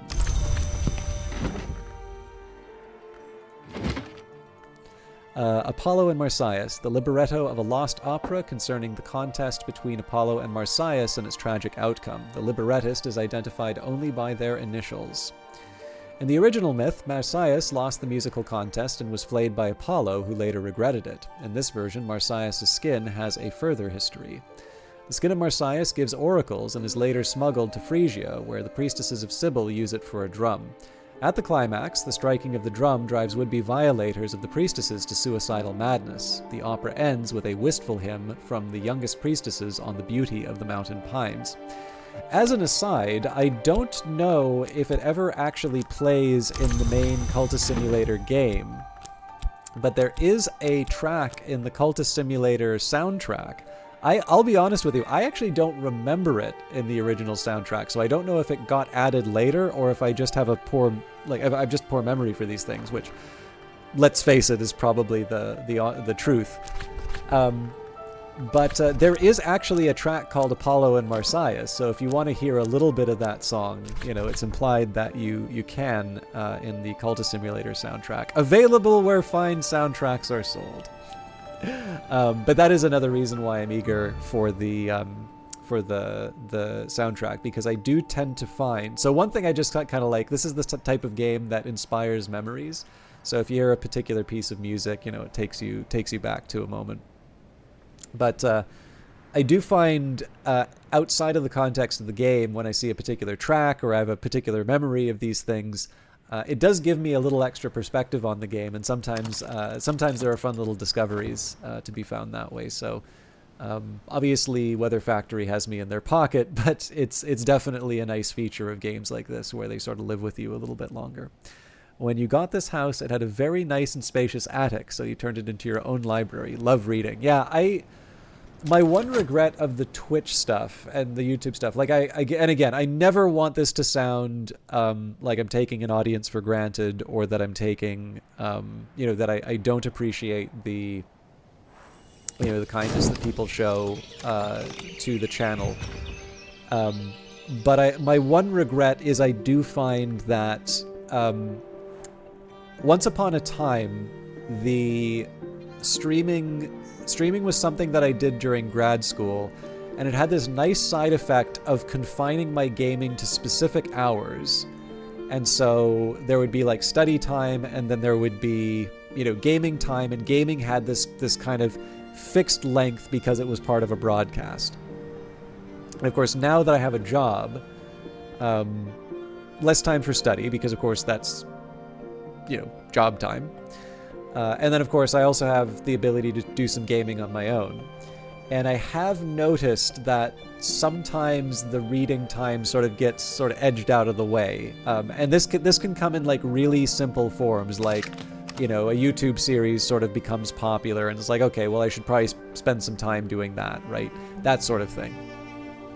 So again, I'm responsible for how I manage my time. None of that is supposed to be an expression of regret in terms of the way things are. I think it's cool that people do want to watch my stuff, but I do kind of recognize that if I'm honest with myself, I like reading a lot, and I've noticed that for my own part, I sort of feel like I should be doing more of it. Given, I don't know, like given my preferences and the time I actually have available, as opposed to the time that I sort of, how do I put it?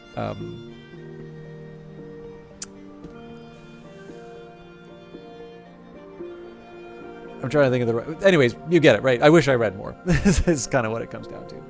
Although I have been trying to force myself... Not even trying. I have been forcing myself to actually, sit down and do it. It just used to be that I didn't have to sit down and force myself to do it. It would just be a natural thing to sit down with a book. Although I suppose even then, the studies would be a motivator for that, so... anyways...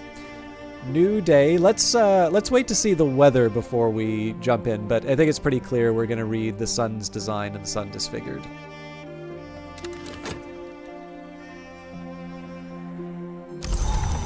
Okay, sunny day. Maybe we'll try and see if we can make Uzalt as well. The yearly stipend from St. Ronwin's has arrived, along with the usual rather sniffy reminder that I should spend it wisely.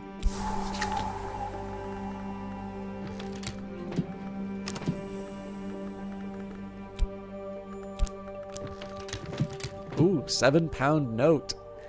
Swirls and curlicues and solemn hues. Until recently, one could exchange banknotes for gold in the banks of the capital. A £7 note can still be exchanged for rarer metals in rarer places. That's interesting. So does that imply... Break a £7 note, the postmistress will accept the offering and bestow upon me the appropriate change. No.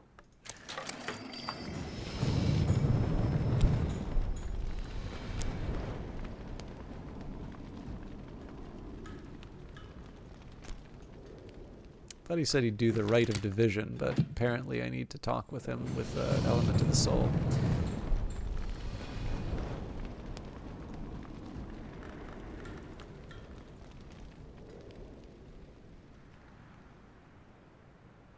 Well, I mean, it may be, it may just be a comment, right? But this is the thing, right? One of the reasons I keep reading the text over and over again is that every once in a while there'll be a turn of phrase that says, you know, you might want to try this thing over here. So when I see something that says it can still be exchanged for rarer metals in rarer places, it's like, well, maybe I want to take a look and see if there's a possibility here. So I have a couple of options. One thing I could do is just read the Sun's Design and the Sun Disfigured at the same time. Now the drawback is the Newman would cancel each other out, so I wouldn't actually know what they are. Yeah, let's read the Sun's Design. We don't need to get fancy with this. And I'll use the Whist in this case.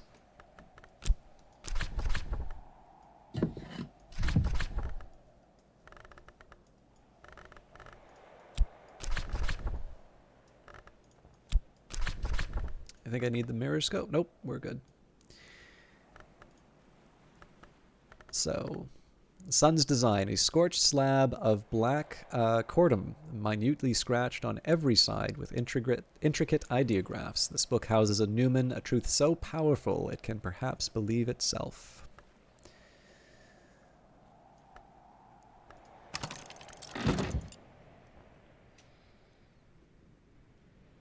Now, I'm at a little bit of a loss as to what to do with the rest of my elements of the soul at this point.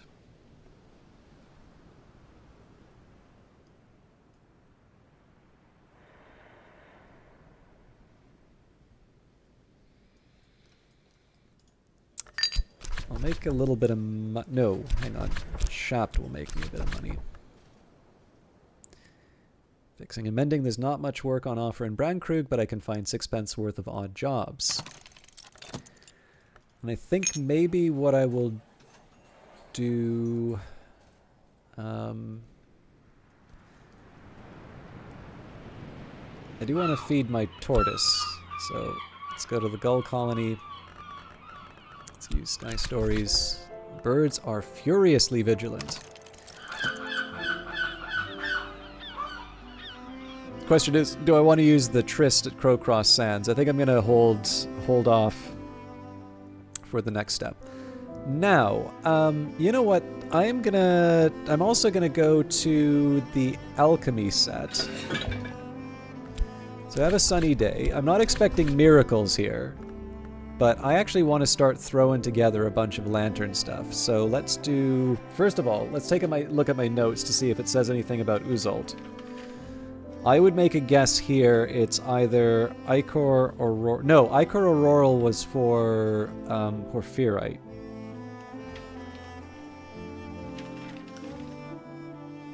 So just taking I've got like 3 or 4 pages of notes on top of the notebook that I keep.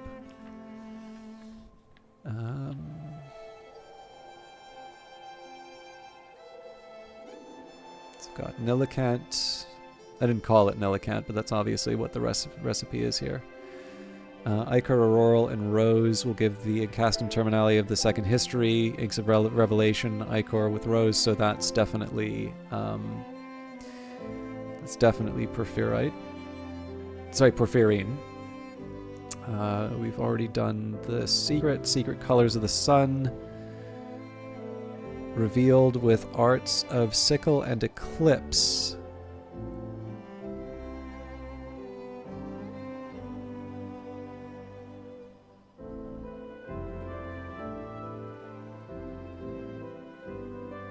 Open head, disciplines the scar, and a candlelit church.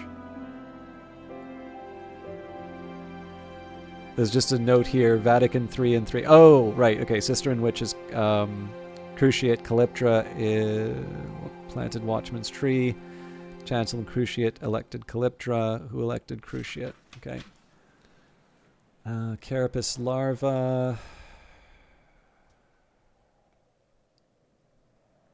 Insects and nectar with considerable moth aspect. That's got to be the Kukurbit prison records.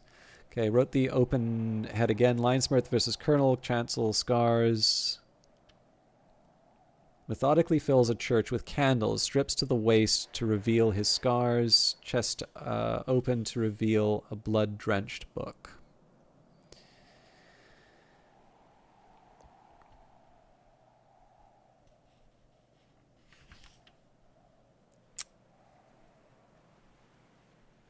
Abbot Jeffrey's secret, Sacralamea, so we don't know what Abbot Jeffrey's secret is unless it's Natan's way. Okay.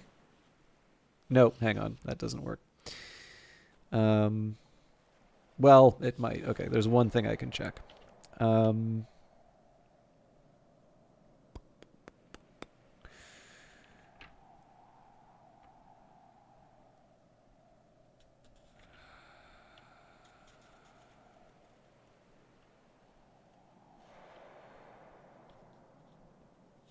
During reflection, press preliminary meter. I don't actually know that offhand.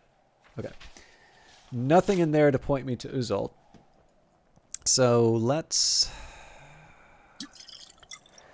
I'm going to guess substance. It's not going to let me add the Ichor Auroral. I don't mind adding the Ichor Vitreous, though. Lantern substances. Oh, please let me add Refulgin.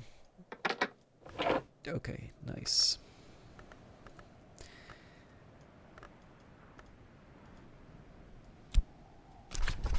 I'm sorry to do it this way, but I am going to add a little bit of everything just so that I can eliminate possibilities.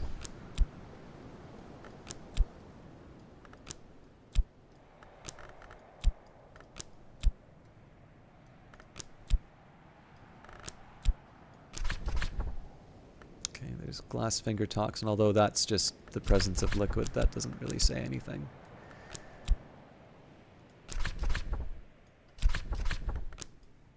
Now, it's probably a problem that I used Auroral Contemplations here.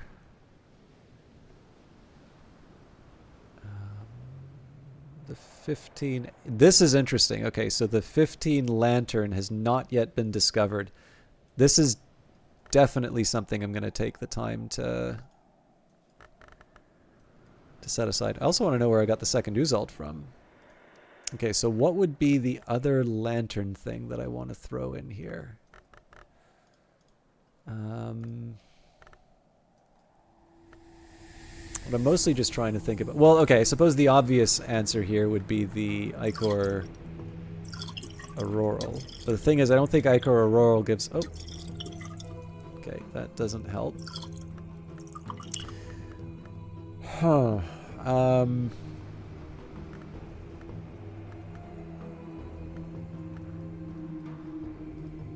I don't see how Stargull would help.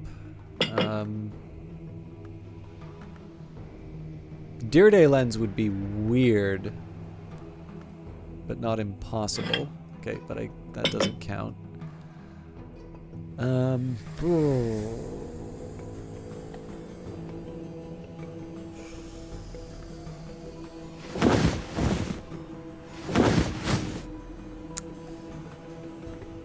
So I'm just trying to think of any of the other lantern stuff that I make, and it's really the Refulgin that...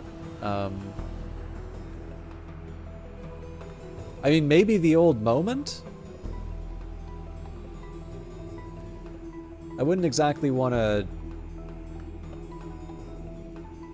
bet it all on that, though.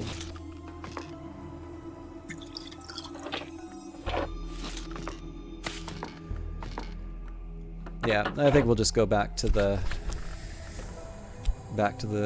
trials. But yeah, so what I'm just kind of trying to luck into Uzalt at this point, or alternatively find that I already know the recipe. Oh, there we have it. Xanthotic essence. Okay. So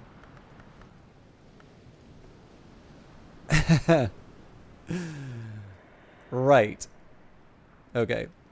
I'm remembering this now. It was the iotic essence that I used for the it was the iotic essence that I used for the Orpiment Exultant. Orpiment Exultant. Okay. Well, that's great news. So if I throw in the Xanthotic Essence, there we go. Craft the Uzalt, brighten the essence into the Incastum Terminale Uzalt. Inks of Revelation with Keeper level Lantern plus Xanthotic Essence creates Uzalt.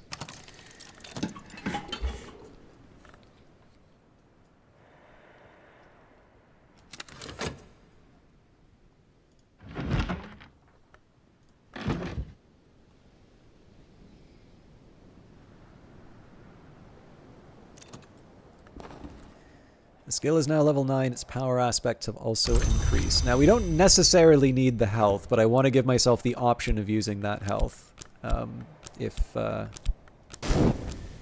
day turns out that way. Right now, I think I'm just going to make a little extra money. Again, not that I need the extra money, it's just convenient until we know what the results from this are.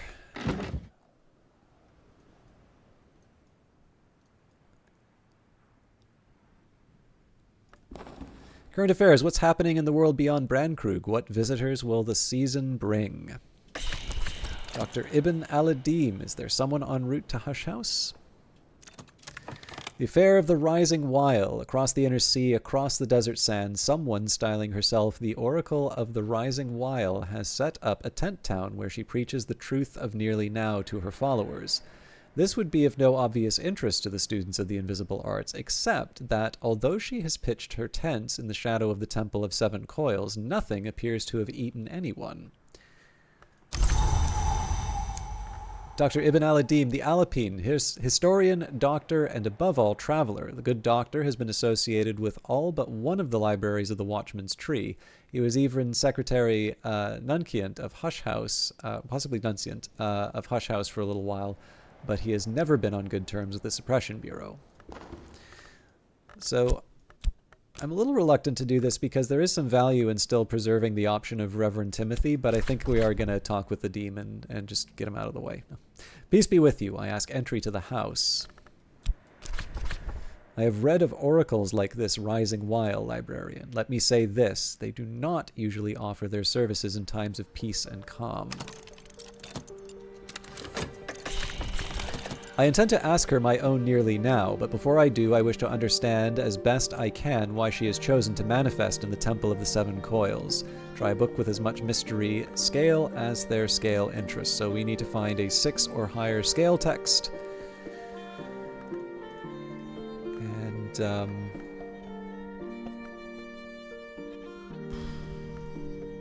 okay. That's my outside option. There we go. Republic of Teeth. Or the Singlefoot Songs. You know, librarian, that the hour named Seven Coils was a god from stone. She fell to the blades of the colonel, but one tradition is that she drowned in her own blood, and another tradition has it that her blood is golden, as the sun is golden.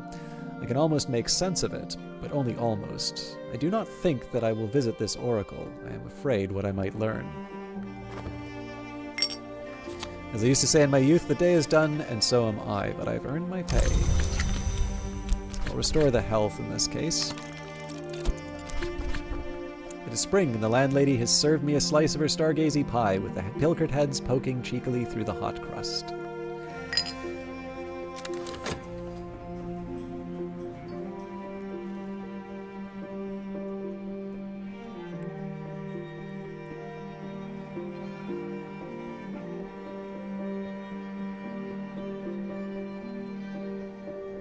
I think I could be tempted to try Stargazy Pie. It would take some getting used to about the head, though. I'm not accustomed to having fish with the head still on.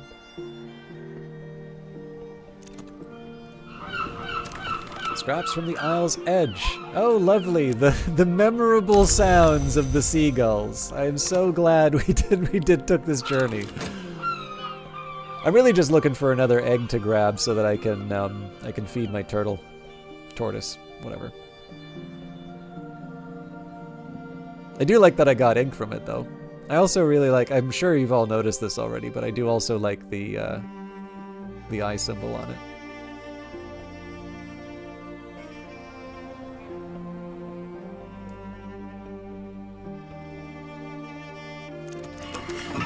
This is an Incastum Terminale, one of the great inks. Use it with your journal to record a history and fulfill your reason for coming to Hush House, if you so choose.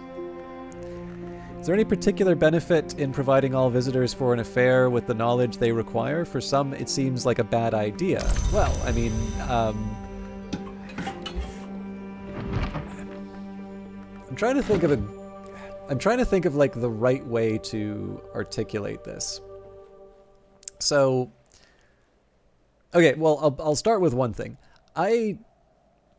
So I'm not going to say it's even wrong to say this about the game, but I know for a while now there seems to have been this wish that there's going to be some reveal where it's like, the gods from nowhere were the good guys all along. And it's like, you know, I'm not saying that the existing hours are a good thing, but I think it's been pretty clear. Like, I would not under any circumstances want to encounter the Mare in the Tree or the Crown Growth if I could avoid it, right? There would have to be, you know, fairly extreme circumstances for that. But, like, the fact of the matter is that it's very clear that there are, whether it's a desire to be contrarian or people are just genuinely interested in the gods from nowhere, there does seem to be you know, this difference of opinion, let's say, in terms of what a good or a bad thing is in terms of Cultist Simulator, or in terms of the secret histories. And this goes back to Cultist Simulator because, you know, to a certain extent, the process of becoming a Long, which is sort of the main Ascension victory, it would be, I think most people would say this is kind of a horrifying thing, right? Like if you think of the descriptions of the Lantern Ascension, you know, your bones becoming soft, your skin sort of hanging loose on your body, and ultimately, I think, as is confirmed in this game, I believe you cease to physically exist as a Lantern Long. You would have to come into the world through scrying, I think it is. So even then, right, like the idea of what your character is trying to achieve is something that I think a lot of people would very sensibly say is not a desirable outcome. And so,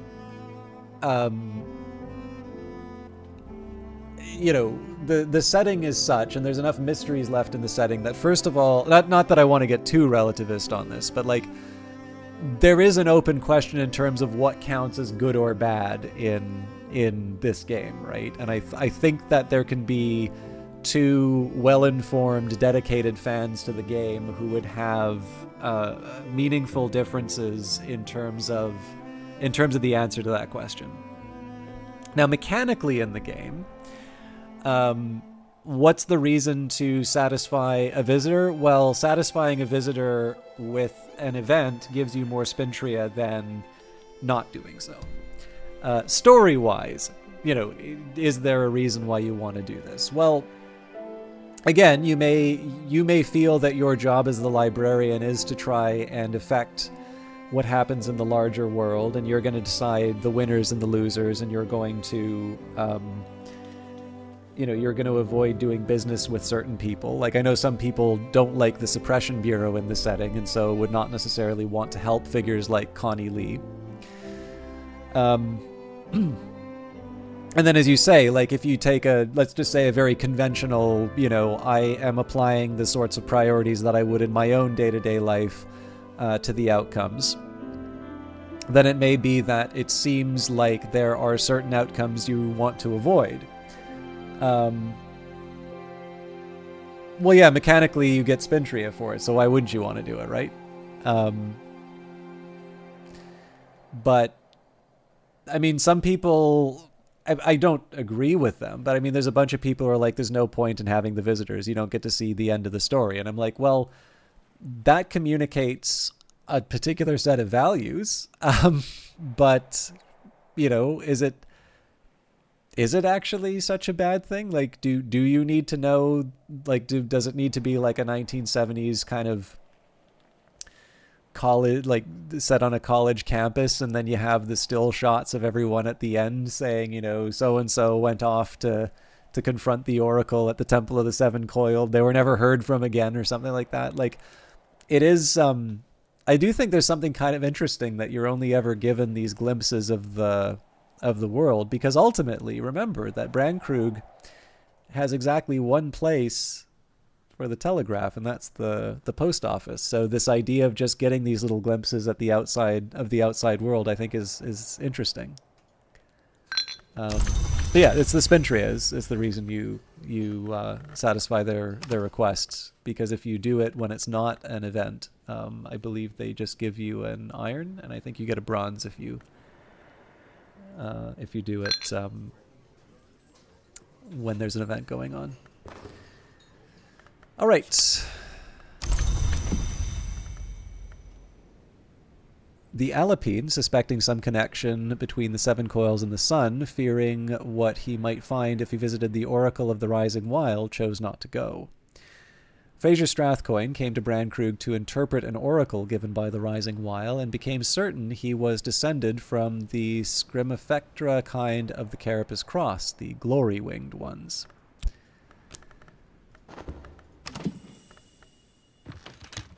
We're doing well for money.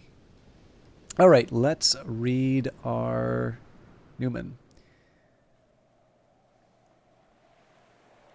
Yeah, like my whole thing for this one. So number one, again, I do have a certain amount of inertia for just, maintaining a track record. So far I've satisfied everybody who has visited the house has gotten what they've asked for.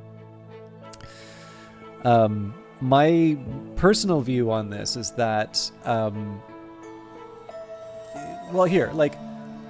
when I go to the library, there's a library at my work, and then there's a local library, and then there's also the university library. So I spend a lot of time in libraries, and I don't really think that anyone has... I don't think there's ever been a point where someone questions what I'm looking for and has been some kind of it's not like I don't know if anybody's seen the HBO series Chernobyl. It's quite good, but there is this scene in it where one of the scientists, Homyuk, is sent to an archives to try and find out what went wrong. And there is this whole interesting sequence in the library where, she requests the following documents, and, KGB officer comes out, looks over the list, takes it back, comes back out, she can have this one, comes back, everyone's paying attention. Everybody's locking down what they're supposed to do. And of course, this is to prevent another disaster like Chernobyl happening. But if too much information is given out, it's embarrassing to the party. And as a consequence, that's considered a higher priority than avoiding another disaster. Obviously, this is in a fictionalized film. The details in terms of actually what happened on that. I mean, again, I don't think anybody's going to come out and say, oh, yes, the Soviet Union, that famous bastion of free thought, but yeah, it's an interesting little scene in the movie, right? It's the difference between what I take for granted when I go into a library versus what might be true for other places. And of course, when you consider various kingdoms and empires, you have these different stories of whether or not there is, proper knowledge or subversive knowledge, or whether or not there are things that people should be allowed to read. You know, and sometimes you have, I mean, in some cases it's the persecution of something that winds up allowing it to be transmitted because, you know, people are sort of smuggling these documents to safer places. In some cases, you have places that have been able to preserve the information either by hiding it or they're given a special status. But I would say in general, we consider those times when people have been making decisions about who can see what, quote unquote, for their own good. We consider those to be dark times. We don't consider those to be good things. And so as a consequence, I don't feel, you know, I don't feel beholden to the Kukurbit, right? If somebody's coming asking for information, I will direct them to that information. I don't play gatekeeper. And partly just because I do kind of like seeing where it all goes out. But that's my main motivation for acting the way that I do, even if it does mean that I get fewer languages. All right, the sun's design: a scorched slab of black corundum, minutely scratched on every side with intricate ideoglyphs. This book houses a Numen, a truth so powerful it can perhaps believe itself. In the city of Emesa, beneath the Church of the Holy Belt, in a sarcophagus of black corundum, Elagabalus lies, accursed of Janus, neither long nor mortal, neither man nor woman, neither a liar nor a speaker of truth, neither real nor imagined. On his light suffused skin is made manifest the sun and splendor's grand design. Elagabalus is the source of one half of this text. The source of the other half is obscure, but its power is evident. It is impossible to be certain if the sun really planned for us to enter eternity, if it is impossible to be sure if the Grail, the Vagabond, and the Forge stole this birthright from us, or saved us from it. But there is a great secret here. Ooh, this is getting interesting. Okay, so we've got Watchman's Paradoxes. Numen, paths of the sun. The sun has charted his paths beyond walls and woods and bounds. When the sun lights our way, when we are ready, all of us will enter eternity, at least in the right history. Any librarian can use this to establish a history and complete the game, but the cartographer and the twice-born can win a particular victory.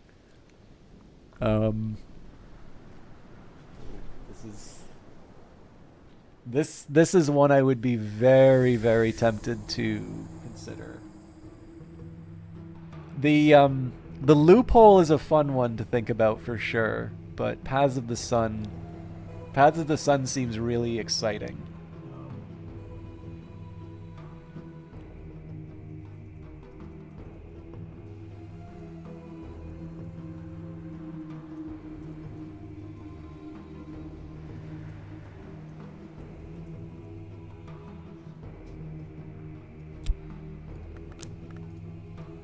Okay.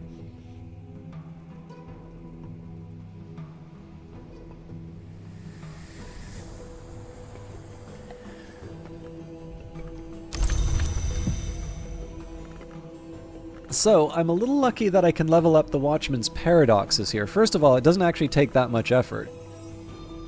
Second of all, I can actually use my Fascinated to boost this thing up. So, I've got a Foresight. Oh yeah, this is a piece of cake. Okay, so first thing, I'm going to do is get a sight memory. So, let's take a look at Glory's gift, having read such an interesting text. Investigate the object. You won't use this up or consume it by doing this. So the next question is, where do I get my next sight memory? And I think a Bittersweet Certainty will work for that. So what I probably want to do now is... Well, okay, there's a couple things that I'll do. So number one, I think I still have enough time to go beachcombing. I'll try Pearl and Tide again, but I'm not... Oh, actually...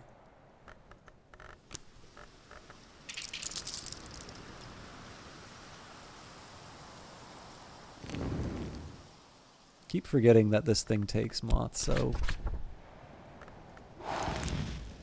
but I wanted Disciplines of the Scar.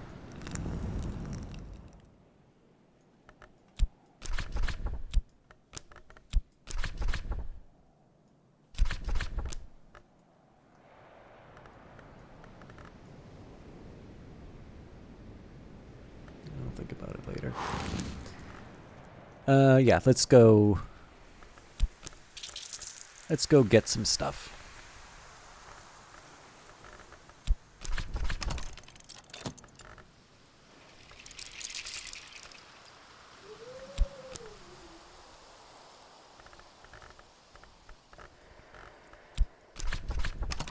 The gorse is bright on the land's nape.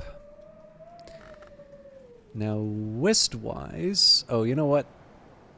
I got ahead of myself. No, I'll still be able to handle this. Let's try and make a determination. So if I take my whist, the ink, my journal...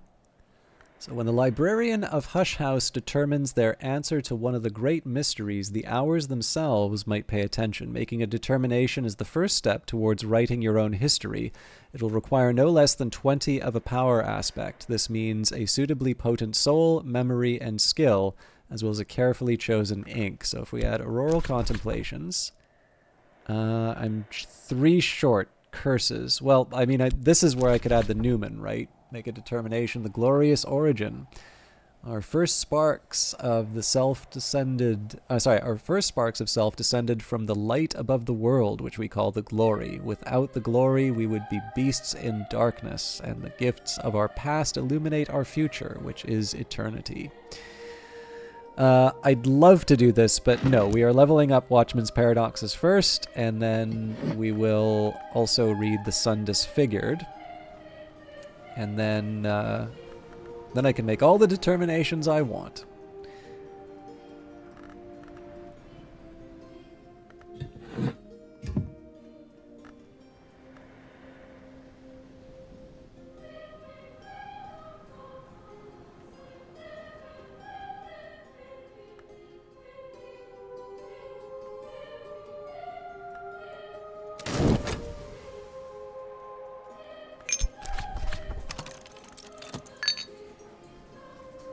I'll maybe try and make some Xanthotic Essence before the day is done, but figure I can play around and make a little... Actually, if it's Xanthotic Essence, that's going to need 90 seconds, so no, we're basically making money today.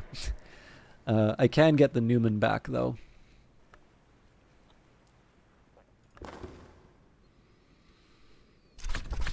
Okay, so there's the site. So again, I just need one more memory to be able to level up the Watchman's Paradoxes. And this will become level 6 at some point, so move the 4 down, then the 5 down, there's 6. Okay. So Bittersweet Certainty should do the trick in terms of getting me the last little bit. The Sights and Sensations? No. Snow Stories. Let me just double check that. Yeah, 2 Winter, 1 Lantern.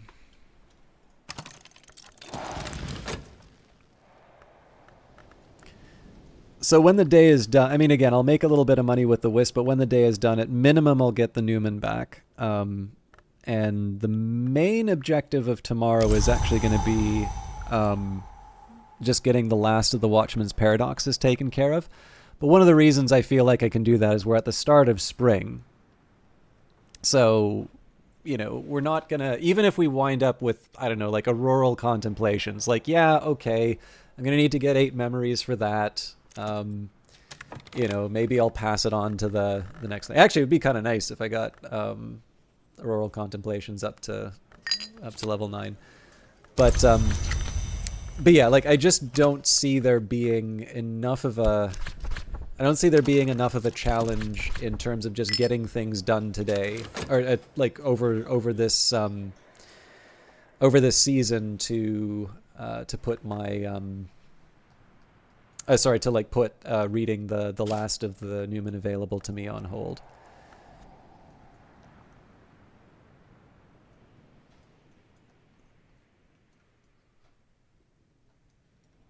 I suppose it doesn't hurt that we're waiting to make the determination as well, because there might be something that I learn in this that makes me decide I want to go a different direction. Sea strewn, salt snared stuff. I've like never made use of curious seashells. I'm actually running out of places to put them too. I don't think anything's gonna, yeah. I used to keep them in Christopher's Nook, but I think that's become, well, no, there we go. Hawthorn Black. Okay. Unexpected finds in the folds of the earth and sky. A wood favored by the horned axe.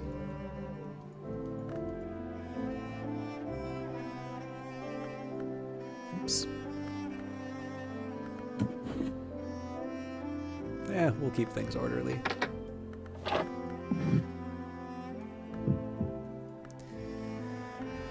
Where else are we? Here we go. Hold on to it. Bittersweet certainty. Okay, so the cool thing about this is basically, because the Faust still has lantern aspect, I can take Watchman's Paradoxes.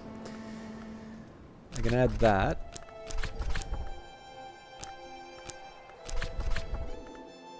So satisfying to have come so far. And I basically get to do this all over again. So again, I should actually probably get the Newman after this run. But I can definitely dream on a sight for tomorrow. Sight or a bittersweet certainty, it doesn't really matter. And then because Watchman's Paradoxes is also Sky, I can actually make some music as well. Yeah, I have actually quite a bit that I can do. I may not actually need to use any elements of the soul to be able to level up Watchman's Paradoxes the more I think about it. But let's get the tasks done. So we will consider the painting again. Investigate this object. There is one more text after I read this one. Well, theoretically one more text. I should say I don't actually know that it'll give us a text for sure. But traditionally when it said unlock a treasure of the house, it's given me a text.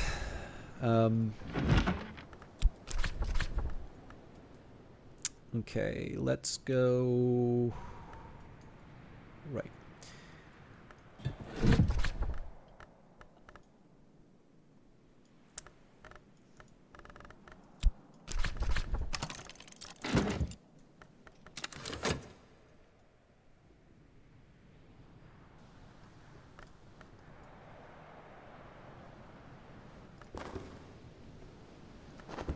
Yeah, so I'll sleep on a site. I will generate a bittersweet certainty overnight, and then I will.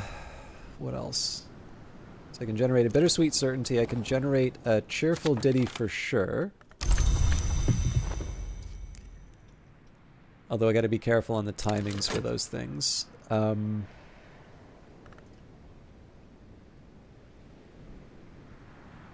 Drums and Dances is close to having what I need, but I would need to find another source of nectar before I could... Oh, actually, yeah. No, I can make a Savage Hymn. Or, sorry, Hive's Lament at will.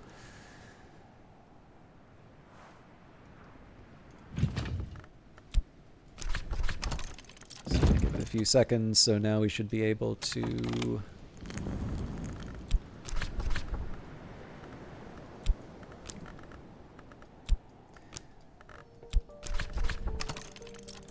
So this should put me more than halfway for the, This should put me more than halfway to level up Watchman's Paradoxes. And I want to read this again, because this is wild. Okay, the sun's design. A scorched slab of black corundum, minutely scratched on every side with intricate ideoglyphs. In the city of Emesa, beneath the Church of the Holy Belt, in a sarcophagus of black corundum, Elagabalus lies, accursed of Janus, neither long nor immortal, neither man nor woman, neither a liar nor a speaker of truth, neither real nor imagined. On his light-suffused skin is made manifest the sun and splendor's grand design. Elagabalus is the source of one half of this text. The source of the other half is obscure, but its power is evident. It is impossible to be certain if the Sun really planned for us to enter eternity. It is impossible to be sure if the Grail, the Vagabond, and the Forge stole this birthright from us, or saved us from it. But there is a great secret here. And that secret is the Numen, the paths of the Sun. The Sun has charted his paths, paths beyond walls and woods and bounds. When the Sun lights our way, when we are ready, all of us will enter eternity, at least in the right history.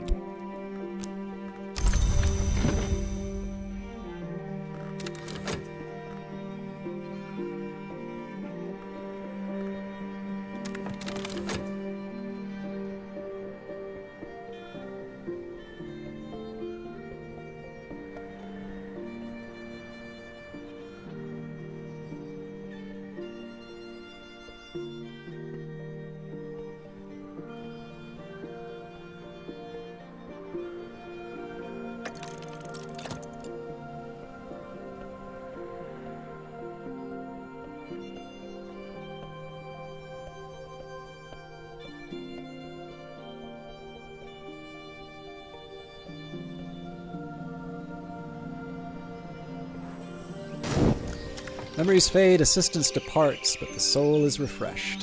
So, I'm going to change things up today. So we're going to get Reverend Timothy. So Reverend Timothy's door is always open to me. Timothy will offer help for free as a friend. And I think I'm ready to read The Sun Disfigured. So unfortunately, I'm going to have to give up an element of the soul.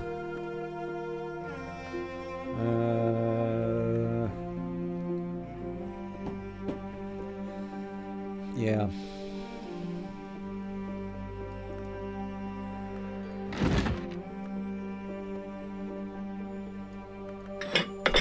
I am kind of curious about one thing. So if I did Sacra Lamea, so that brings me up to 17. Trist is oh so very close.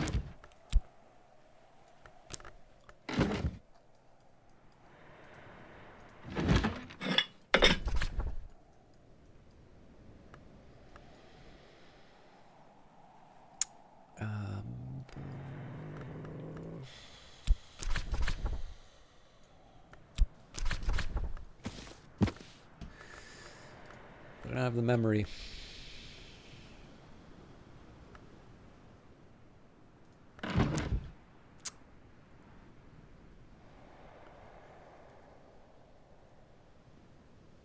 Well, we'll see how the day goes.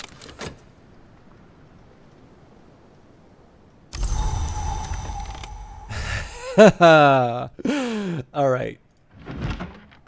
So I'm a little curious about something. Because we've been focusing on Lantern, but there's three other there are three other aspects here.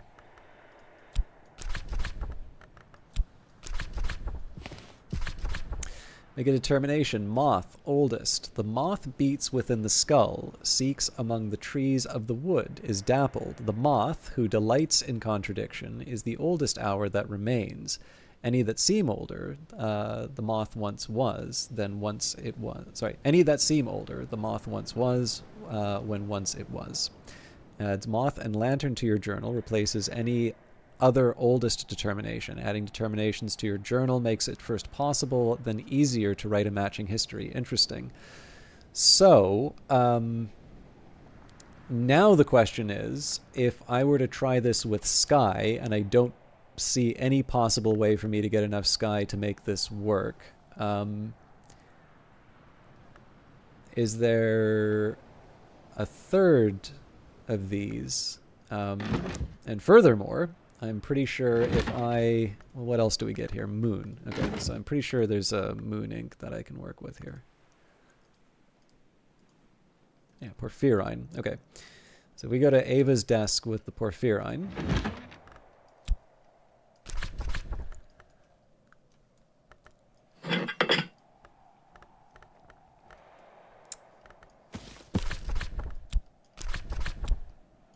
Ah!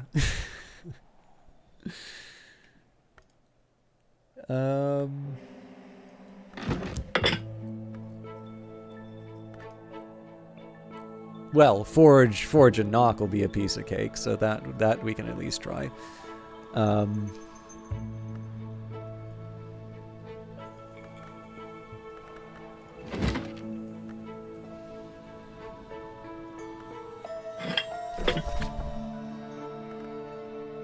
Oh, that's interesting too. So both of these go for Sky.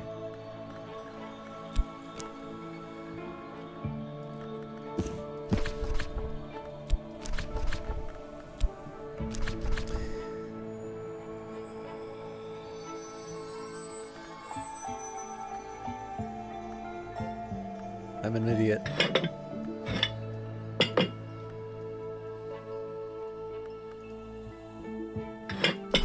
There we go. Make a determination. Speech, the wound. Language is a scar. Oh man, these are all different. Okay. Language is a scar. It was language that tore open the Mansus. Without language, we would have had no wars. Without language, we would still be fire, sky, earth. Adds knock and winter to your journal. Replaces any other speech determination. Adding determinations to your journal makes it first possible, then easier to write a matching history. So then we go for Forge, and it might be Hammer Time. That's our bet. No, Bells and Braziaries. Ooh, this definitely has associations with the Mare and the Tree, though, so we should be careful. The Watchman's Tree is the covenant that forbids knowledge to mortals, but permits it in the covenant houses of the tree, like Brankrug Isle. The red flower of Calyptra, the fire fueled by truth, was its first defense. Fire consumes knowledge, but fire also gives light. The tree is rooted in paradox. Adds Forge and Rose to your journal, replaces any other first flower determination. Adding determinations to your journal makes it first possible, then easier to write a matching history. So thinking of determinations that we've seen so far, so we've got origins, we've got language or speech or language, we've got flowers, origin, speech, flowers, the first hour. So I think there's 4 different determinations that we found so far.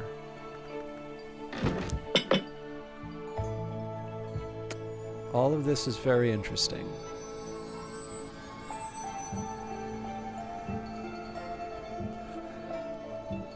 And the reason this is interesting is I'm trying to decide what... Oh, no, actually, I've got my answer. The sun disfigured, so I don't think... Ava... Nope, it'll take the whist. So we can read the sun disfigured with Tridesma Hyra or... Oh wow, I do not have a 10 Grail, huh? Okay, Tridesma Hyra and the Spice Scales.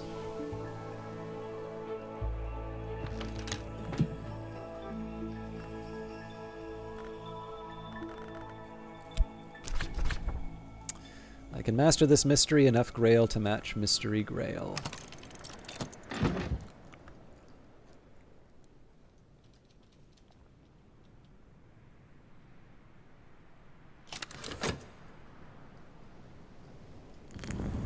I'm gonna keep my Elements of the Soul free for the next little bit. Reverend Timothy always jumps at the offer of my company. Reverend Timothy is always happy to chat. Add an Element of the Soul to enhance Reverend Timothy's effectiveness for the day, or just talk. Mostly just talking. I've carried a memory like a flambeau, safe through the mazes of night. This will complete once dawn has come. Okay, I think I'll keep recycling the whist at the Sweet Bones today. Tuppence will buy me a hearty meal and a quiet place where I can rest and gather my thoughts. It is spring and the landlady has served me a slice of her stargazy pie with the pilchard heads poking cheekily through the hot crust. No! The mark shouldn't be exposed to sunlight, but that's mostly because it looks surprisingly ugly in sunlight. Alright, so I wasn't paying attention to what I was crafting. That kinda sucks, but we've got Reverend Timothy to back me up here, so I'm not too worried. I am going to get the Bittersweet Certainty, though. Find a chilly insight in a memory of snow. Let's find a place for the mark. Well, they would have put it in here, but this feels wrong to put a midnight mark in the... Oh no, there you go. Julian Cosley has moon aspect. There you go. I was thinking like a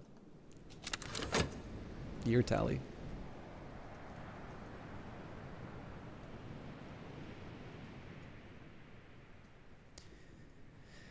But yeah, so we're basically looking for 5 lantern memories. I have my backups here, but I'm kind of relying on the fact that Sky and Lantern is probably some of the easiest stuff for me to generate with my sickness. So it'll take a minute to make the Bittersweet Certainty, so that'll take me up to 3 of the 5. Then I can make a Cheerful Ditty using drums and dances. And I suppose the question is whether or not Reverend Timothy gets me anything that I need.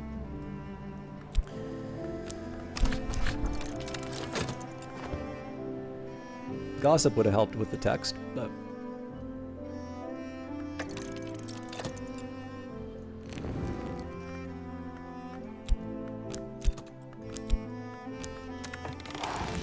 better now. I could help her, offer help with correspondence and arithmetic. There's no school in Brandkrug, and not everyone here knows their letters. We're at a coin to find visitors seeking employment. Hold on to it.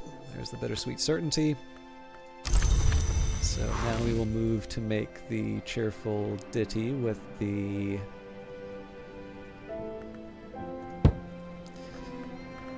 Hallowed Drum.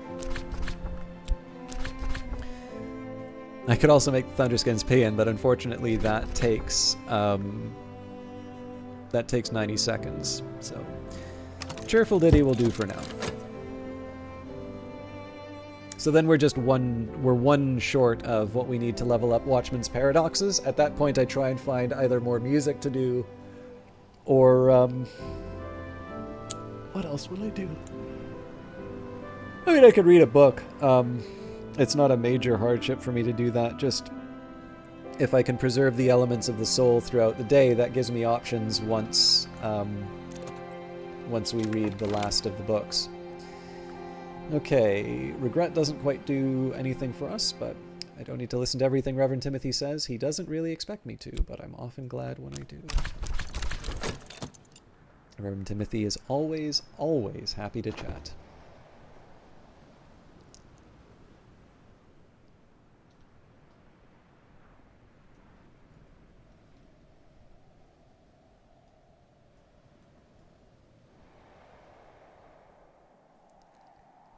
Unless he didn't get his tea.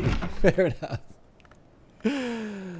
Okay, let's find... The last one was a real...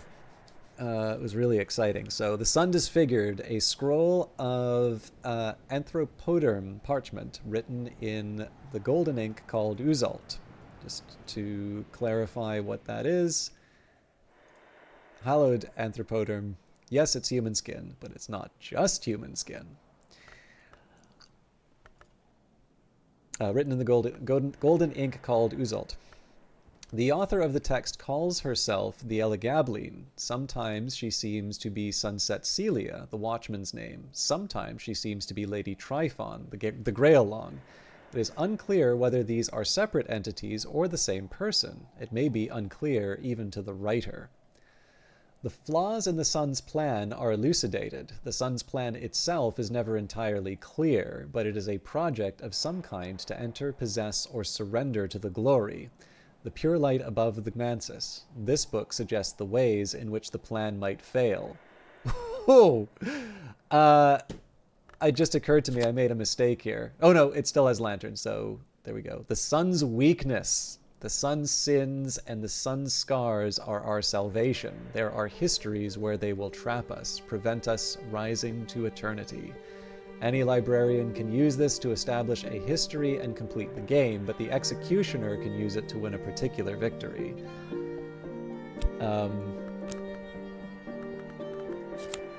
And Applebright Euphonies. Applebright being a nowhere hour.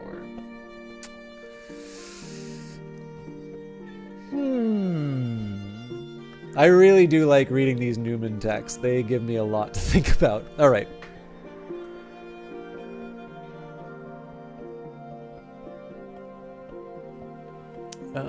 So...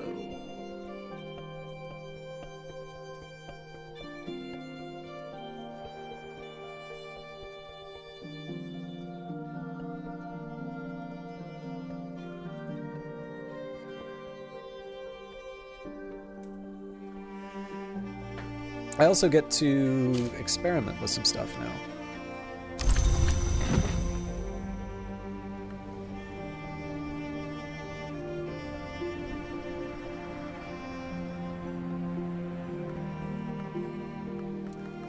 Tuck that one away.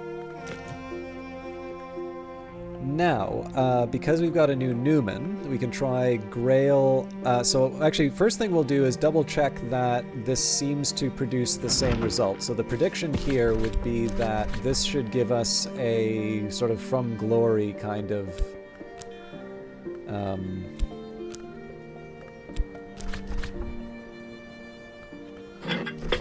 yeah, make a determination. Glorious origin. Our first sparks of self descended from the light above the world, which we call the glory. Without the glory, we would be beasts in darkness, and the gifts of our past illuminate our future, which is eternity. Adds Moth and Lantern to your journal, replaces any other origin determination. Adding determinations to your journal makes it first possible, then easier to write a matching history. It's worth mentioning that both of the Newman that I'm currently considering are either Lantern or Moth oriented. So we've got the Loophole, or we've got the Sun's Plan. Both seem like very satisfying endings, so I'll probably do more than one Twiceborn run. All right. So I guess the next thing I want to see, the prediction would be that if we add Sacralamea and Trist, that should... Oh, right. I gotta do that at another desk. This should give us the Moth, the Oldest Hour Moth. Yep, make a determination. Moth Oldest. The moth beats within the skull, seeks among the trees of the wood, is dappled. The moth, who delights in contradiction, is the oldest hour that remains. Any that seem older, the moth once was, when once it was. Adds Moth and Lantern to your journal, replaces any oldest determination. Adding determinations to your journal makes it first possible, then easier to write a matching history.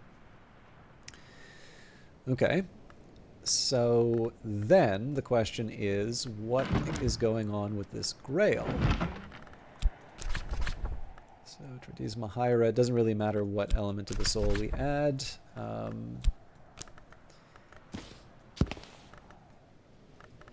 Is it Porphyrinus Grail? Nope. Maricat. Ah, there's the contradiction. Okay.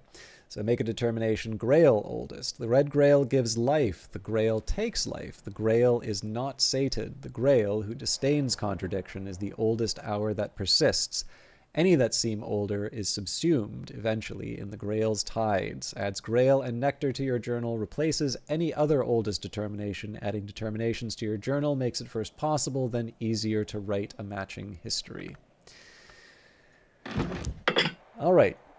So yeah, we're gonna have a lot of fun with these, I think. But let's focus on the task at hand. That's gonna be to level up the Watchman's Paradoxes. We are one memory away, and I'm gonna take a quick look at some of the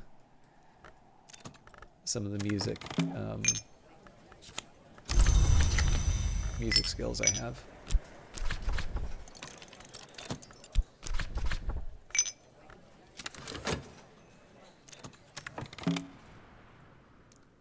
Pom-ti-pom-ti-pom-pa-dom. Okay. Bells and Brazieri seems to be the best starting point for this. Let's actually do this with the bells, though.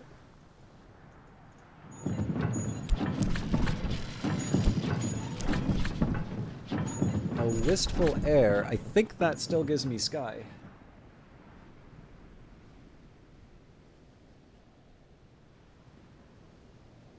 Yep. So that is a nice new free Watchman's Paradoxes for me, and I'm going to have 2 minutes left in the day. So, Applebright Euphonies. We need 3 memories for that. Great. So, and I've got my Gossip too. So I actually just need 2 memories to level up Applebright Euphonies. But I am going to need to keep my Faust aside because I still don't have Grail. So I think the goal for the rest of the day... So number 1, we want to do Watchman's Paradoxes. Then I'm going to use the Shapt and the Tryst to generate 2 more memories, assuming that Timothy doesn't. And then the Health will generate the Sun's weaknesses again, so that we can get a head start on Applebright Euphonies.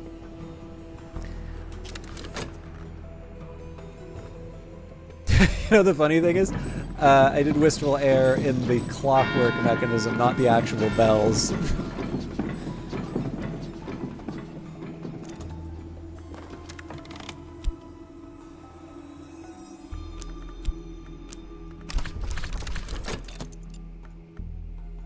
Okay. Obviously, I haven't been exploring the dueling hall as carefully as I'd like. Or we left it on Torg's foil, but I don't know. We learned amazing things about the world. It's hard to say this was time poorly spent. Excuse me.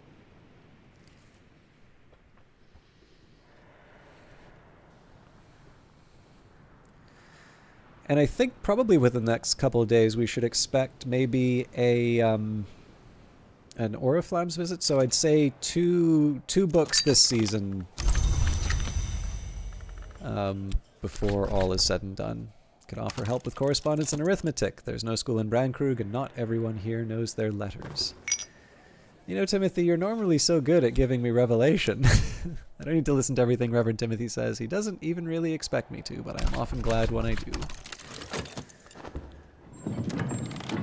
Let it rise in the head and heart, the wistful air, a half-sorrowful music of half-pleasant longing. Okay, let's level up the Watchman's Paradoxes.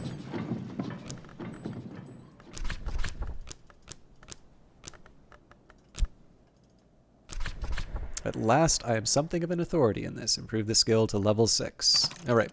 So the first thing I want to do is get my Newman back. So, and actually, it occurred to me, it doesn't really matter which one I do between the ones that I want, because I... let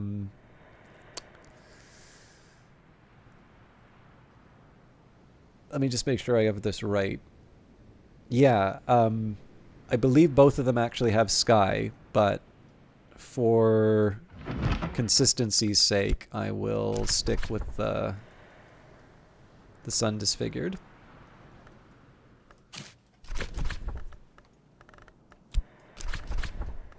I've already mastered this, but I could reread it and perhaps recall a memory. We're still keeping the health and Shapt in reserve. Faust is reserved to level up the Applebright Euphonies when the time comes. So again, we need Sky and Grail for that. So if I wanted, I could just use either one of these right now, but I know that I will be able to get a... Cheerful Ditty is not a... Grail Beguiling Melody is...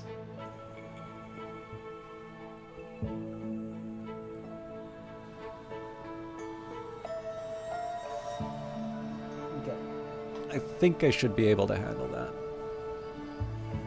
Might take a little bit of maneuvering. The skill is now level 6. Its power aspects have also increased. So,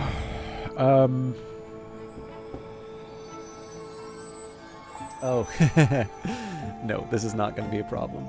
We're going to go to the Quivering Double Bass. Going to throw in Tridesma Hyra, and we will craft a Beguiling Melody. Hey, Tiberiosity, just lurking before bed. Have fun. Thank you very much for hanging out, Tiberiosity. For those of you who don't know him, Tiberiosity has been doing Cyberpunk lately, but I also saw play Starfield. I'd actually say probably if you are in the mood for sort of the first, well, I don't want to say just first-person RPGs, but I when I get a chance to catch Tiberiosity, it's often those games. However, I also have seen him play MechWarrior, so I know it is not just an RPG channel. It just happens to be something he's very good at. So.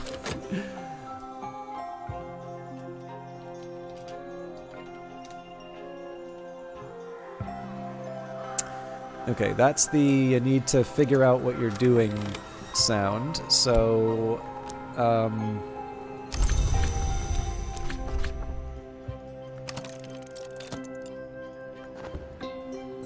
let's say, okay, so the Faust gets held, we'll have the Beguiling Melody,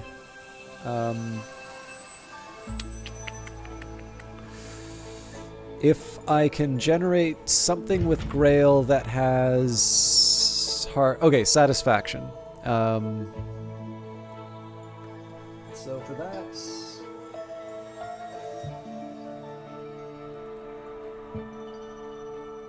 Kitling Rapes Tasty Treats.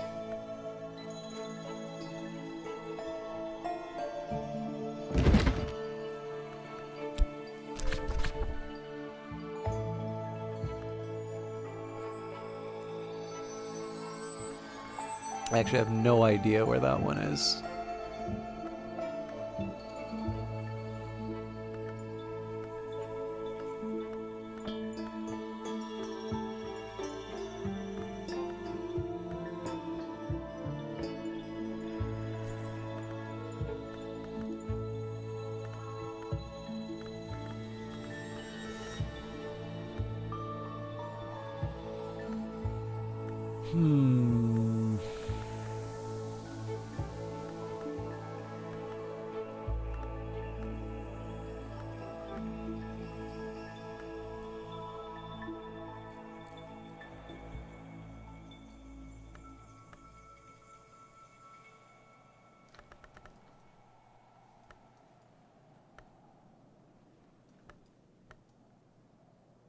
This is definitely one of the ones I feel pretty confident that we have, but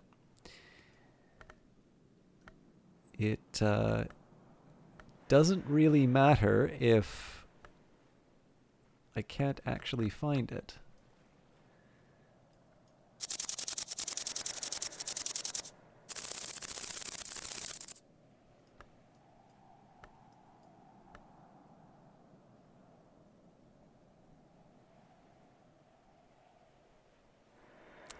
Okay, so we'll do one quick check of the overflow and then move on to the next one.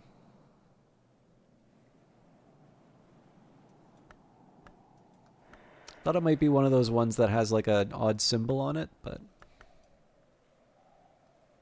Okay. I am actually starting to wonder if maybe I misplaced some books in a different section, and that's why I'm having some difficulty finding them, but again, I don't want to spend too much time looking for stuff, so... Geminiad Volume 2.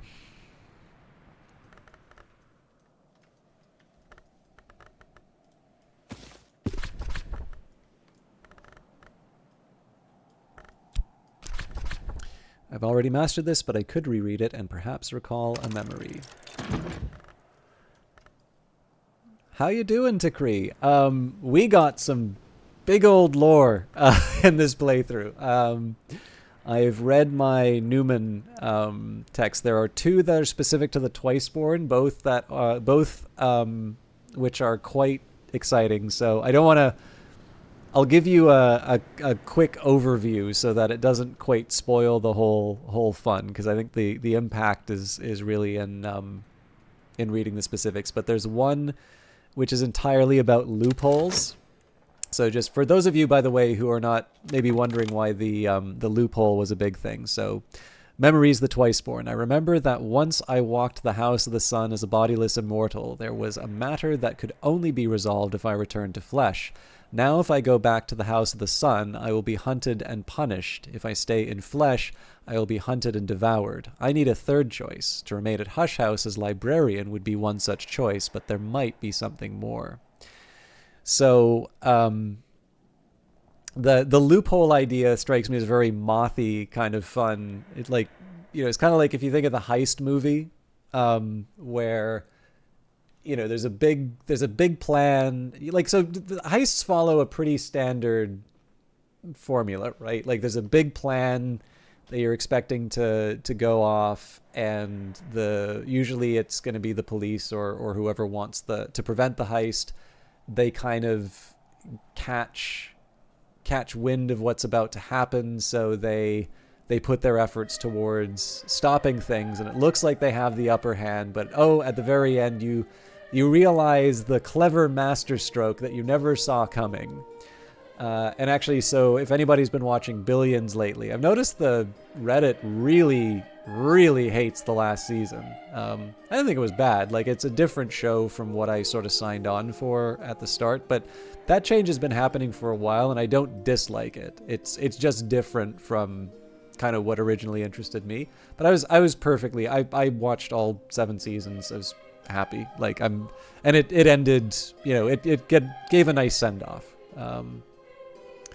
But it's very much like a heist kind of a movie. You have the final episode is essentially just how did all these really clever people pull off the thing that you knew they were going to pull off, basically. So that's the appeal of the loophole side.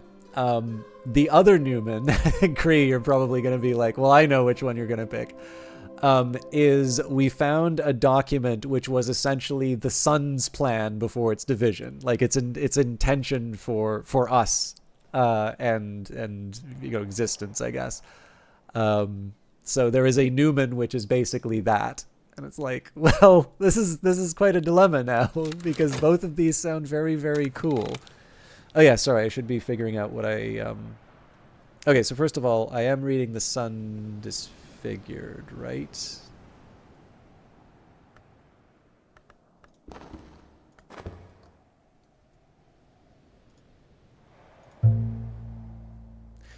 Okay, I'm getting a beguiling melody.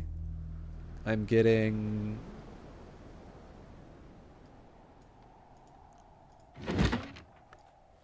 Right, okay. The sun... Okay, sorry, I'm screwing this up. Okay, so I just need 3. Okay, I'll have my 3. So I use the health at the end to level up. We're good.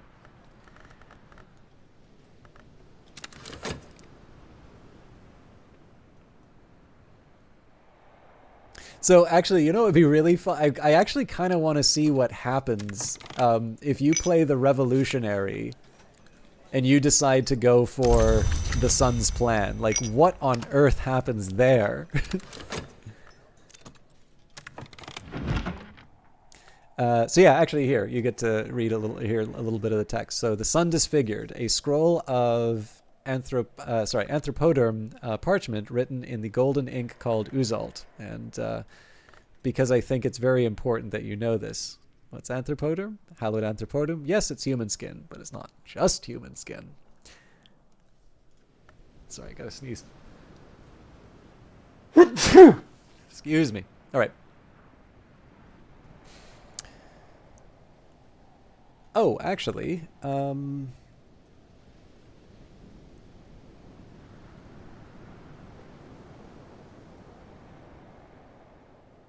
I think I've got the day's plan. All right. The author of this text calls herself the Elegabline. Sometimes she seems to be Sunset Celia, the Watchman's name. Sometimes she seems to be Lady Tryphon, the Grail-Long. It is unclear whether these are separate entities or the same person. It may be unclear even to the writer. Hey, how you doing, Dendrian? The flaws in the Sun's plan are elucidated. The Sun's plan itself is never entirely clear, but it is a project of some kind to enter, possess, or surrender to the glory, the pure light above the Mansus. This book suggests the ways in which that plan might fail. So, Newman, the Sun's weaknesses. The Sun's sins and the Sun's scars are our salvation. There are histories where they will trap us, prevent us from rising to eternity. Any librarian can use this to establish a history and complete the game, but the executioner can use it to win a particular victory. So that's not the Newman I was specifically referring to, but that is just to give you a little taste of some of the big lore we've been working with today.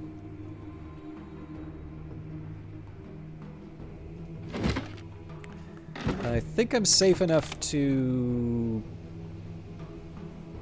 read the scroll again.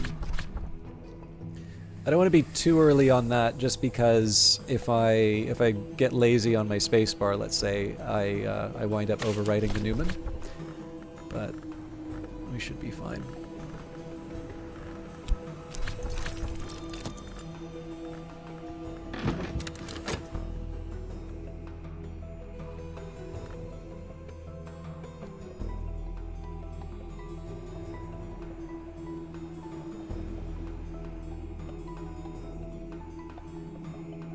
Also, the Executioner legacy sounds badass. I'm gonna assume that there's probably winter involved in that one.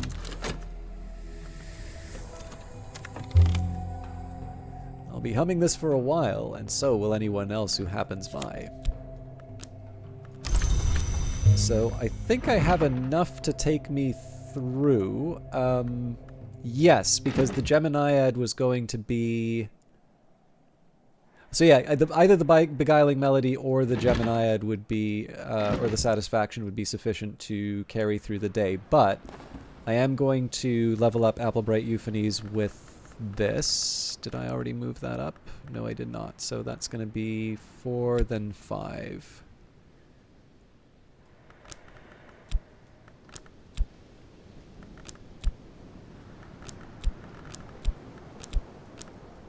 Okay, so Faust. There we go. So now I don't need to worry about overriding the Applebright Euphonies. How you doing, Diginferno?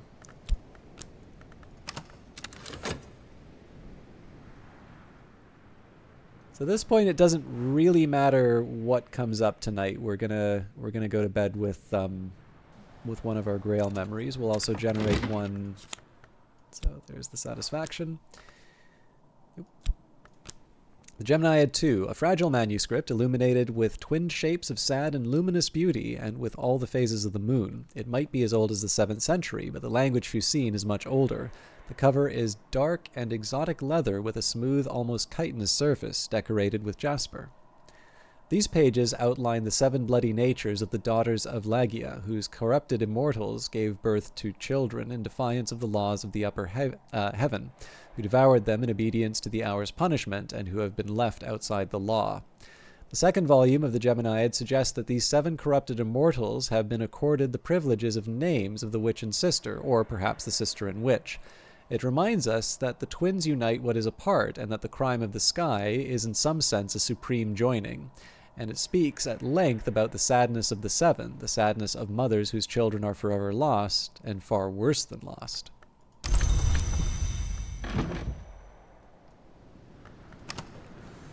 Okay, we're gonna go back to the base. Back to basics, if you will.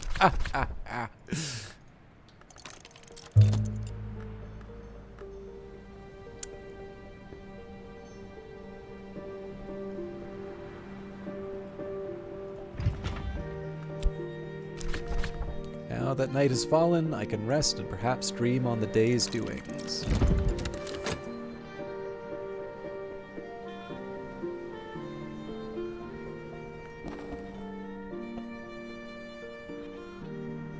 I hope I wasn't too early on that music. I'm slightly worried I might be. Alright, the skill is now level 4. Its power aspects have also increased. Also... Okay, good. We are going to finish reading the book.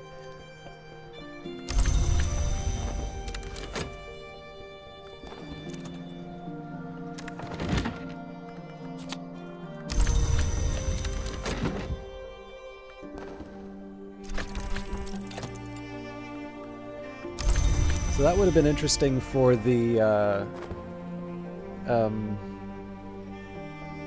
seeing what the moon determination is.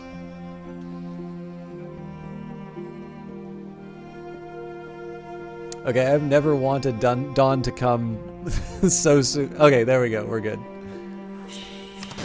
And Oriflammes, established 1776, Sense Signs Sciences. Dear librarian, we would like to offer you this opportunity to purchase How the End Will Begin, a prophecy of the Wars of the Roads, recorded in the subcontinent in the days before the Great Hooded Princes. 5 tally, but yeah, how can you say no to a book of bleak prophecy? Okay, let's think about the next few moves. So, for Applebright Euphonies, I'm going to bring in, so I'm going to have 1 memory travel with me through the night. I'm going to have, okay, so we'll have 3 in total. I need 5. I can already get 1 from Drums and Dances. If I drink a glass of water, I also get a Grail, but then I can just get that normally, so...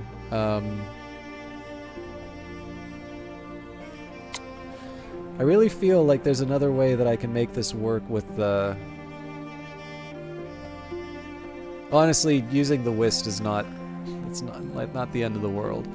Okay, well let's get Reverend Timothy in here. Reverend Timothy's door is always open to me. Timothy will offer help for free as a friend.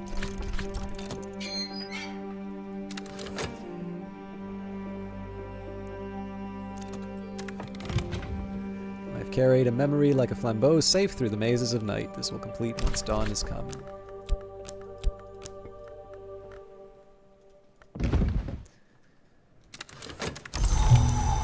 Another cloudy day, so that doesn't really help us here.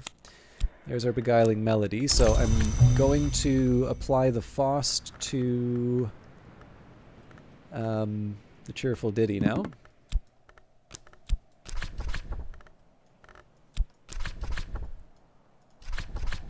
Yeah, so I could do something like the 90-second ones, I suppose. But I think the time has come. As interesting as it is to read... Well, yeah, no, hang on. We'll get How the End Will Begin first. Reverend Timothy always jumps at the offer of my company. We should probably be... making some money, so... Oops. Sorry, Denzel. Could offer help with correspondence and arithmetic. There is no school in Brandkrug, and not everyone here knows their letters. Or add a coin to find visitors seeking employment. So I figure we'll clear out the Applebright Euphonies first, and seeing as we do have a new book coming into the library, we'll prepare for that. I think Sickle and Eclipse... So Sickle and Eclipse gives me 10... I don't have any... None of these will give me edge. But the Cucurbit Barrette will. So I can either try and get the 3 edge. And Hyksos is the one that has edge here, so that's not going to help me. Yeah, might be a good idea for me to try and generate a higher level edge. Oh, Timothy, there's a reason you're my favorite. Reverend Timothy is always, always happy to chat. So 1, 2, 3, 4, and the 5th will come in when we finish the cheerful ditty. Pom-ti-pom-ti-pom bottom.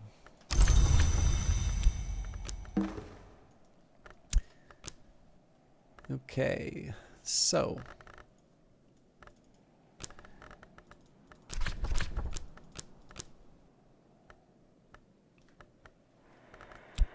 Apparently, I went with more than one that I needed.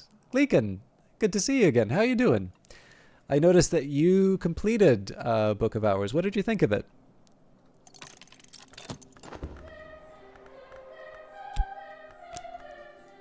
All right, so that was a little bit of a shame, but we'll work with that. Okay, so there's the Rite of Torg's cleansing, but that just gives me 2 edge. Actually, you know what? It's not. This is not as hard as it seems. I just get a Newman with 5 edge, and then I don't need to. Then I don't need to worry about it. Maybe a little bit premature to read. How the End Will Begin when I buy it, because most of the day will be done. But yeah, I think I'll do that.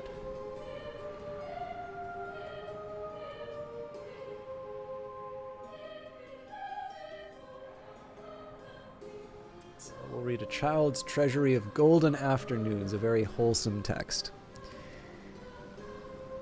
Okay, do you have a specific ending you're looking to get at for your off-stream play? And what have you been playing lately? I haven't gotten a chance to see. Well, I had the chance, but I was going live, so I didn't really look at what you were playing today. I should have.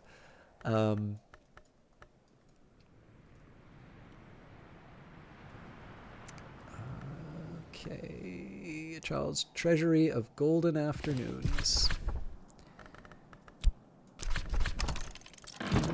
So this is in preparation for How the End Will Begin.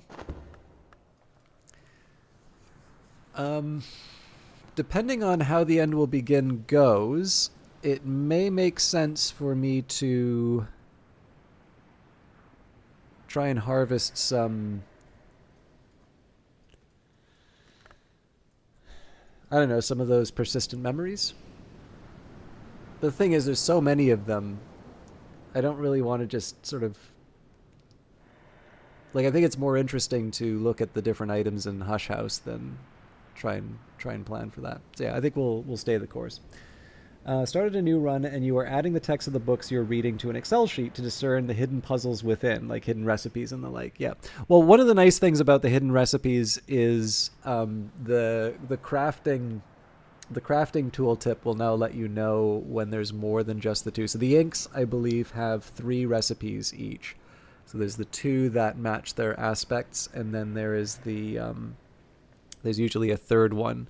So I have a specific one in mind, but I know you kind of want to figure this stuff out on your own. So the thing that's nice about that recipe card is that it at least lets you know of the existence of alternatives, as opposed to before, where it's sort of like, yeah, there's 2 recipes for everything. Well, up to 2 recipes for everything. There's definitely cases where things don't go through. So that was actually one thing. For the most part, I didn't really need it because I keep my own spreadsheet. But the other thing that I've been doing is I've also been rotating my books so that I reread them more frequently. And a consequence of that is that there's just, it's like Cultist Simulator. Like when you read a certain passage, sometimes it's just kind of fun to read. And then you read that passage again and you realize, oh, that's the solution to the problem I'm getting. So, although obviously this game enables, copying to a clipboard, so you can also just reference the text for your own stuff. You don't necessarily have to, to read the book. But for me, it's kind of nice to read the text it's nice to have my character put some effort into getting that knowledge. An afternoon spent profitably reading newspapers to the curious, writing affectionate letters for the lonely, steering farmers through the requirements of the Ministry of Agriculture. For those of you who are hanging around from Gleekan's stream, first of all, thank you for coming along. I know you signed up for one experience, and you have this strange, faceless Canadian accent playing a game which I believe he has started and completed since I'd been a few weeks into this playthrough. But I've been trying something a little different on this one, and I've definitely been enjoying exploring everything that there is to see inside of Hush House. So for those of you who are on the fence about Book of Hours, I will try and do my best to convince you that this is the best game you could possibly play and you really should pick it up. Or for those of you who just want to see a different approach to the game, that's probably what this is good for as well. But please don't hesitate to ask questions All right, Applebright Euphonies. Breath is the temptation of the soul, pleasures and insights that the church would call the secrets, the sisterhood, the mysteries, and the bureau unsanctioned. So the only thing we're really aiming for, well, there's two things we would aim for today. One would be to make a determination, but I think not having the Faust has eliminated that as a possibility for me. Second is to read How the End Will Begin and make some choices in terms of how I'm going to set that up.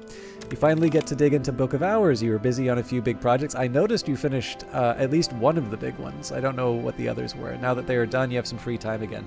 I would love to know when you do get around to it, and obviously I don't want this to be like, your other experience of Paranoia, but I would absolutely love to know how your playthrough is going if you decide to share. I think mostly just because I know how much you like lore, and I will definitely tell you. So it's not. Here's actually one thing that I really like about the way Book of Hours works. There is lore in there which is every bit as subtle as what you would get inside of Cultist Simulator, and you're going to want to cross-reference that with things and just generally sort of spend some time figuring it out. Tall Kitty Nora, thank you very much for the follow. But the other thing that's nice about this is that there are, and you can actually even see this in some of the books. So you'll notice in one book it sort of says, maybe you should try this thing over here, and it sort of, it gestures in a certain direction, but it doesn't give you everything that you need to figure it out. But then you'll read another book on the same thing, and it says, if you put these things together, it will give you this outcome. So, in some cases you get a different, or maybe a more explicit result. But the thing that's nice about this is that as you go through, and particularly once you get some of the Newman and such, this is where you start getting into like the real fireworks in terms of what's going on, or possible paths that the world can go down. And there will be mysteries that you can sort out if you want, but you also get to learn certain things. I mean, this is also true for the house, right? Like, so there is resolution to the question of whether or not there was a fire. There is, definitely some confirmation to some seeds that are planted in terms of who the DeWolfs are and the relationship between Henrik DeWolf and Red William. There are definitely some more this is what happened resolutions that also open the door to other, how do I put it? They open the door to sort of some other, like things to think about. So I sort of feel that this game does a nice job of giving something to people who maybe prefer to just have the facts, without sort of removing the mystery for everybody else.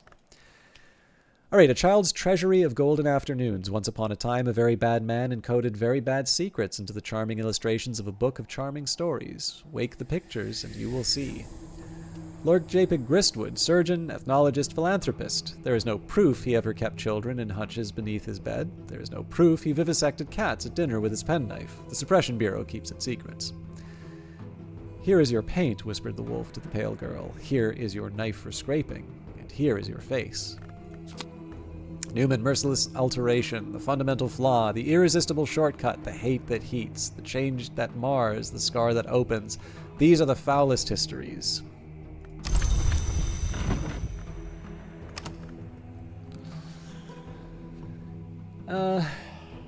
I think I am going to at least go for the old wound.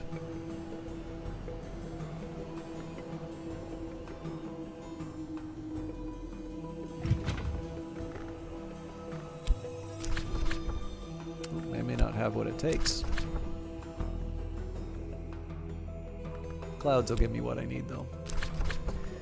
explore an old wound to awaken the violent resonances within. Edicts Marshall with Prentice level moon creates old wound. Or for scholar level recipe, add a memory to find an even bitterer dream.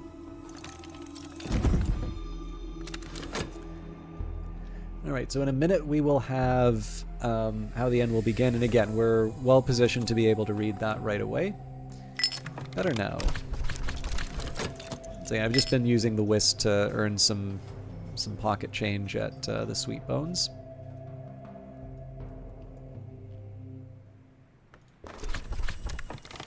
I don't need to listen to everything Reverend Timothy says. He doesn't really even expect me to, but I'm often glad when I do. If he gives me a revelation, I might consider trying to make a determination. But a lot depends on how the rest of the day goes.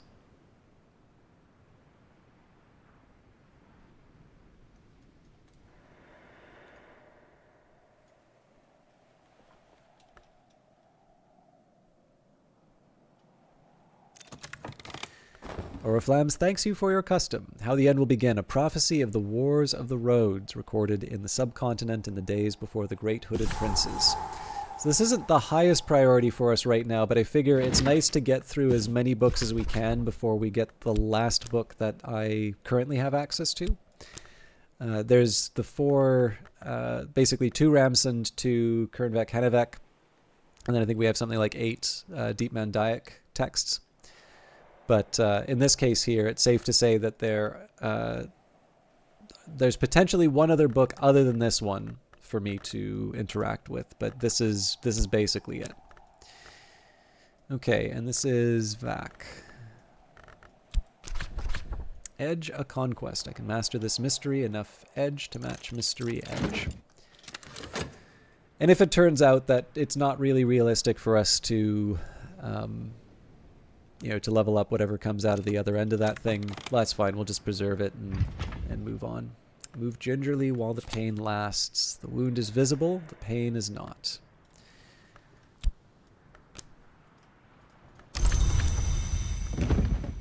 So let's go back to investigating the house. At least until when we know what we're working with. So we're looking at the foils, Torg's foil. Yeah, and there's a lot that we're going to get through in terms of the dueling hall, so I'm not expecting to move past that for a while. Although I do at some point want to investigate the busts that I wasn't able to look at with my my afflicted element of the soul, so I don't need to listen to everything Reverend Timothy says. He doesn't really even expect me to, but I'm often glad when I do. An afternoon spent profitably reading newspapers to the curious, writing affectionate letters to for the lonely, steering farmers through the requirements of the Ministry of Agriculture. And it is spring, and the landlady has served me a slice of her stargazy pie, with the pilchard heads poking cheekily through the hot crust. And I think the next threat will be, this will be like if I do a charity fundraiser or something like that. If we start lagging behind the goal, I think the next goal is going to, or the next maneuver is going to be to just show a photo of stargazy pie until it catches up. All right. Torg was one half of the Edge Dyad that Natalia Brulot hoped to lure to Hush House to learn from them or to imprison them. I guess that wouldn't go up here. Okay. Merdad's practice sword. So what I've been doing with that, because I've got this affliction and I don't really need it right now, we've just been slowly going from room to room through the house. We can't investigate everything, but essentially we've just been moving through all of these kind of vertically. So we've not paid attention to the caves. I'll save that for the very end. But the plan has just been to try and go through each of the rooms, read everything that I can, and we'll follow up with proper elements of the soul once we can free them out. That fish pie is so freaky. Whoever thought of it had to have been statistic. Oh man, now I have a dilemma in terms of that determination. It is tempting to do, because I do like the idea of a glorious origin. So I don't need to listen to everything Reverend Timothy says. He doesn't really even expect me to, but I'm often glad when I do. So we'll talk with him again. Reverend Timothy is always, always happy to chat. And we have a minute before... Yeah, so there's no way that we're getting anything special done today. So yes, we will do the determination, and we will... I'll use my health to make some money at the Sweet Bones. I don't think I planned out properly how long it would take me to read the book. The real drawback there is just that I probably miss out on a memory that I could have kept, but that's life. We'll get over it. Merdad's practice sword, a varnished length of wood. The name Merdad is inlaid in gold. The wood is Cornish oak. This is one of the newer items in the practice room, no older than the current century. Okay, so if we go to the Pale Desk, Solomon Husher himself commissioned this from Lockwood Fen Boggew, blackened and half fossilized by centuries underwater. Here, at that desk, he wrote his doomy allegory of winter and its romance with the sun. When he blotted the last word on his manuscript and rose from his work, the timber had turned pale as fresh-cut maple, or so the story goes.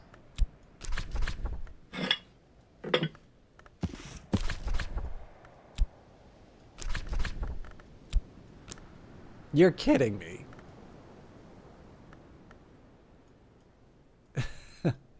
I really thought I had the lantern I needed for this.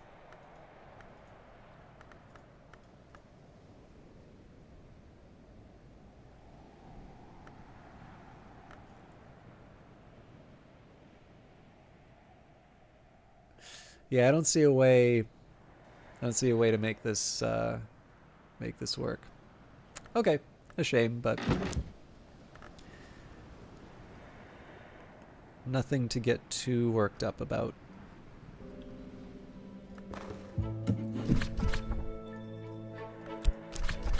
Investigate the object.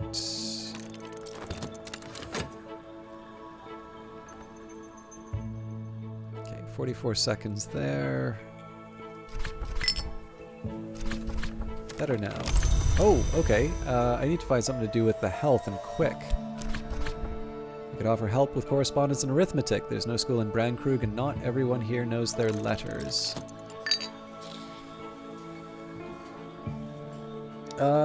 We will have enough time to be able to read a Newman using the health. So what I was looking for was just like what the skill is that comes out of this.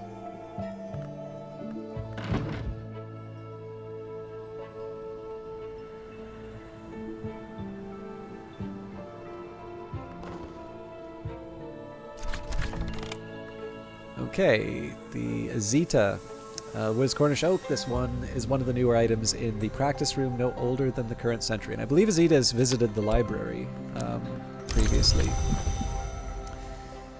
So on to the staffs. The red quarterstaff, a long staff marked with bands of red.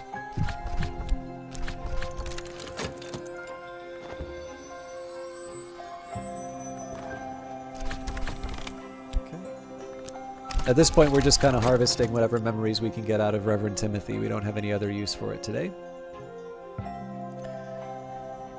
And let's read how the end will begin. A prophecy of the War of the Roads, recorded in the subcontinent in the days before the Great Hooded Princes. I'm really in danger of missing out on my health now. Let's go for it. In the foretold war, the children of the Leashed Flame march on the cities of the continent, but the enactors of Solar Law and the Triple Sisterhood join forces to hold them back at tremendous cost. In that battle between the imperishable legions and the Leashed Flame, the legions will perish and the flame will be unleashed. Ragged Crossroads and Fear. Alright. I believe how the end will begin also gives dread in the case of Cultist Simulator.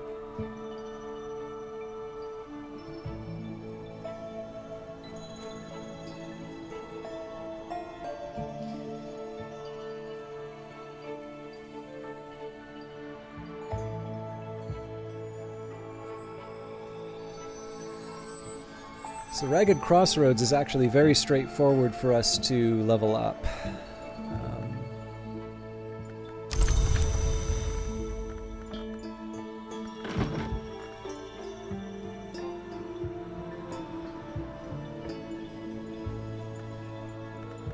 Starting to get a little tight for 4 books. Alright, so first thing I need to do is figure out what I'm trying to take with me to bed. Unfortunately, the stuff I think that I want, I don't think it's useful to me. So yeah, I need Edge and Winter.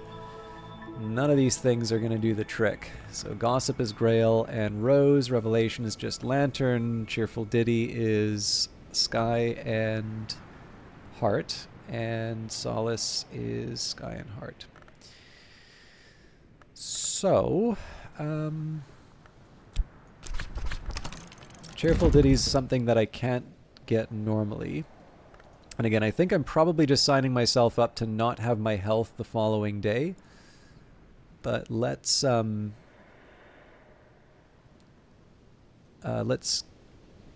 get the Newman nonetheless.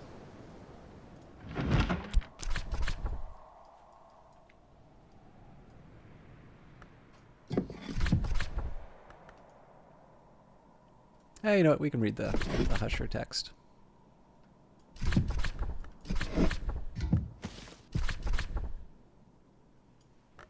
It's nice to have variety. I've already mastered this, but I could reread it and perhaps recall a memory. Okay. So I could take a minute and think about the different ways that I could generate memories. Yeah, red quarterstaff. The long staff is marked with bands of red. The wood is birch. The bands are marked with red ochre. Okay, so... Oh, interesting. That gives us a scent, huh? Okay, I actually have an idea here. So I will check out one more item in the dueling hall. This is mostly just wishful thinking on the part of me saying that we're not going to lose the health tomorrow, right? But yeah, I'm gonna do Rite of Torg's Cleansing overnight, and then that way I'll have 2 edge memories that are relevant to get us started with Ragged Crossroads. Just reminding myself I need 4 for the start, so that would mean we're at least halfway at the start of the next day. And we're rich!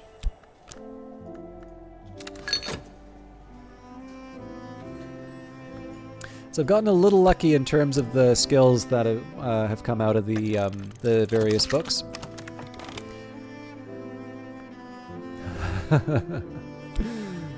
Man, so much of this stuff could have gone into...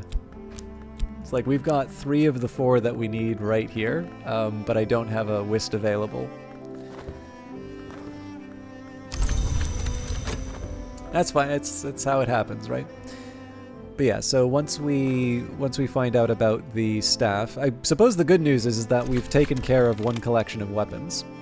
What is Poplar? The bands are Blackthorn and Holly. So sound. So what we'll do now is we'll visit the Practic Garden dummy. Since the Napoleonic War, he has been punched, thumped, stabbed, and shot by amateurs, by professionals, and by tipsy guests after dinner. No wonder he looks so cross.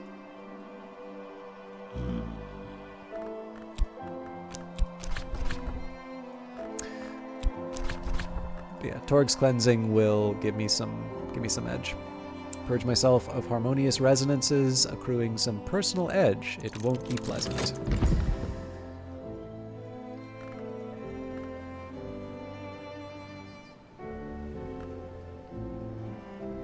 Eight seconds. Stay up there, Moon. Stay up, stay up, stay up, stay up, stay up, stay up, stay up, stay up, stay up, stay up, stay up, stay up. No! Ah! Less than a second.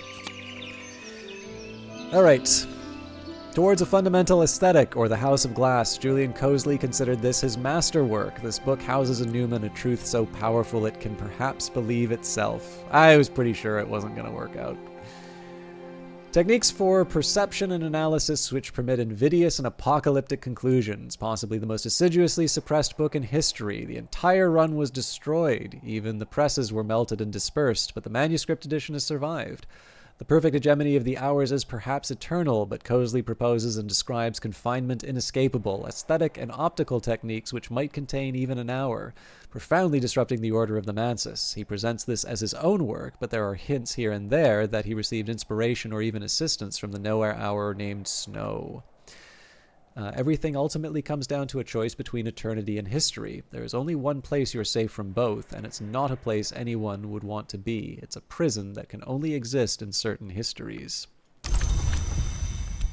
All right, well, we've got our start for Inescapable Confinement. I've carried a memory like a flambeau safe through the mazes of night. This will complete once dawn has come. So oddly enough, this is the time I actually want to keep the whist. So we'll use the shop to enlist Reverend Timothy's help. Reverend Timothy's door is always open to me. Timothy will offer help for free as a friend. And I figure I'll just restore the... Oh, what am I doing? I guess I have to break ground now. Rest and refreshment spring. It is spring and the landlady has served me a slice of her stargazy pie with the bilkered heads poking cheekily through the hot crust. Does anybody in chat not know what stargazy pie is? Because I will show you the photo again if you want.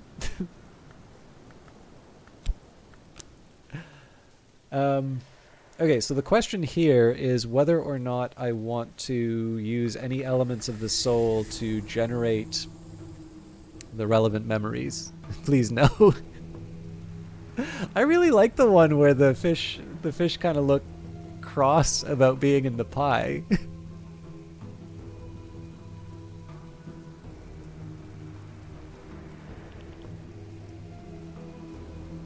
Yeah, so I guess when it comes down to it, I have really a Faust and a Trist to kick around here. Which isn't actually that much when you think of it. So I think what I'm going to do is this. The goal for today, and I do need to think about wrapping up the stream, although it's been a very productive session in the sense that we're hitting a point where almost everything's going to be dedicated to exploring the house. So I'm thinking probably what I can do here is...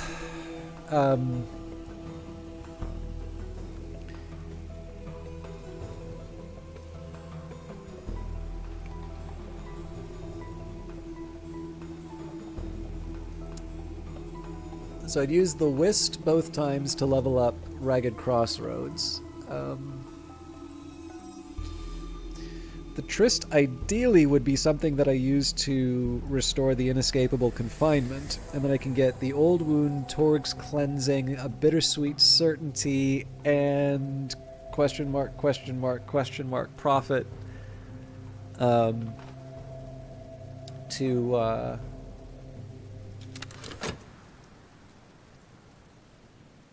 to fill in the remaining items. I don't know. I'll play it by ear. We'll see how it works. Reverend Timothy always jumps at the offer of my company. And of course, we always have the option, like when we're talking with Timothy, it may be that, oh yeah, the Wormwood Dream would be one thing that I could make. I'd have to make it reasonably soon, but that is an option too. So Reverend Timothy is always happy to chat. But yeah, in this case here, the afflicted... I think the afflicted Faust is going to be the playmaker, although what I think I will do is I will probably restore the health and the shaft so I can have them on standby to level up Ragged Crossroads. Cleansing has left my skin burning, my teeth throbbing. The corvality rumbles beneath the membranous surfaces of the waking world. Okay, so let's make the Bittersweet Certainty. And let's make sure we actually make it, not a midnight mark. Find a chilly insight in the memory of snow. So that'll at least get me the first Ragged Crossroads. So then we use the Tryst for the... So the ideal here would be we use the Tryst for the Ragged... for the Newman for the Ragged Crossroads. We use the Afflicted Faust for the rest of it. Or alternatively find, you know, other elements. Oh! Savage Hymn is what will carry me through. And then I can just use the Whist, so I can use both Whist to level up the Ragged Crossroads, and then that just means, you know, the elements of the soul. Maybe that's a point where I start thinking about examining the different statues. Maybe that's a point where I, you know, maybe I go nuts and make more money at the Sweet Bones, because that's the most important thing I can do. Like, there's lots of different options that I have, so... because until Oriflammes gives me another offer, I'm sort of at loose ends. And again, I don't, as long as the Sweet Bones is running its timers, I don't really care how it gets used. But yeah, we're actually in quite good shape here. So the brass ring would be if I get to make a determination with the Faust, but it's clear that I'm going to need some kind of a memory to push us ahead. And right now we don't have any lantern memories.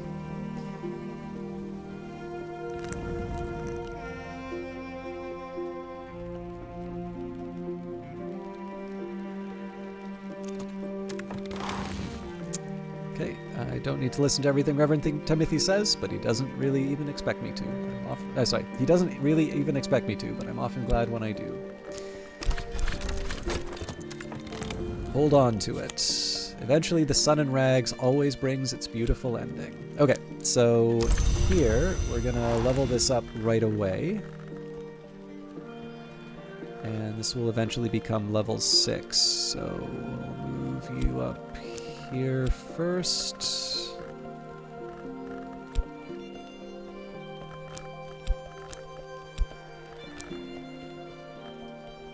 Okay.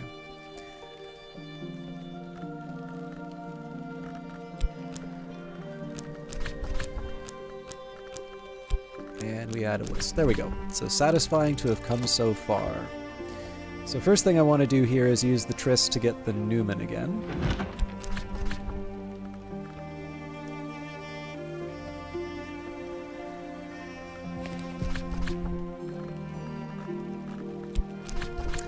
I do still love the description of Ericapean, a language of surpassing beauty and elusiveness, revealed through the ecstatic apprehensions of the Orifix, the Eleusinians, and the Sibyls of the Rhine. Ericapean, these mystics claimed, allowed the elaboration of hues, sensations, and states of mind too subtle for grosser tongues.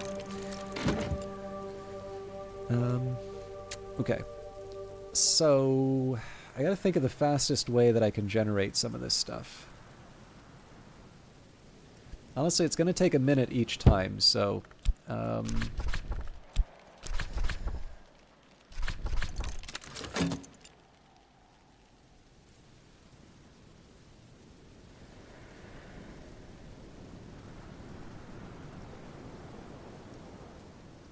But as always, I have the option of you know, spending money or regenerating something. There's not much work on offer in Brandkrug, but I can find 6 worth of odd jobs. And of course, the hope here is that Reverend Timothy helps out. So Reverend Timothy definitely came in with that last-minute solace to push us over the edge on Ragged Crossroads. It's possible that'll happen again. So I'm not ruling out the possibility, but I just want to be prepared one way or the other. So the skill is now level 5. Its power aspects have also increased.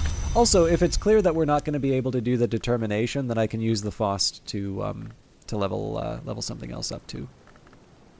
But again, it's a little early for me to be giving up on this stuff. I'm keeping the elements of the soul precisely because this preserves the option. So I've got essentially, I will have 2 of the 5 required. So I've got 2 available now. As long as I can make at least 1 more memory, before I need to commit the whist, I have what I need for the day. The determination is a nice stretch goal, but it's not the end all be all. I can dedicate a day to making that happen, especially because there's a number of things that I would like to do in terms of, we just read the text for this, so I'm going to leave that aside. Actually, one thing I might do is make the old... No, I actually can't make the old wound. Ooh. Oh, I screwed up. The Savage Hymn is a scale, not an edge. It's the Hive's Lament, that's the edge. Okay, so I'm definitely behind now. But that's fine, because we've got Torque's Cleansing, so we know we get that for free. So, I've got 1 of the 5 now. We will have 2 of the 5.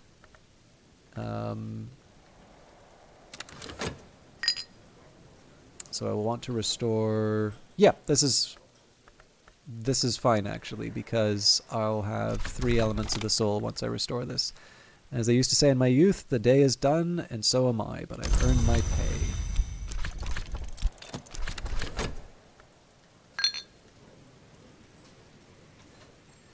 It's a little sloppy, but we will be able to run away with a Ragged Crossroads by the end of the day. Although Reverend Timothy's not really delivering in terms of the memories. That's a small shame, but we'll get over it. So I don't have the option of generating the Hive's Lament anymore. Maybe the Hive's Lament doesn't have edge. I don't know. I clearly blew it with the Savage Hymn.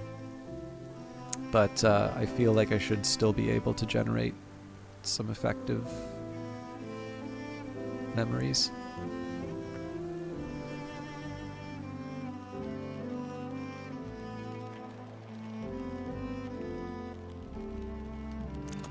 Okay, so the cleansing has left my skin burning, my teeth throbbing. The chorality rumbles beneath the membranous surface of the waking world. So the old wound would be smart. The question is... Lantern and... Oh! Governor Collars. The real hero of Book of Hours. So it's like, oh dear, what are we gonna do? I don't have what it takes to make an old wound. And I say, nonsense. You go to the map room, you get yourself a lunar globe. There you go. 1 minute instant old wound. So that's 3 of the 5 that we need.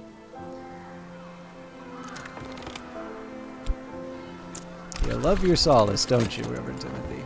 This is the get on with it sound. So let's get ourselves, I think, a contradiction and a fear is something that Reverend Timothy could potentially generate for me. Oh, Bittersweet Certainty. So we'll read the Black Book of Brittany for the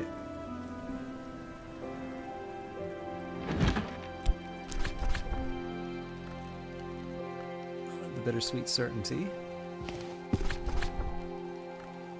I have already mastered this, but I could reread it and perhaps recall a memory.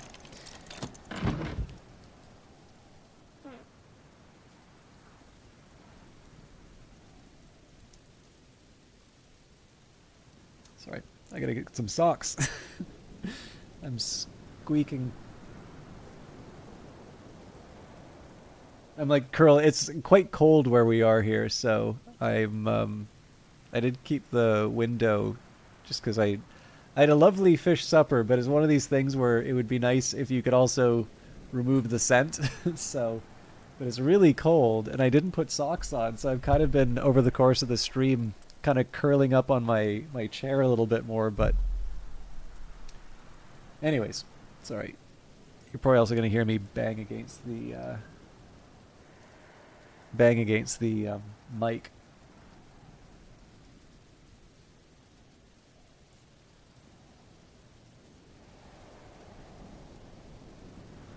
Observations on the Peacock Door is our next one. I'm going to go to the overflow for that first. Need a blankie and a warm fuzzy socks. That's what I'm doing. Yeah, I've got these nice wool socks.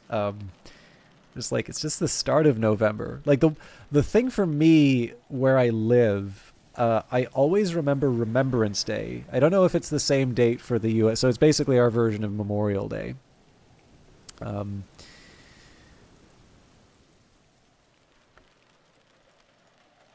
It's there we are.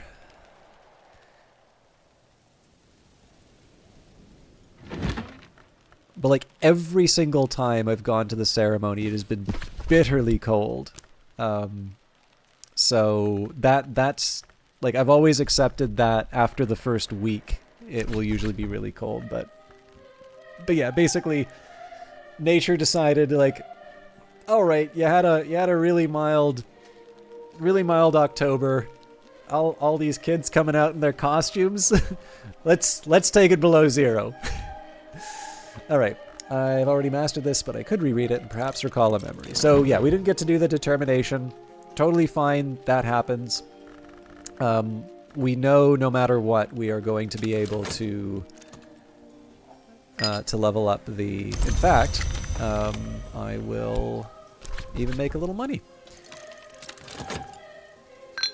But yeah, no matter what, I'm going to be able to level up Ragged Crossroads, which means we have 1 or 2 days left in spring where I can do whatever I want. And I think what I'll probably do... I would like to do the determinations for sure. But I think maybe what I might wind up doing here is as I go through the rest of the... As I go through the rest of the rooms to sort of read the easy descriptions using my afflicted element of the soul, I'll maybe take my regular elements of the soul and I'll start studying the things that aren't going to be destroyed, but at the very least, you know, I can... Oh yeah, sorry, there was that other book that I wanted to read as well. But yeah, so basically I figured that can be a way that I can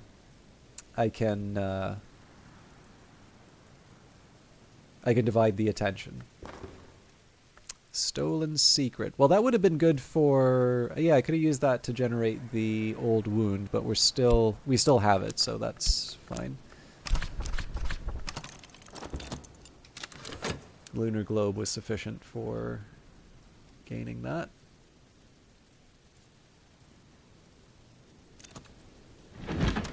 Move gingerly while the pain lasts. The wound is visible, the pain is not.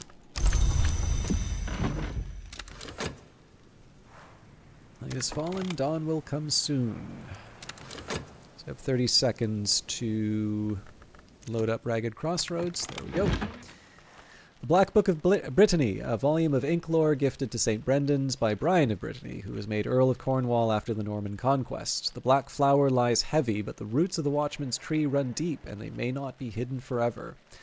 The black flower, spoken of as a doom or guise, can be held at bay with the last ink of power, brewed from the pale mixture in the presence of sufficient winter and the arts of containment. There's our bittersweet certainty. And observations on the Peacock Door. Nangela of Lagash discusses the Peacock Door, the highest door available to mortals in the Mansis, a rent, an imperfection, an abrasion. Notably, the book is written in Vac, which by some accounts is another aspect of the Peacock Door itself. Nangela addresses this by apologizing courteously to the door and the language and at the end of every section. The Peacock Door did not exist, Nangala says, in the days when the gods from stone entered the Mansis. They used the fanged key to open the Savage Door, a door not usually available to mortals.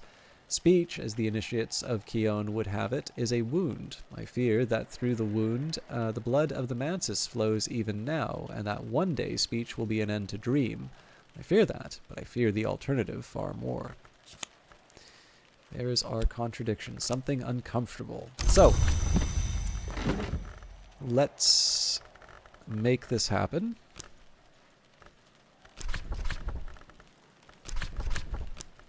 This kind of clears the slate for the next day, so it's kind of the world's my oyster in terms of things that I'd like to make with the Faust. I do also get to pick a memory to keep with me. Well, we can do that after Reverend Timothy.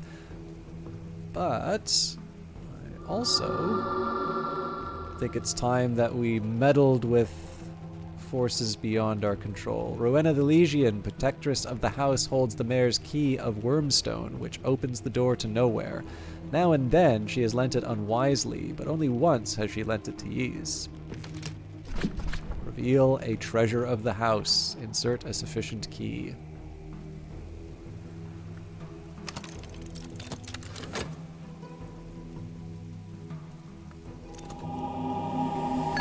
As I used to say in my youth, the day is done and so am I, but I've earned my pay.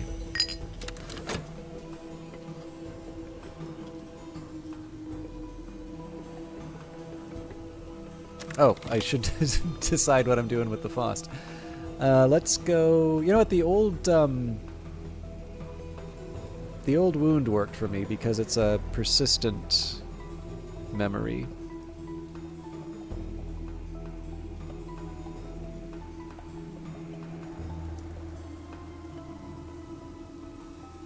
So I'm trying to remember Collar's desk.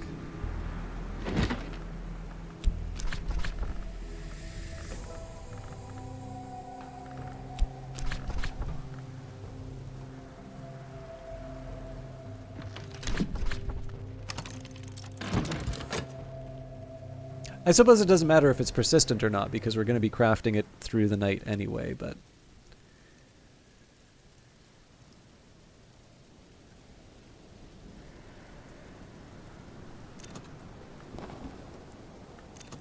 Alright, so now I need to make a decision in terms of what memory I'm keeping. The skill is now level 6. Its power aspects have also increased.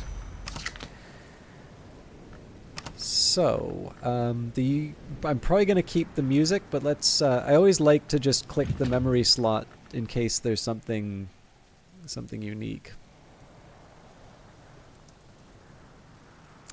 There's a small argument for the storm as well, but I will keep the cheerful ditty just because it's not something that can be generated by Reverend Timothy. That's not true for the others. Of course, with this thing, maybe it's maybe the Savage Hymn would have been more appropriate. I don't know.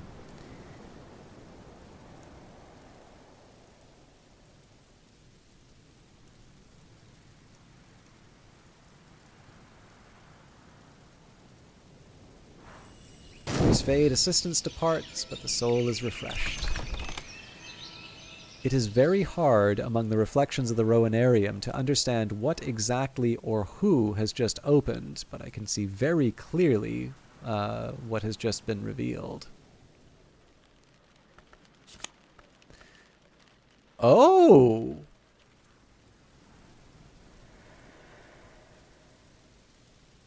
Oh! Does anybody realize what this is? I'm happy to explain it. I'm just curious if anybody's picked up on why that's interesting.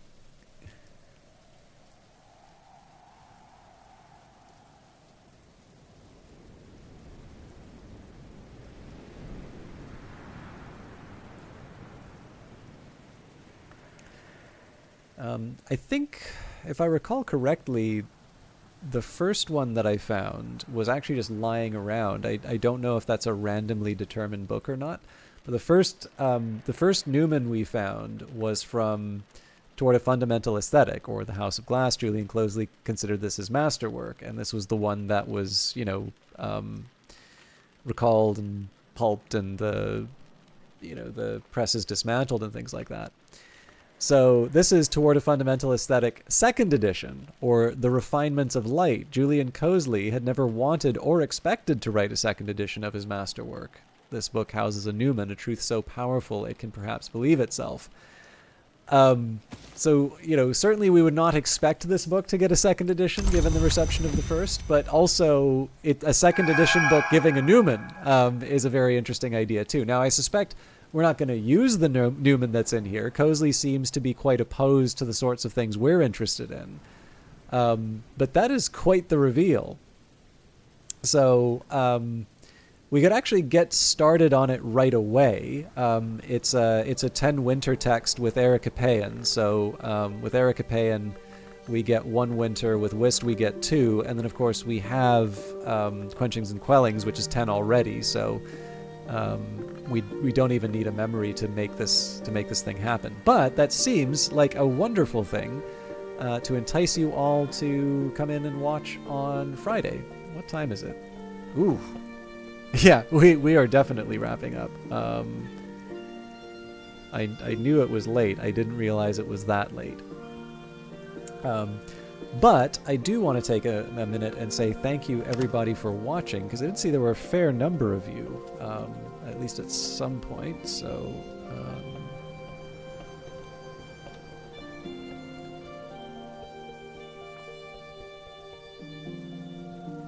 but yeah, I like this game quite a bit. I will maybe take a minute here to yeah, I mean, this is actually short by the standards. Normally it's like 7 hours, but the thing is that like there was so many skills for me to wrap up. I have been sitting on, so I've known there's been a treasure here for a while, but one of the things is because now I'm meddling with the forces of nowhere. I sort of wanted to get as much information as I possibly could to see if there was an alternative or another way around how the Rowanarium would work. So in this case, it's like, okay, well, we've really exhausted all of our options here. Unless we get another language, there are no more books for us to read unless we get them from Oriflammes. And so in this case here, it's like, all right, nope, now is the time. This is, this was something we were building towards. Now we've got the Rowanarium.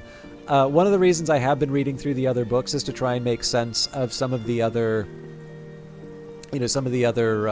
secrets. So just on the odd chance that people want to solve this stuff for themselves, there have been 1, 2, 3.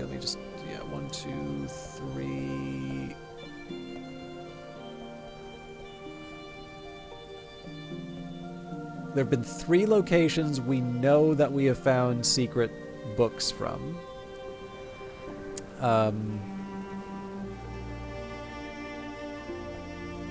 I have strong evidence for a 4th, and there's probably a 5th, but it may be that I just misunderstood the instruction on one of them. So yeah, like, suffice to say, there's, and again, like, if I want, like, if I'm going to try this with every single workstation, well, there's this many skills. We've got, 1, 2, 3, 4, 5, 6, 7, 8, 9. I don't know if I counted this one. 10, 11, 12, 13,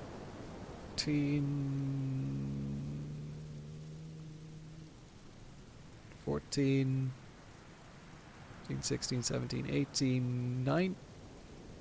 No, we won't count that one. 19, 20, 21, 22, 3, 4, 5, 6, 7,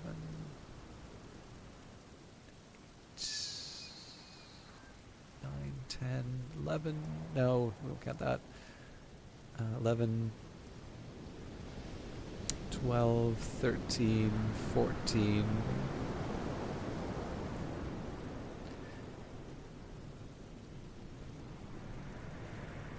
Yeah, realistically, in terms of things that meet the conditions under which we have been able to find secrets, 20, 25, so.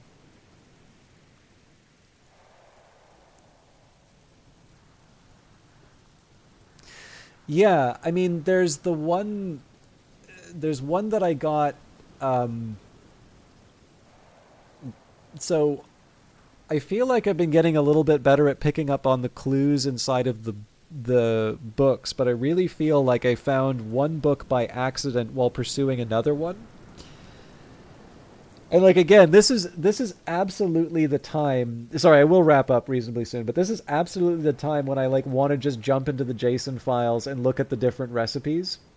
because I'm like, what was the clue supposed to be? Or like, did I get this clue correct? And like, it's really easy for me because like the answer is never. For me, the rule is never go into the files directly, right? I've allowed myself to point a script to the directory, to point to the what am I trying to say? The quantities of things, because like you can measure the size of the JSON file. But if I want to find the recipes, I need to know the names of the recipes and things like that. So it's a little bit more difficult. Whereas if I go in and like open the JSON file in like Visual Studio Code or something like that, Control F, Disciplines of the Hammer or something, and then you work your way backwards. And I know like the temptation is so easy. If you're like looking at one file, it's like, I'll just have a peek over here, right? And then you've ruined it. Like you never get the chance to solve that puzzle yourself. So I sort of know, I definitely know my curiosity gets the better of me. The temptation to, I'm good at not looking for the solutions to math puzzles, but I definitely have a strong temptation to look up the intermediate steps because I struggle with those a lot. And the problem is, every time I do that, I wind up, there's a reason I struggle with that, right? It's because I don't do the work to develop those skills. I look up the intermediate step, and that is why that weakness exists. So yeah, it's a struggle. But yeah, definitely when I wrap up, when I feel like I have done my time in Hush House and I've seen the secrets that I want to see, I'm gonna chill out a little bit in terms of like finding the existence of different secrets and things like that. But I've been playing around with the files a little bit more because actually the honest answer is I've got 2 analytical projects that I'm working on, and I'd like one of them to be Book of Hours. Like I feel it's been a while since I've actually properly sat down and done a good cultist simulator thing, and I've really wanted to. So anyways, take that as you will. I think you guys will like what I'm working on, but does take some time. But yeah, anyways, we will definitely be back for this on Friday. Now, if you don't like me going through the house and looking at objects, that will probably be a difficult stream for you. I will do determinations. I'm very, very interested in seeing what all the different determinations are. But I don't really think we're going to be getting books at a rate other than like a book a season at this point, unless some miracle happens in terms of in terms of just suddenly finding a hidden trove of texts or something like that. But I mean, the thing is that this was always the deal, right? I kind of crashed through the rooms of Hush House, and now I have the freedom to be able to investigate those things a little bit more and tie up a few loose ends in terms of things like, Gregory's Secret and so on and so forth. So it's, some give and take, but either way, I hope you'll have a good time with it. And again, thank you very much for hanging out for an extended stream and being such a good audience, particularly because so many of you came in on various hosts. I hope it was worth your time, and whether I get a chance to see you again, or if this is the limit of our time together, I definitely hope you find what you're looking for on Twitch. And I also hope that you, if you have been on the fence about Book of Hours, that this has helped you get closer to a decision. I think this is a very special game. It's one that I like a lot. I'm very excited at some of the big stuff that we're getting to, because we're obviously very close to the end, but I think at this point we kind of need to decide what are the conditions under which we end the game. Now, the last thing I'll say is it doesn't seem like there are a lot of people online right now. I kind of rely on the fact that, Kilgore Trout or, someone like that is hanging around. But I do notice that Revived Snow is streaming. I believe they were doing the Unliving the last time we were here, but Revived Snow is a VTuber, but also a text-to-speech streamer, which I think is actually quite interesting. So It's a very unique kind of a broadcast. I know.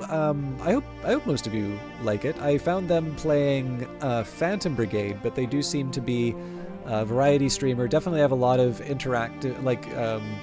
lots of interactivity with their channel, little games to play and things like that.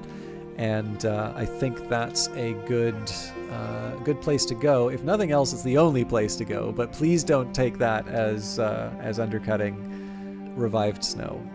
I always like being able to pass it along to other people. But yeah, as for me, I will be back Friday.